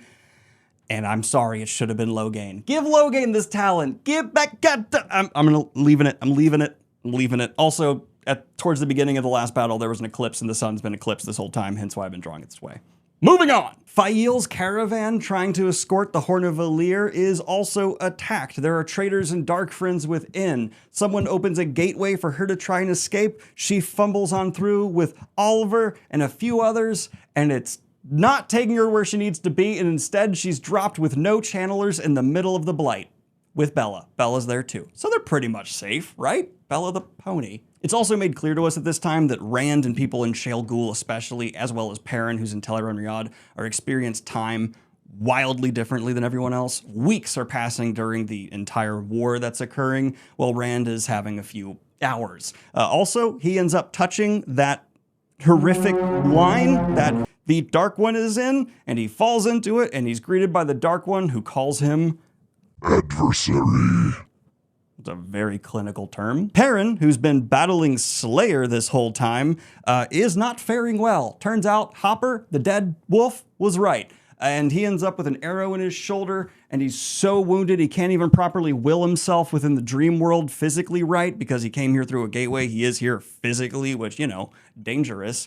And so his last ability, he wills himself out of the dream world because he retreated to the fields of Marilor because he knew that's where a lot of people were. And the person who finds him is Master Luhan, his trainer blacksmith fella. Aw, you're dying though. It's really bad shape, my guy. You're bleeding everywhere. Now, while this does do away with a tremendous amount of Trollocs that are about to descend on their armies, it's not enough to win the day. Andrel's tired, and it's just bought him enough time to get on out of there. And now, there needs to be a big change in strategy. Yet, not at Shale Ghul. Shale Ghul has to do one thing, and that's defend Rand while he is trying to fight the Dark One. And we see that while it is going poorly because of Rhoda Ulteralla's compulsion, Avienda makes up for it. Her, Cadswain, and a few other channelers just lose it. Just full-on barbaric fighting with the One Power. They're taking on the red-veiled male channeler Aiel and Grendel, and it's just army chaos. No ranks, no nothing. Avienda rips someone's arms off at one point, Chewbacca style.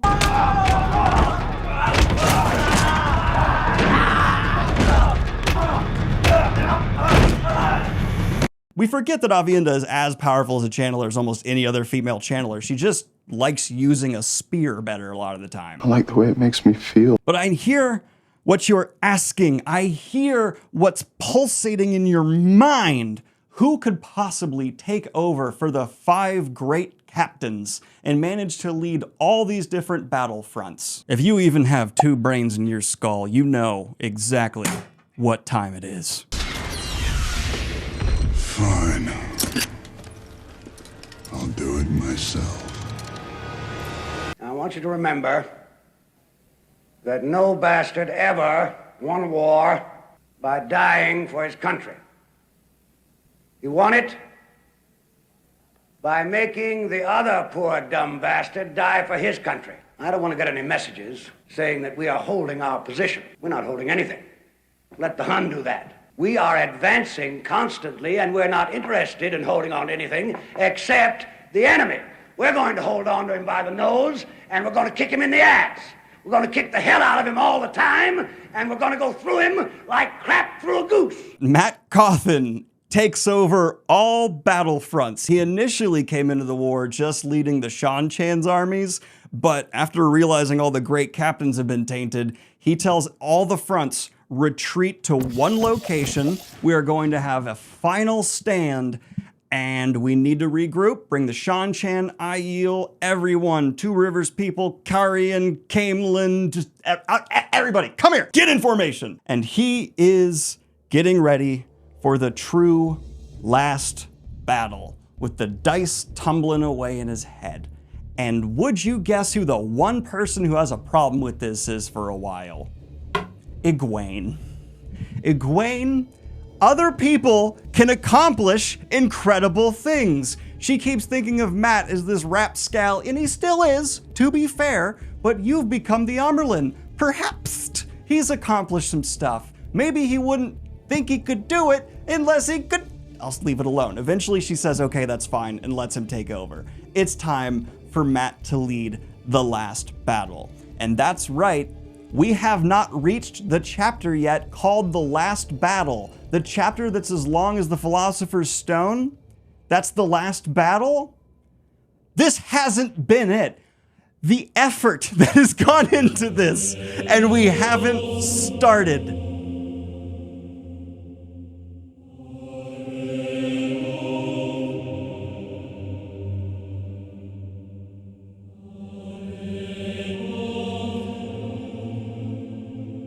All right, y'all, one last time. And if you're wondering, why is a giant part of the board just blacked out? Well, that's because I decided to get you all a little bit of a thank you present. Because if you've watched this far into the video, holy crap, you're amazing, and I will forever appreciate you. And you're obviously a very big Wheel of Time fan, whether you've read the books or not.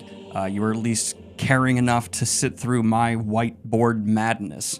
And so, I have linked down below a high-resolution image of this last battle map that I had paid an artist to take an existing Wheel of Time map they've done, add in some of these cool icons and details over top, and so you can go ahead and download it, use it as a phone wallpaper and computer wallpaper like I am, or get it printed out like I did, not charging anyone nothing. It's just a high-res image of this, which I had made for you all. Thank you so much. I love maps. I think they're the coolest thing ever, and link to the artist here. Their stuff is also all linked down below if you want to check out their shop and things. They do wonderful fantasy work, and I hope you enjoy. This is my favorite thing I've ever had made for a video. It's badass, and we're gonna go over a lot of the details soon. Remember, there are layers to this shit, but this kicks off the chapter, The Last Battle. And in the last battle, we have just everything happening all the time, everywhere, all at once. That's a great movie, you should watch it. But we are going to pick up with Elaine appearing at the field where all the armies are meeting and already just encountering a Drakkar attack. And to save soldiers from being taken by their keys, she creates a thunderclap and deafens everybody so they're able to successfully fight them off before she goes and meets with Matt and is questioning everything he's doing. Matt, your plan, what? And Matt tells everyone, shut up. I know there are dark friends all around us. Why? Because I know the story of the Wheel of Time. And so I'm gonna keep what I'm doing secret. I'm not gonna communicate very well for you. And this is one of the few instances where that's a good thing, all right? So do what I say. And so Galad, even at first, is questioning him, but overall, as they see him command battlefields through these horizontal gateways, which is a badass use of gateways, he wins them over. For example, we see the dragons are ordered to retreat right when Demandred arrives at the fields of Marilor with all of his Sharans, an incredibly large Shadow Spawn army. They were not given much time. The battle begins now. And we have all of our remaining forces of the light teamed up here with an overwhelming Dark Friend force, Dark Shadow Spawn force, Sharan's force descending on them post-haste. In addition to that, up at Shale Ghoul, things aren't looking great with Shadow turned Aiel and Shadow Spawn, including Darkhounds, just flooding the area that Avienda is trying desperately alongside Codswain and all these other wise ones to hold. And if there's one group of people who can hold out, it's the motherfucking Aiel. We get a detail that kind of makes it a bit understandable why some people in particular who are in the presence of Matt are beginning to doubt his ability to lead this slightly. Because he keeps saying things like, I'm treating this like gambling. And he's having a drink. He's matting it. I have no other way to put it aside from this is the last battle. The fate of the universe is in the balance. And the guy's like, hey, that servant girl who just gave me that drink's pretty cute. Yeah, send the soldiers. And I could use another drink. It's just, you know. But if you know Matt and you know how his brain works, him treating all of this randomly is exactly what you want. And we see as he is getting his forces into position, issuing strange commands like having this group of villagers go to try and make a dam break that the Shadow Spawn are making so they can cross a river. It's just all strange because those were refugees and they actually got butchered in front of some people and now they're not happy. You killed them because of your stupidity! And unfortunately, when Demandred is arriving, we also see Gawain starts trying to think, which is bad for everybody. And he decides, well, I have these rings that Seanchan wear that make them kind of shadowy and a bit faster. What if I put all three on, not knowing the side effects of doing that, and charge Demandred alone as an assassin? You know, one telepathically linked to the Amerlin seats that if I die, she'll go mad. That's what happened when we let Gawain think. Dumb Gawain, bad. And this goes exactly as you'd think. He tries to go fight Demandred, and Demandred just beats the piss out of him and doesn't even bother killing him, just mortally wounds him and sends him off like, go tell people to send something better than that.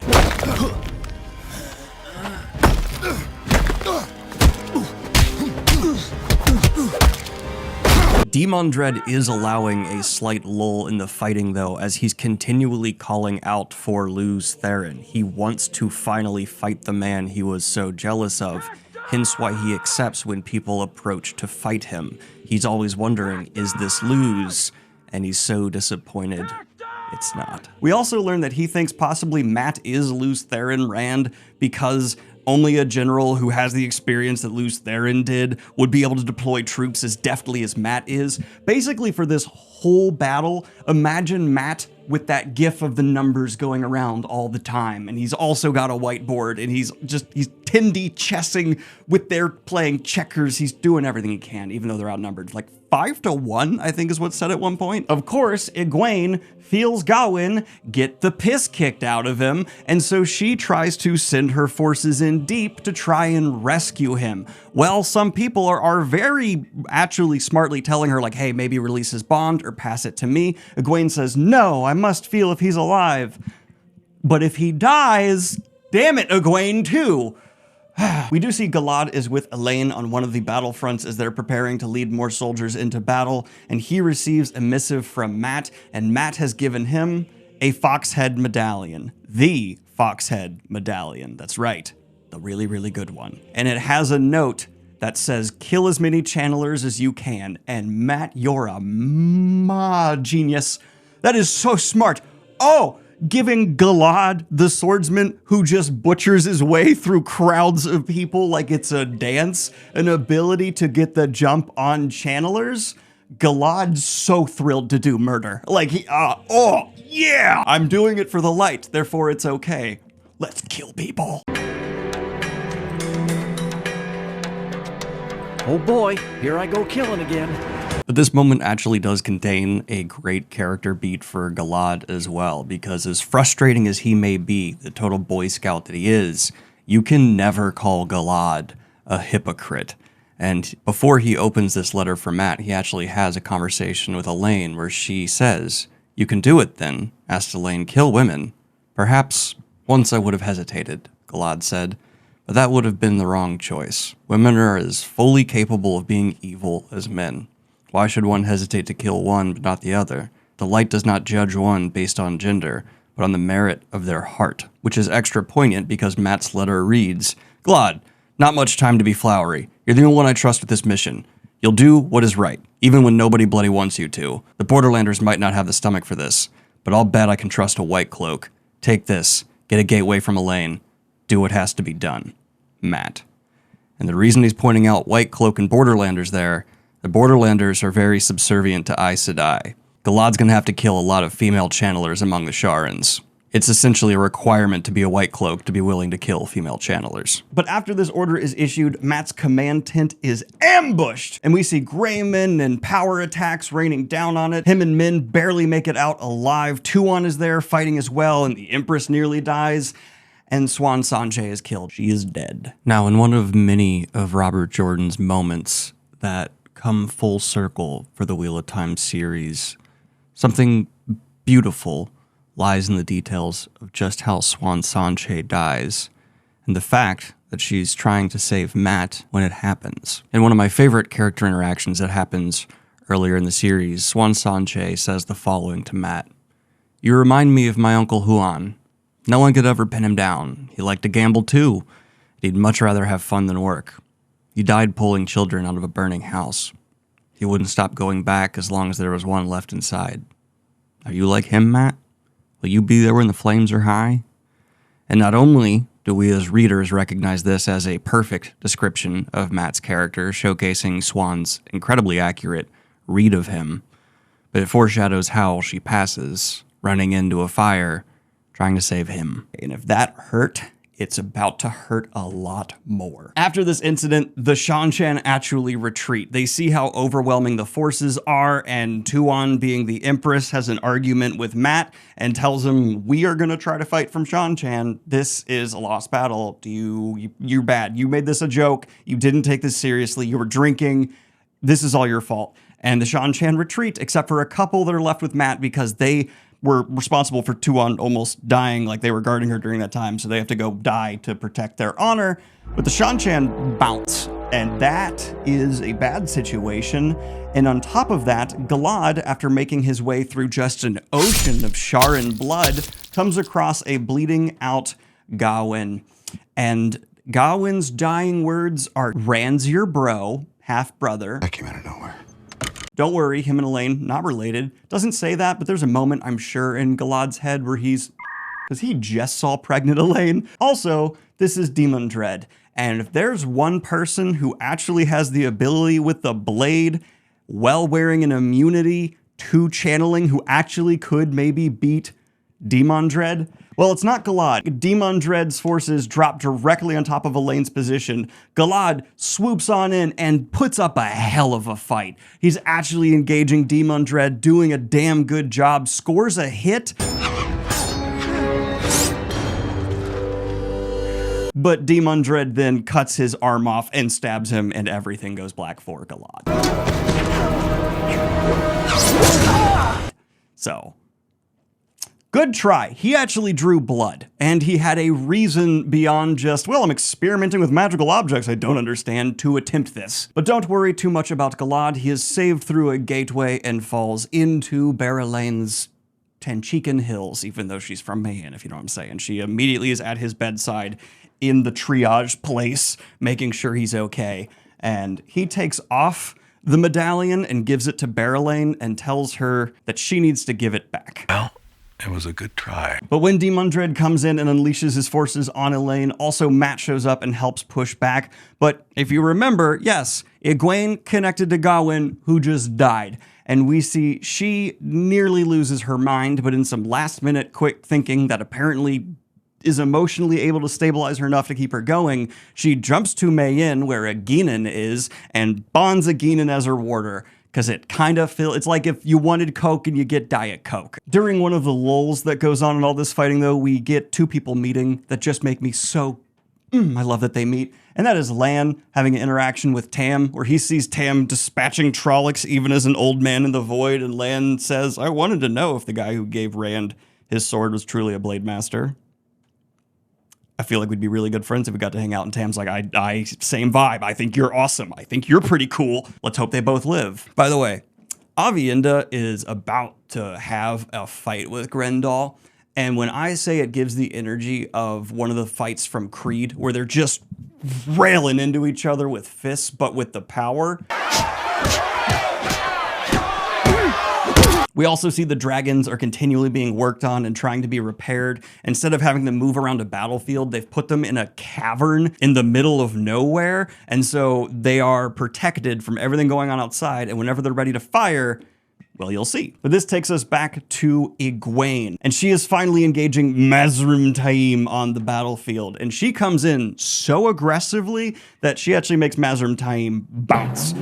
He nearly gets killed by Egwene, who is losing her mind now that Gawain's dead, just out on the battlefield. No strategy, reckless charging. But Demondred takes a really powerful Tirangriel he's been using and hands it to Mazrim Taim, specifically saying, if you try to use that on me, it is triggered to me and it will not be used to hurt me and I'll kill you, but use that to kill her. Use Balefire. He actually says that. And so Mazrim Taim comes back, and the leader of the corrupted Black Tower has an official showdown with the Amerlin seat of the White Tower. And with this Tirangriel, Mazrim Taim is just devastating the battlefield. He's unleashing so much Balefire that reality is breaking.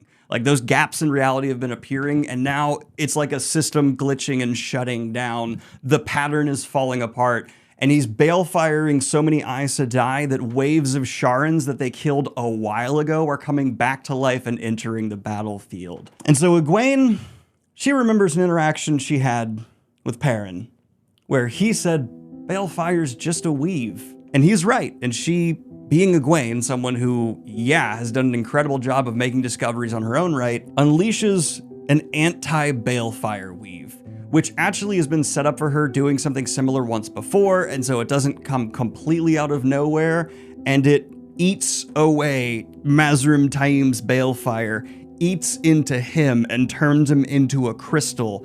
But she had to use so much of the one power, despite being incredibly powerful as a channeler, that she realizes if she lets go of the source, she'll have burned herself out. And so she screams for all of the Aes Sedai around her to retreat, and she keeps drawing.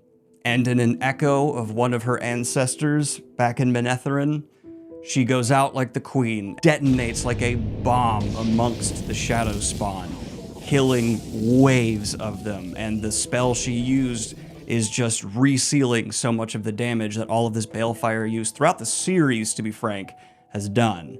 And the weave is called the Flame of Tarvalin, and with it, Egwene dies. Watch for the light, Egwene whispered.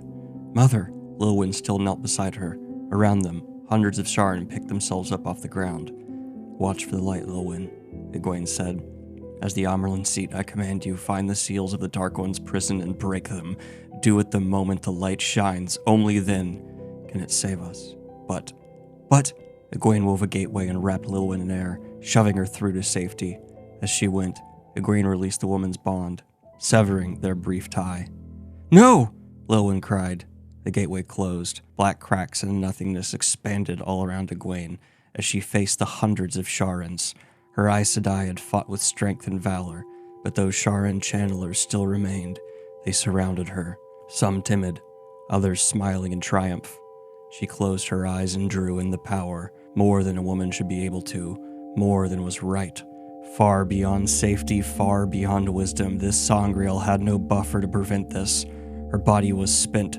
She offered it up and became a column of light, releasing the flame of Tarvalin into the ground beneath her and high into the sky. The power left her in a quiet, beautiful explosion, washing across the Sharans and sealing the cracks created by her fight with Mahale. Egwene's soul separated from her collapsing body and rested upon the wave, riding it into the light. Egwene died. Rand screamed in denial, in rage, in sorrow. Not her, not her! The dead are mine. Shaitan! Rand yelled, "Not her! I will kill them all, adversary." Rand bent over, squeezing his eyes shut. "I will protect you," he thought. "Whatever else happens, I will see you safe. I swear it, I swear it." Oh, light. Egwene's name joined the list of the dead. The list continued to grow, thundering in his mind. His failures, so many failures. He shouldn't have been able to save them.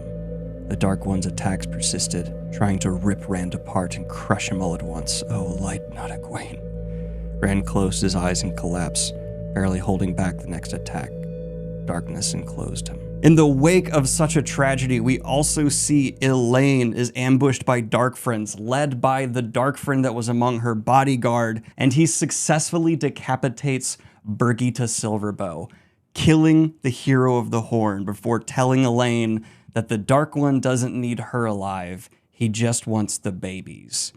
And he's happy when Elaine starts screaming no. The pronouncement of Egwene's death sends tremors through the forces of the light because while she just took out a new Forsaken, things are looking bad.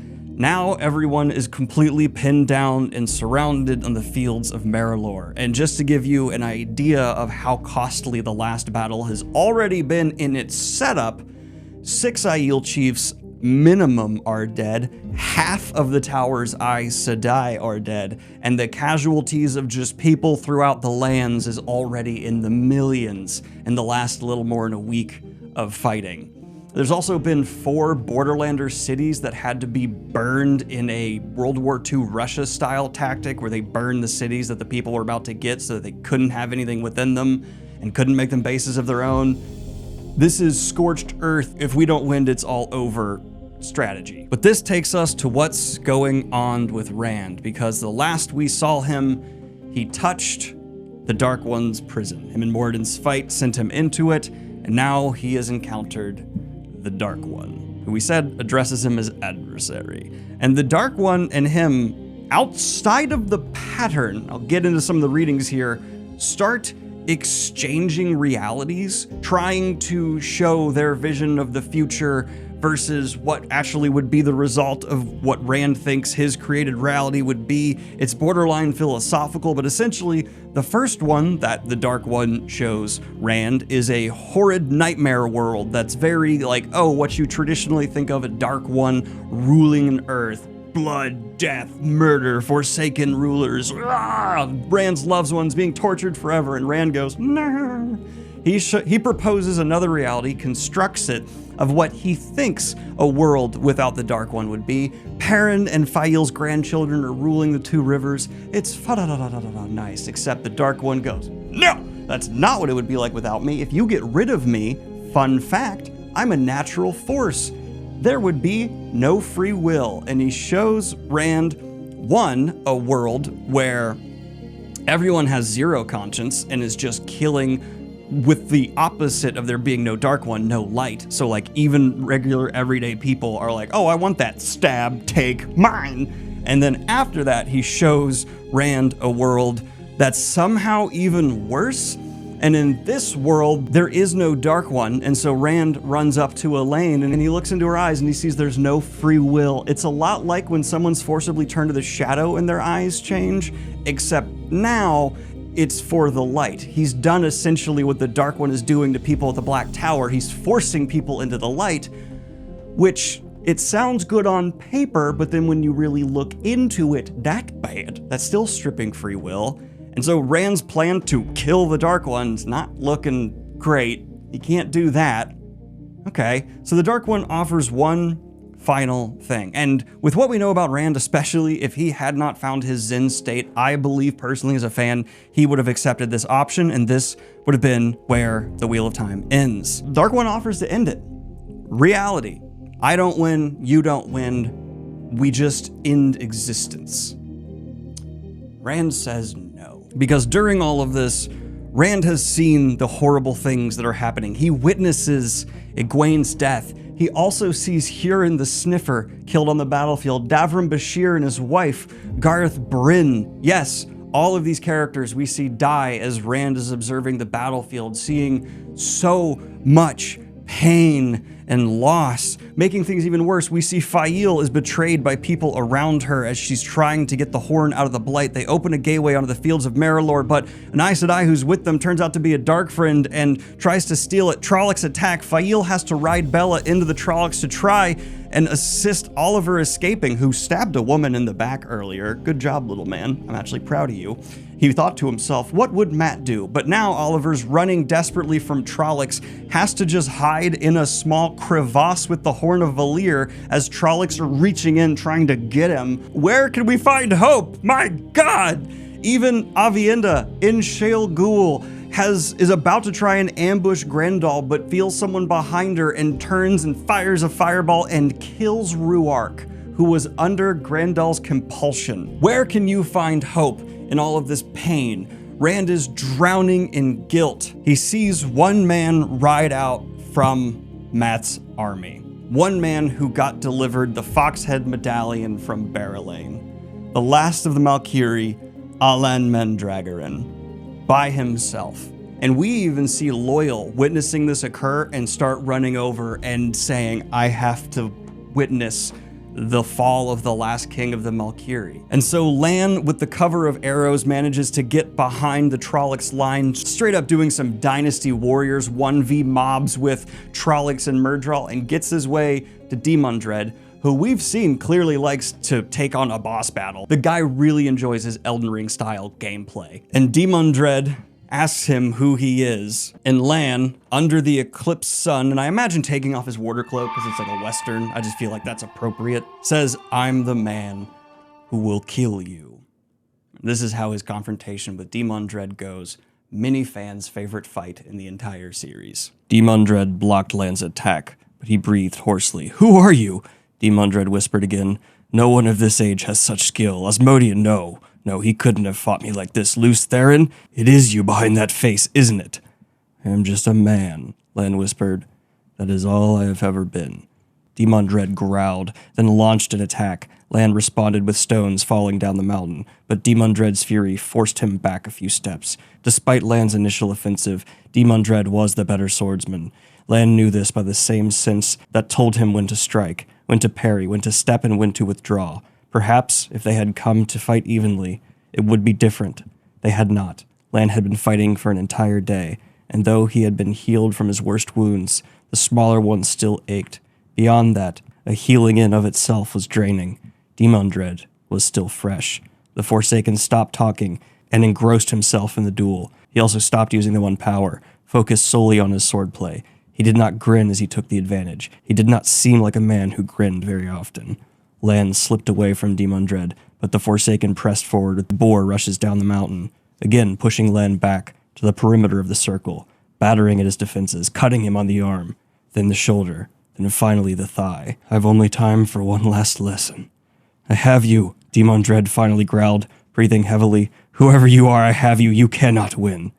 You didn't listen to me, Lan whispered. One last lesson. The hardest. Demon struck, and Lan saw his opening. Lan lunged forward, placing Demon sword point against his own side and ramming himself forward onto it. I did not come here to win, Lan whispered, smiling. I came here to kill you. Death is lighter than a feather. Demon eyes opened wide, and he tried to pull back. Too late, Lan's sword took him straight through the throat. The world grew dark as Lan slipped backward off the sword. He felt Nynaeve's fear and pain as he did, and he sent his love to her. Now, before we get to the reaction to this, I want to tell you what Tom's doing, because we have this wonderful sequence where Tom is standing outside the Dark One's prison. He's observing everyone dying in Shale Ghul, Darkhounds tearing their way through Aiel. It's not looking good. And I just like to imagine this happening in slow motion, because he's thinking to himself, there are no words, even to him, a professional wordsmith, a gleeman, to describe the horror, the terror around him, except there's a positive word that does. Because if the light wins, if they manage to eke out a victory by the skin of their teeth, this will have been exquisite. It's breathtaking. We see Cadswain trying to get into the cave to help Rand, and as she walks past Tom, he throws a knife and kills her because that was an imposter, obviously. They never get the walk right, he thinks to himself, as he lights his pipe. Gets ready to watch the world end. YouTube, that was water vapor. It was water vapor. Look at these eyes, water vapor. Rand, still outside of the pattern, finally hears a voice, whom he had sworn himself to protect. You fool, her voice in his head, fond but sharp. Egwene? Am I not allowed to be a hero too? He felt peace. It's not that. You march to your death, yet you forbid anyone else from doing so. Let go, Rand. Let us die for what we believe, and do not try to steal that from us. You have embraced your death. Embrace mine. Tears leaked from the corners of his eyes. I'm sorry, he whispered. Why? I've failed. No, not yet you haven't. The Dark One flayed him. He huddled before that vast nothingness, unable to move. He screamed in agony. And then he let go. He let go of the guilt. He let go of the shame for having not saved Egwene and all the others. He let go of the need to protect her, to protect all of them. He let them be heroes. Names streamed from his head. Egwene, Hirin, Bashir, Isan of the Chari Nail, Samora, and thousands more, one by one, first slowly, but with increasing speed. He counted backward through the list he had once maintained in his head. The list had once been only women, but had grown to include everyone he knew that died for him. He hadn't realized how large it had become, how much he had let himself carry. The names ripped from him like physical things, like doves of flight, and each one carried away a burden. Weight vanished from his shoulders. His breathing grew steadier. It was as if Perrin had come with his hammer and shattered 1,000 chains that had been dragging behind Rand. Ilyena was last. We are reborn, Rand thought, so we can do better the next time. So do better. He opened his eyes and placed his hands before him, palms against the blackness that felt solid, his self that had fuzzed, becoming indistinct as the Dark One ripped at it, pulled together. He placed his other arm down, then heaved himself to his knees. And then Rand al'Thor, the Dragon Reborn, stood up once again to face the shadow, surrounded by all time and nothing at the same time. His body still stood in the cave of Shale Ghul, locked in that moment of battle against Moradin. But his soul was here. He existed in this place that was not, this place outside of the pattern, this place where evil was born. He looked into it and he knew it. The Dark One was not a being but a force, an essence as wide as the universe itself, which Rand could now see in complete detail. Planets, stars in their multitudes, like the motes of a bonfire. Dark One still strove to destroy him. Rand felt strong despite the attacks, relaxed, complete. With his burden gone, he could fight again. He held himself together. It was difficult, but he was victorious. Rand stepped forward. The darkness shuddered. It quivered, vibrated, as if disbelieving. I destroyed them. The Dark One was not a being. It was the darkness between them, between light, between moments, between eye blinks. All is mine this time. It was ever meant to be. It will ever be. Rand saluted those who died, the blood running across the rocks, the weeping of those who witnessed others fall. The shadow threw all of it at Rand, intent on Rand's destruction, but it did not destroy him. We will never give in, Rand whispered. I will never give in. The vast shadow thundered and shook. It sent jolts through and across the world. The ground rent, the laws of nature fractured, swords turned against their owners, food spoiled, rocks turned to mud. It came upon Rand again, the force of nothingness itself trying to pull him apart. The strength of the attack did not lessen, and yet, suddenly, it felt like an idle buzzing.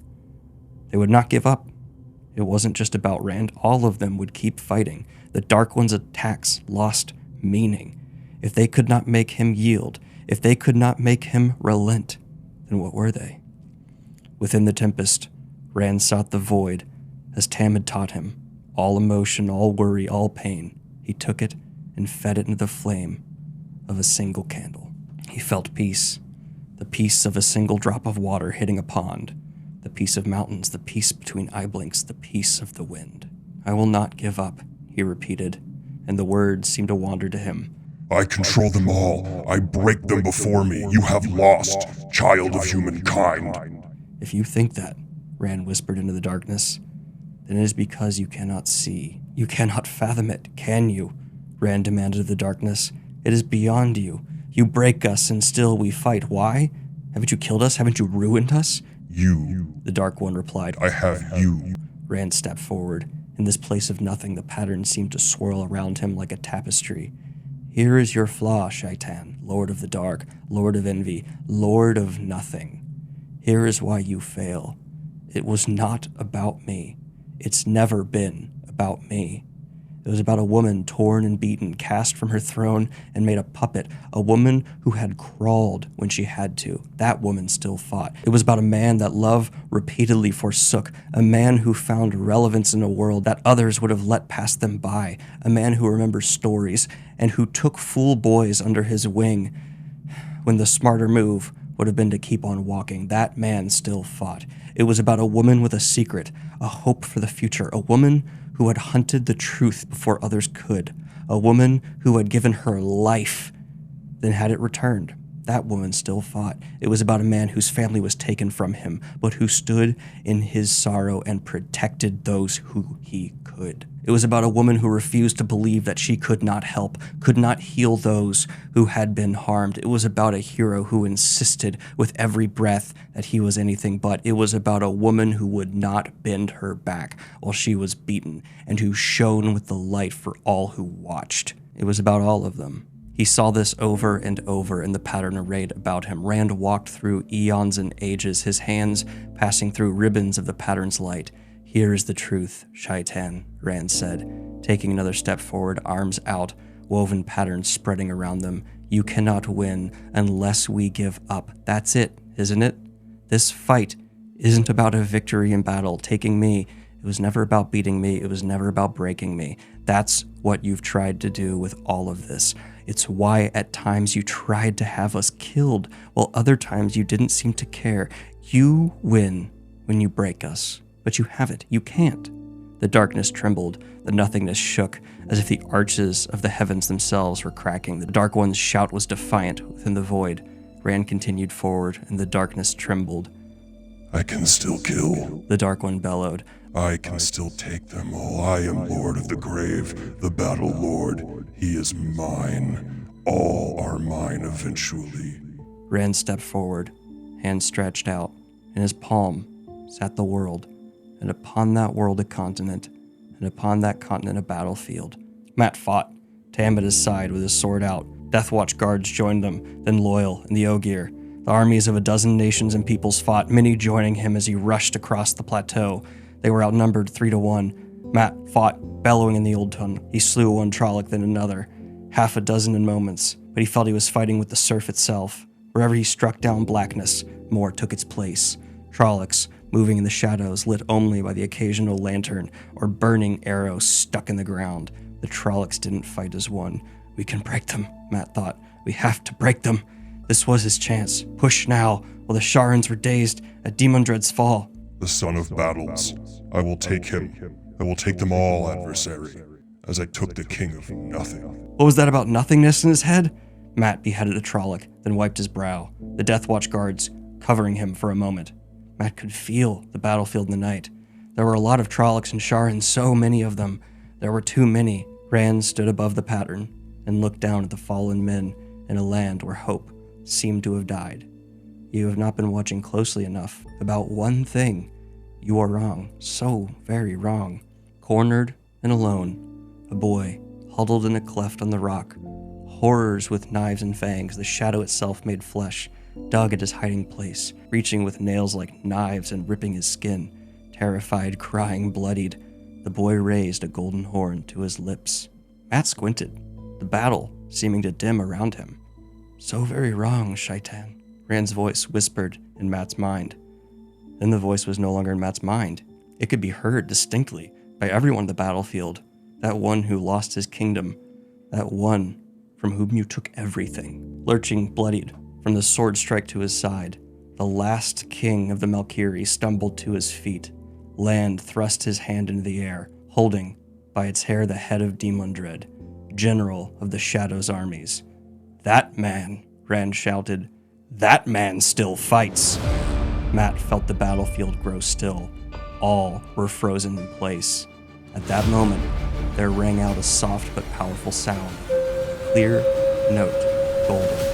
One long tone that encompassed everything. The sound of the horn, pure and beautiful. Matt had heard that sound before. "You think I will retreat?" the Dark One asked. The thing that spoke those words was something that Rand could never truly comprehend. Even seeing the universe in its entirety did not allow him to understand evil itself. "I never expected you to retreat," Rand said. "I believe you incapable of it. I wish you could see. No, why it is you continue to lose." The Dark One seethed with the boiling anger that Rand felt in this place as a physical force. "You should not be surprised," Rand said. "When have you ever inspired the best in them? You cannot. It is outside your power, Shaitan. Your mission will never fight on when hope is lost. They will never stand, because doing so is right.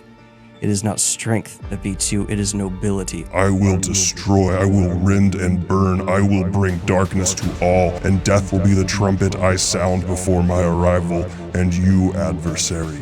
Others may escape, but you will die. You must know this." "I do, Shaitan," Rand said softly. "I embrace it, for death is, and always has been, lighter than a feather.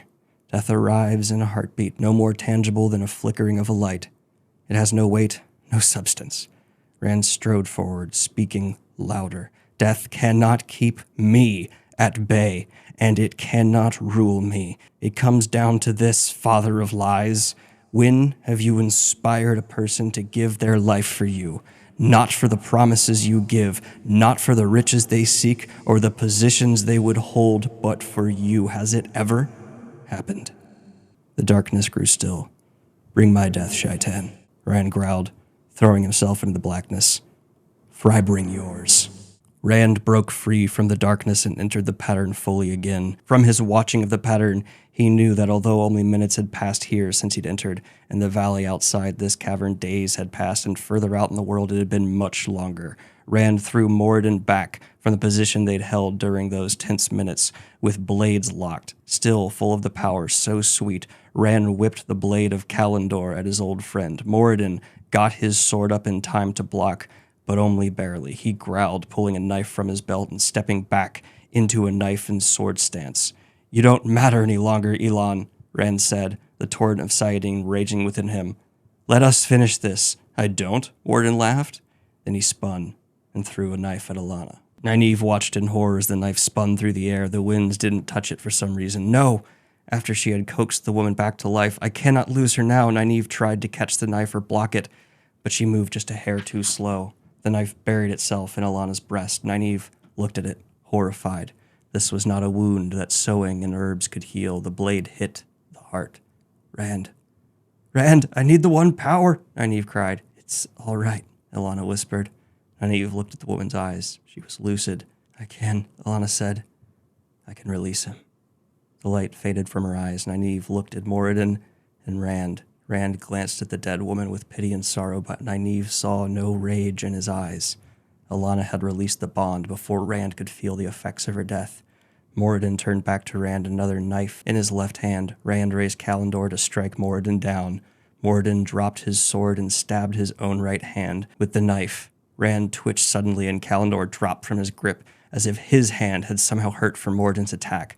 The glow emanating from the blade winked out, and the crystallite blang rang as it hit the ground. Moradin scooped Kalendor up off the floor. It burst alight with the one power. Rand stumbled away, holding his aching hand to his chest. Moradin laughed, raising the weapon high. "You are mine, Lews Therin. You are finally mine. He trailed off, then looked up at the sword, perhaps in awe. "It can amplify the true power." "A true power, Sangreal. How? Why?" He laughed louder. A maelstrom churned about him. "Channeling the true power is death here, Elon," Rand yelled. "It will burn you to a cinder." "It is oblivion," Moradin yelled. "I will know the release, Lews Therin. I will take you with me." The sword's glow turned a violent crimson. Rand could feel the power emanating from Moradin as he drew in the true power. This was the most dangerous part of the plan. Men had figured it out. Kalendor had such flaws, such incredible flaws, created so that a man using it needed women to control him, created so that if Rand used it, others could take control of him. Why was Rand to need a weapon with such flaws? Why did the prophecies mention it so? A sangreal of the true power. Why would he ever need such a thing? The answer was so simple. Now, Rand yelled. Nynaeve and Moraine channeled together, exploiting the flaw in Kalendor. As Moradin tried to bring it to bear against Rand, wind whipped in the tunnel. The ground quivered and Moradin yelled, eyes going wide. They took control of him. Kalendor was flawed. Any man using it could be forced to link with women, to be placed in their control. A trap, and one he used on Moradin. Link, Rand commanded. They fed it to him. Power. Sayadar from the women, the true power from Moradin, and Sayadine from Rand. Moradin, channeling the true power here, threatened to destroy them all, but they buffered it with Sayadine and Sayadar. They directed all three at the Dark One. Rand punched through the blackness there and created a conduit of light and darkness, turning the Dark One's own essence upon him. Rand felt the Dark One beyond his immensity, space, size, time. Rand understood how these things could be irrelevant now. With a bellow, three powers coursing through him, blood streaming down his side, the dragon reborn raised a hand of power and seized the Dark One through the bore like a man reaching through water to grab the prize at a river's bottom. The Dark One tried to pull back, but Rand's claw was gloved by the true power. The enemy could not taint Sayadine again. The Dark One tried to withdraw the true power from Moradin, but the conduit flowed too freely, too powerfully to shut off now, even for Shaitan himself. So it was that Rand used the Dark One's own essence channeled in its full strength. He held the Dark One tightly, like a dove in the grip of a hawk, and light exploded from him.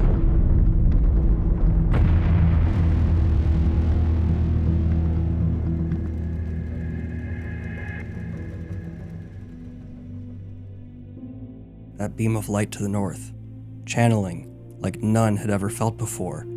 Not even at the cleansing, such power. It's happened, Gabriel said, stepping up to Logain. Logain reached to his belt, then took 3 items from his pouch, discs, half white, half black. The nearby Ashaman turned toward him, pausing and healing, and comforting the people. Do it, Gabriel said. Do it, Sealbreaker. Logain snapped the once unbreakable seals one by one, and dropped the pieces to the ground.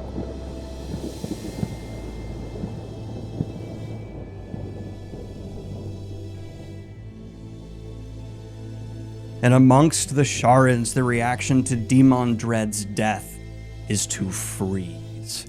He made himself, in his own hubris, their god, their prophet, their leader, and now he is fallen.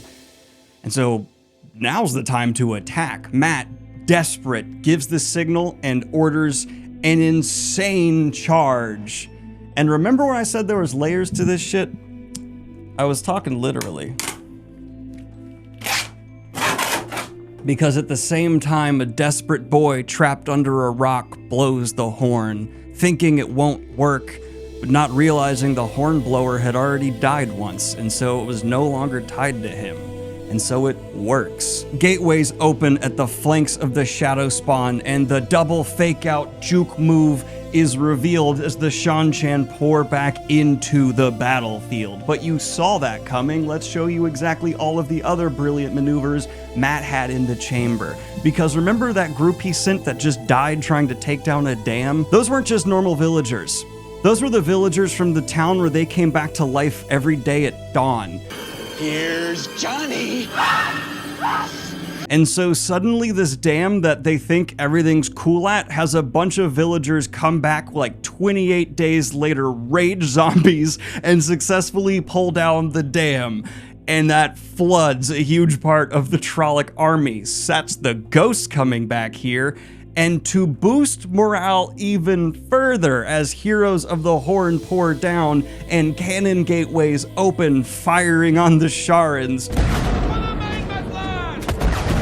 We also see Landman Dragarin stand amongst the Sharans holding Demon Dread's severed head. The tides have turned. Are you gonna detained! Aviendha begins her insane fight with Grandal, and I want to give this the time it's due because I don't see it talked about enough in the fandom. We've had a lot of people fight Forsaken in this series, but rarely do the Forsaken actually have 100% stand up, equal grounds, let's do this duke out fight. It's ambushes, hit and runs, or somehow they're depowered, or it's in the world of dreams. Aviendha and Grandal have a slugfest against each other. Aviendha's feet are ground like a blender at one point. Aviendha is about to lose, too weak to even pull out her knife, but tries to untie a gate. Oh. Wella wella boom, baby! And she detonates a gateway as Grandal is trying to compulse her, so her compulsion goes wrong. Aviendha rolls up and finds Grandal there, accidentally compulsing herself to be a servant to Aviendha. Aviendha just gained one of the Forsaken as a... Aviendha kicked Grandal's ass so hard, Grandal now serves her. That is a factual statement. Yeah, go get some! Damn! Maybe the most impressive Forsaken fight that's just not talked about enough. Birgitta Silverbow, brought back by the horn, emerges from the mist and shoots the Dark Friend who's holding the copy of the Foxhead medallion he stole against Elaine. I'm back and I got all my memories again. Noise. That's my impression of Birgitta Silverbow. Noise. Though there was a beat in the story where they're trying to make you think the Seanchan won't return because Min is witnessing a few of the people be like, maybe we shouldn't go back and try to defend from Seanchan, and she suspects one of them being a Dark Friend, does a really clever double ploy where Min keeps an eye on the Seanchan she's pretty sure is a Dark Friend and goes, I think there's a spy among us, a Dark Friend. And that woman tenses. And, you know, maybe that's a normal reaction. Accusation of Dark Friend. And Min goes, it's this woman over here. And then she sees the Dark Friend relax and goes, you, wham! Double fake duke, juke, book. And then she tells the Seanchan, we are going back. I see the future. Listen to me. Even Malgideon, who tries to put a fake face on to mimic being Demon Dread, instead ends up just turning around as she's rallying troops and seeing a cannon right here. And Telmanis yells, fire! And the final piece of news that I bet some of you have forgotten even about at this point, Perrin wakes up. He has been asleep this whole time. And now it's time to take you to the climax board. I'm just gonna embrace it. It's the best name for that thing. Perrin re-enters the dream world where he finds Gaul. Apparently it's only been like an hour until I run Riyadh by Shale Ghul, because remember, time shenanigans. But he finds Gaul, who is still trying to harass Slayer as much as possible. And Slayer is saying that he's king of Tel Riyadh, better than the Forsaken, setting Perrin up for a one-liner, like such low-hanging fruit. Perrin walks into the dream world, goes, you're no king, except like Perrin and cool. And then he finally has another fight with Slayer, where Perrin figures out, after seeing Slayer do it, how to will himself in and out of the dream world physically in an instant, meaning he is able to just flicker in and out. And so him and Slayer are fighting between realms amongst the Darkhounds and Aiel that are at Shale Ghul. And finally, Perrin manages to bring the hammer down and destroys that man. He kills Slayer and it feels great.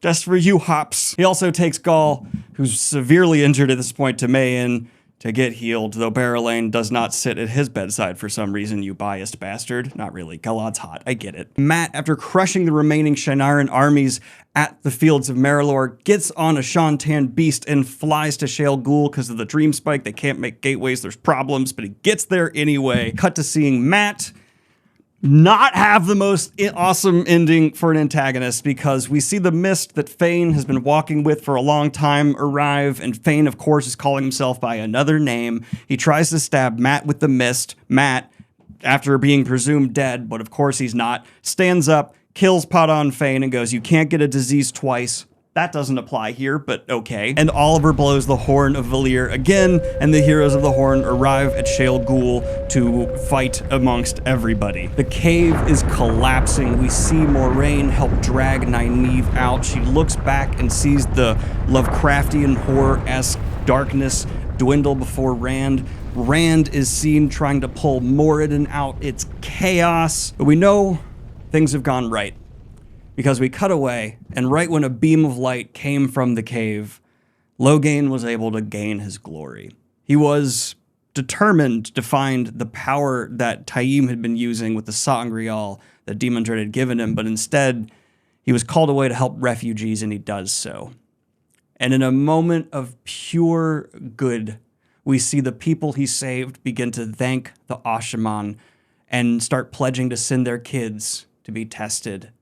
The damage the Dark One had done is fully healed because of Logain's actions. Not only is he the seal breaker and broke the seals on the Dark One's prison after they were handed to him, but now he is the one who shows the future can be unified. We also see in the dream world, as all of this was going down, Lanfear tried to compulse Perrin into betraying the light and killing Nynaeve, but he was able to use his will, his strength, to overcome it, and compulsions just to weave it as well. He then walks up to Lanfear and breaks her neck before running off and trying to find Fail. Rand is found amongst the rubble, but he's dying. There is an immediate triage-esque tent trying to stabilize him, keep him alive, but he's slipping away. During this time, we cut to other characters' perspectives. We see Loyal is trying to get accounts of the battle. He ends up getting yelled at because this isn't the time. Matt meets with Tuon and finds out she's pregnant. They end up watching fireworks that are being set off in celebration. The clashing of tones at the end here is so perfect. I've always kind of imagined it like a long, steady take where you got to scene and there's joy, there's sobbing, there's pain. They're trying to stabilize Rand. There's shock, just every feeling that could be imagined as the last battle has ended. And it almost feels like the chaos in the aftermath of the last battle is even greater than the last battle itself. And I think that is truly a perfect encapsulation of what this would truly be like, right? You want to say, oh, the day is won and it's simple and easy, but it never actually is. Birgitta fades away next to Elaine, saying that she is being reborn. The final surviving Forsaken, Moghedien, is trying to slip away, but a Seanchan Suldam decides just one more Damani won't be missed. And we see a collar put on her neck before Moghedien is dragged back to Ebu Dar. I also take that as a sign as there's going to be trouble with the Seanchan in the future because they're already bending/breaking rules. Talk about it. No, we won't. That's not addressed in the Wheel of Time, and so we won't. Let's talk about the end, though. Perrin successfully finds a bleeding and near-death Fail and brings her back to this catastrophe of a victory. She's managed to be healed and stabilized. About the same time, it's announced by Nynaeve that Rand al'Thor has died and he's gone. The dragon prophecy is officially fulfilled. A pyre is made and Tam al'Thor asks for it to be a small funeral, knowing that Rand was a boy from the Two Rivers. He wouldn't want some king's farewell or anything, and so just the closest to him, his lovers, his best friends, his father, Tom Marilyn, Lan, they come and light his body on fire. It's Tam who reverently begins the blaze, sending off his son. But Aviendha, Min, and Elaine don't seem that distraught. Something's wrong there, and Cadsuane can absolutely tell. Strange. Also, we cut to Moradin's body, the guy who looks so much like Rand that wanted to die. Except this is Rand al'Thor in a body much like his own, with both hands, no permanent wound, and no Sayadin. He traded bodies with Moradin. And Rand al'Thor gets up, not in pain, and sneaks out the back flap of a tent, pulls a pipe, doesn't have Sayadin, he can't light it. He sees Cadsuane staring at him, thanks her for not giving him away, steals a horse, and wills the pipe to light, and it does. And he rides off into an actual sunset, thinking about the 3 women he loves, and he gets to live a life of solitude where no one knows he's the Dragon Reborn. He gets to go be a farmer, who apparently now has the ability to will reality to be what he wants. And the ending to the Wheel of Time reads, Rand just had not had the leisure to have a real look at much of the world. That will be new, he thought, traveling without being chased, or having to rule here or there, traveling where he could just sleep in a barn in exchange for splitting some firewood. He thought about that and found himself laughing, riding on south and smoking his impossible pipe. And as he did so, a wind rose up around him, around the man who had been called Lord, Dragon Reborn, King, Killer, Lover, and Friend. The wind rose high and free, to soar in an open sky with no clouds. It passed over a broken landscape scattered with corpses not yet buried, a landscape covered at the same time with celebrations. It tickled the branches of trees that had finally begun to put forth buds. The wind blew southward, through knotted forests, over shimmering plains, and towards lands unexplored. This wind, it was not the ending. There are no endings and never will be endings to the turning of the wheel of time, but it was an ending.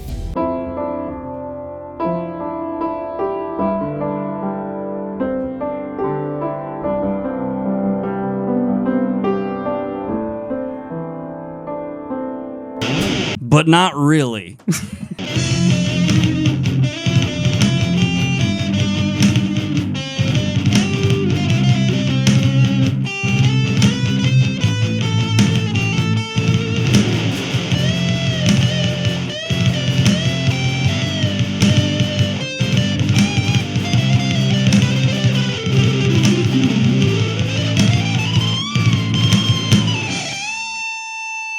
Wait. What are you still doing here? Oh, you want to know what this is about? Lanfear lived. Brandon Sanderson confirmed it. They were in the dream world. She just made an illusion for Perrin. The one witness that Rand would trust no matter what. Of course she lived. Lanfear.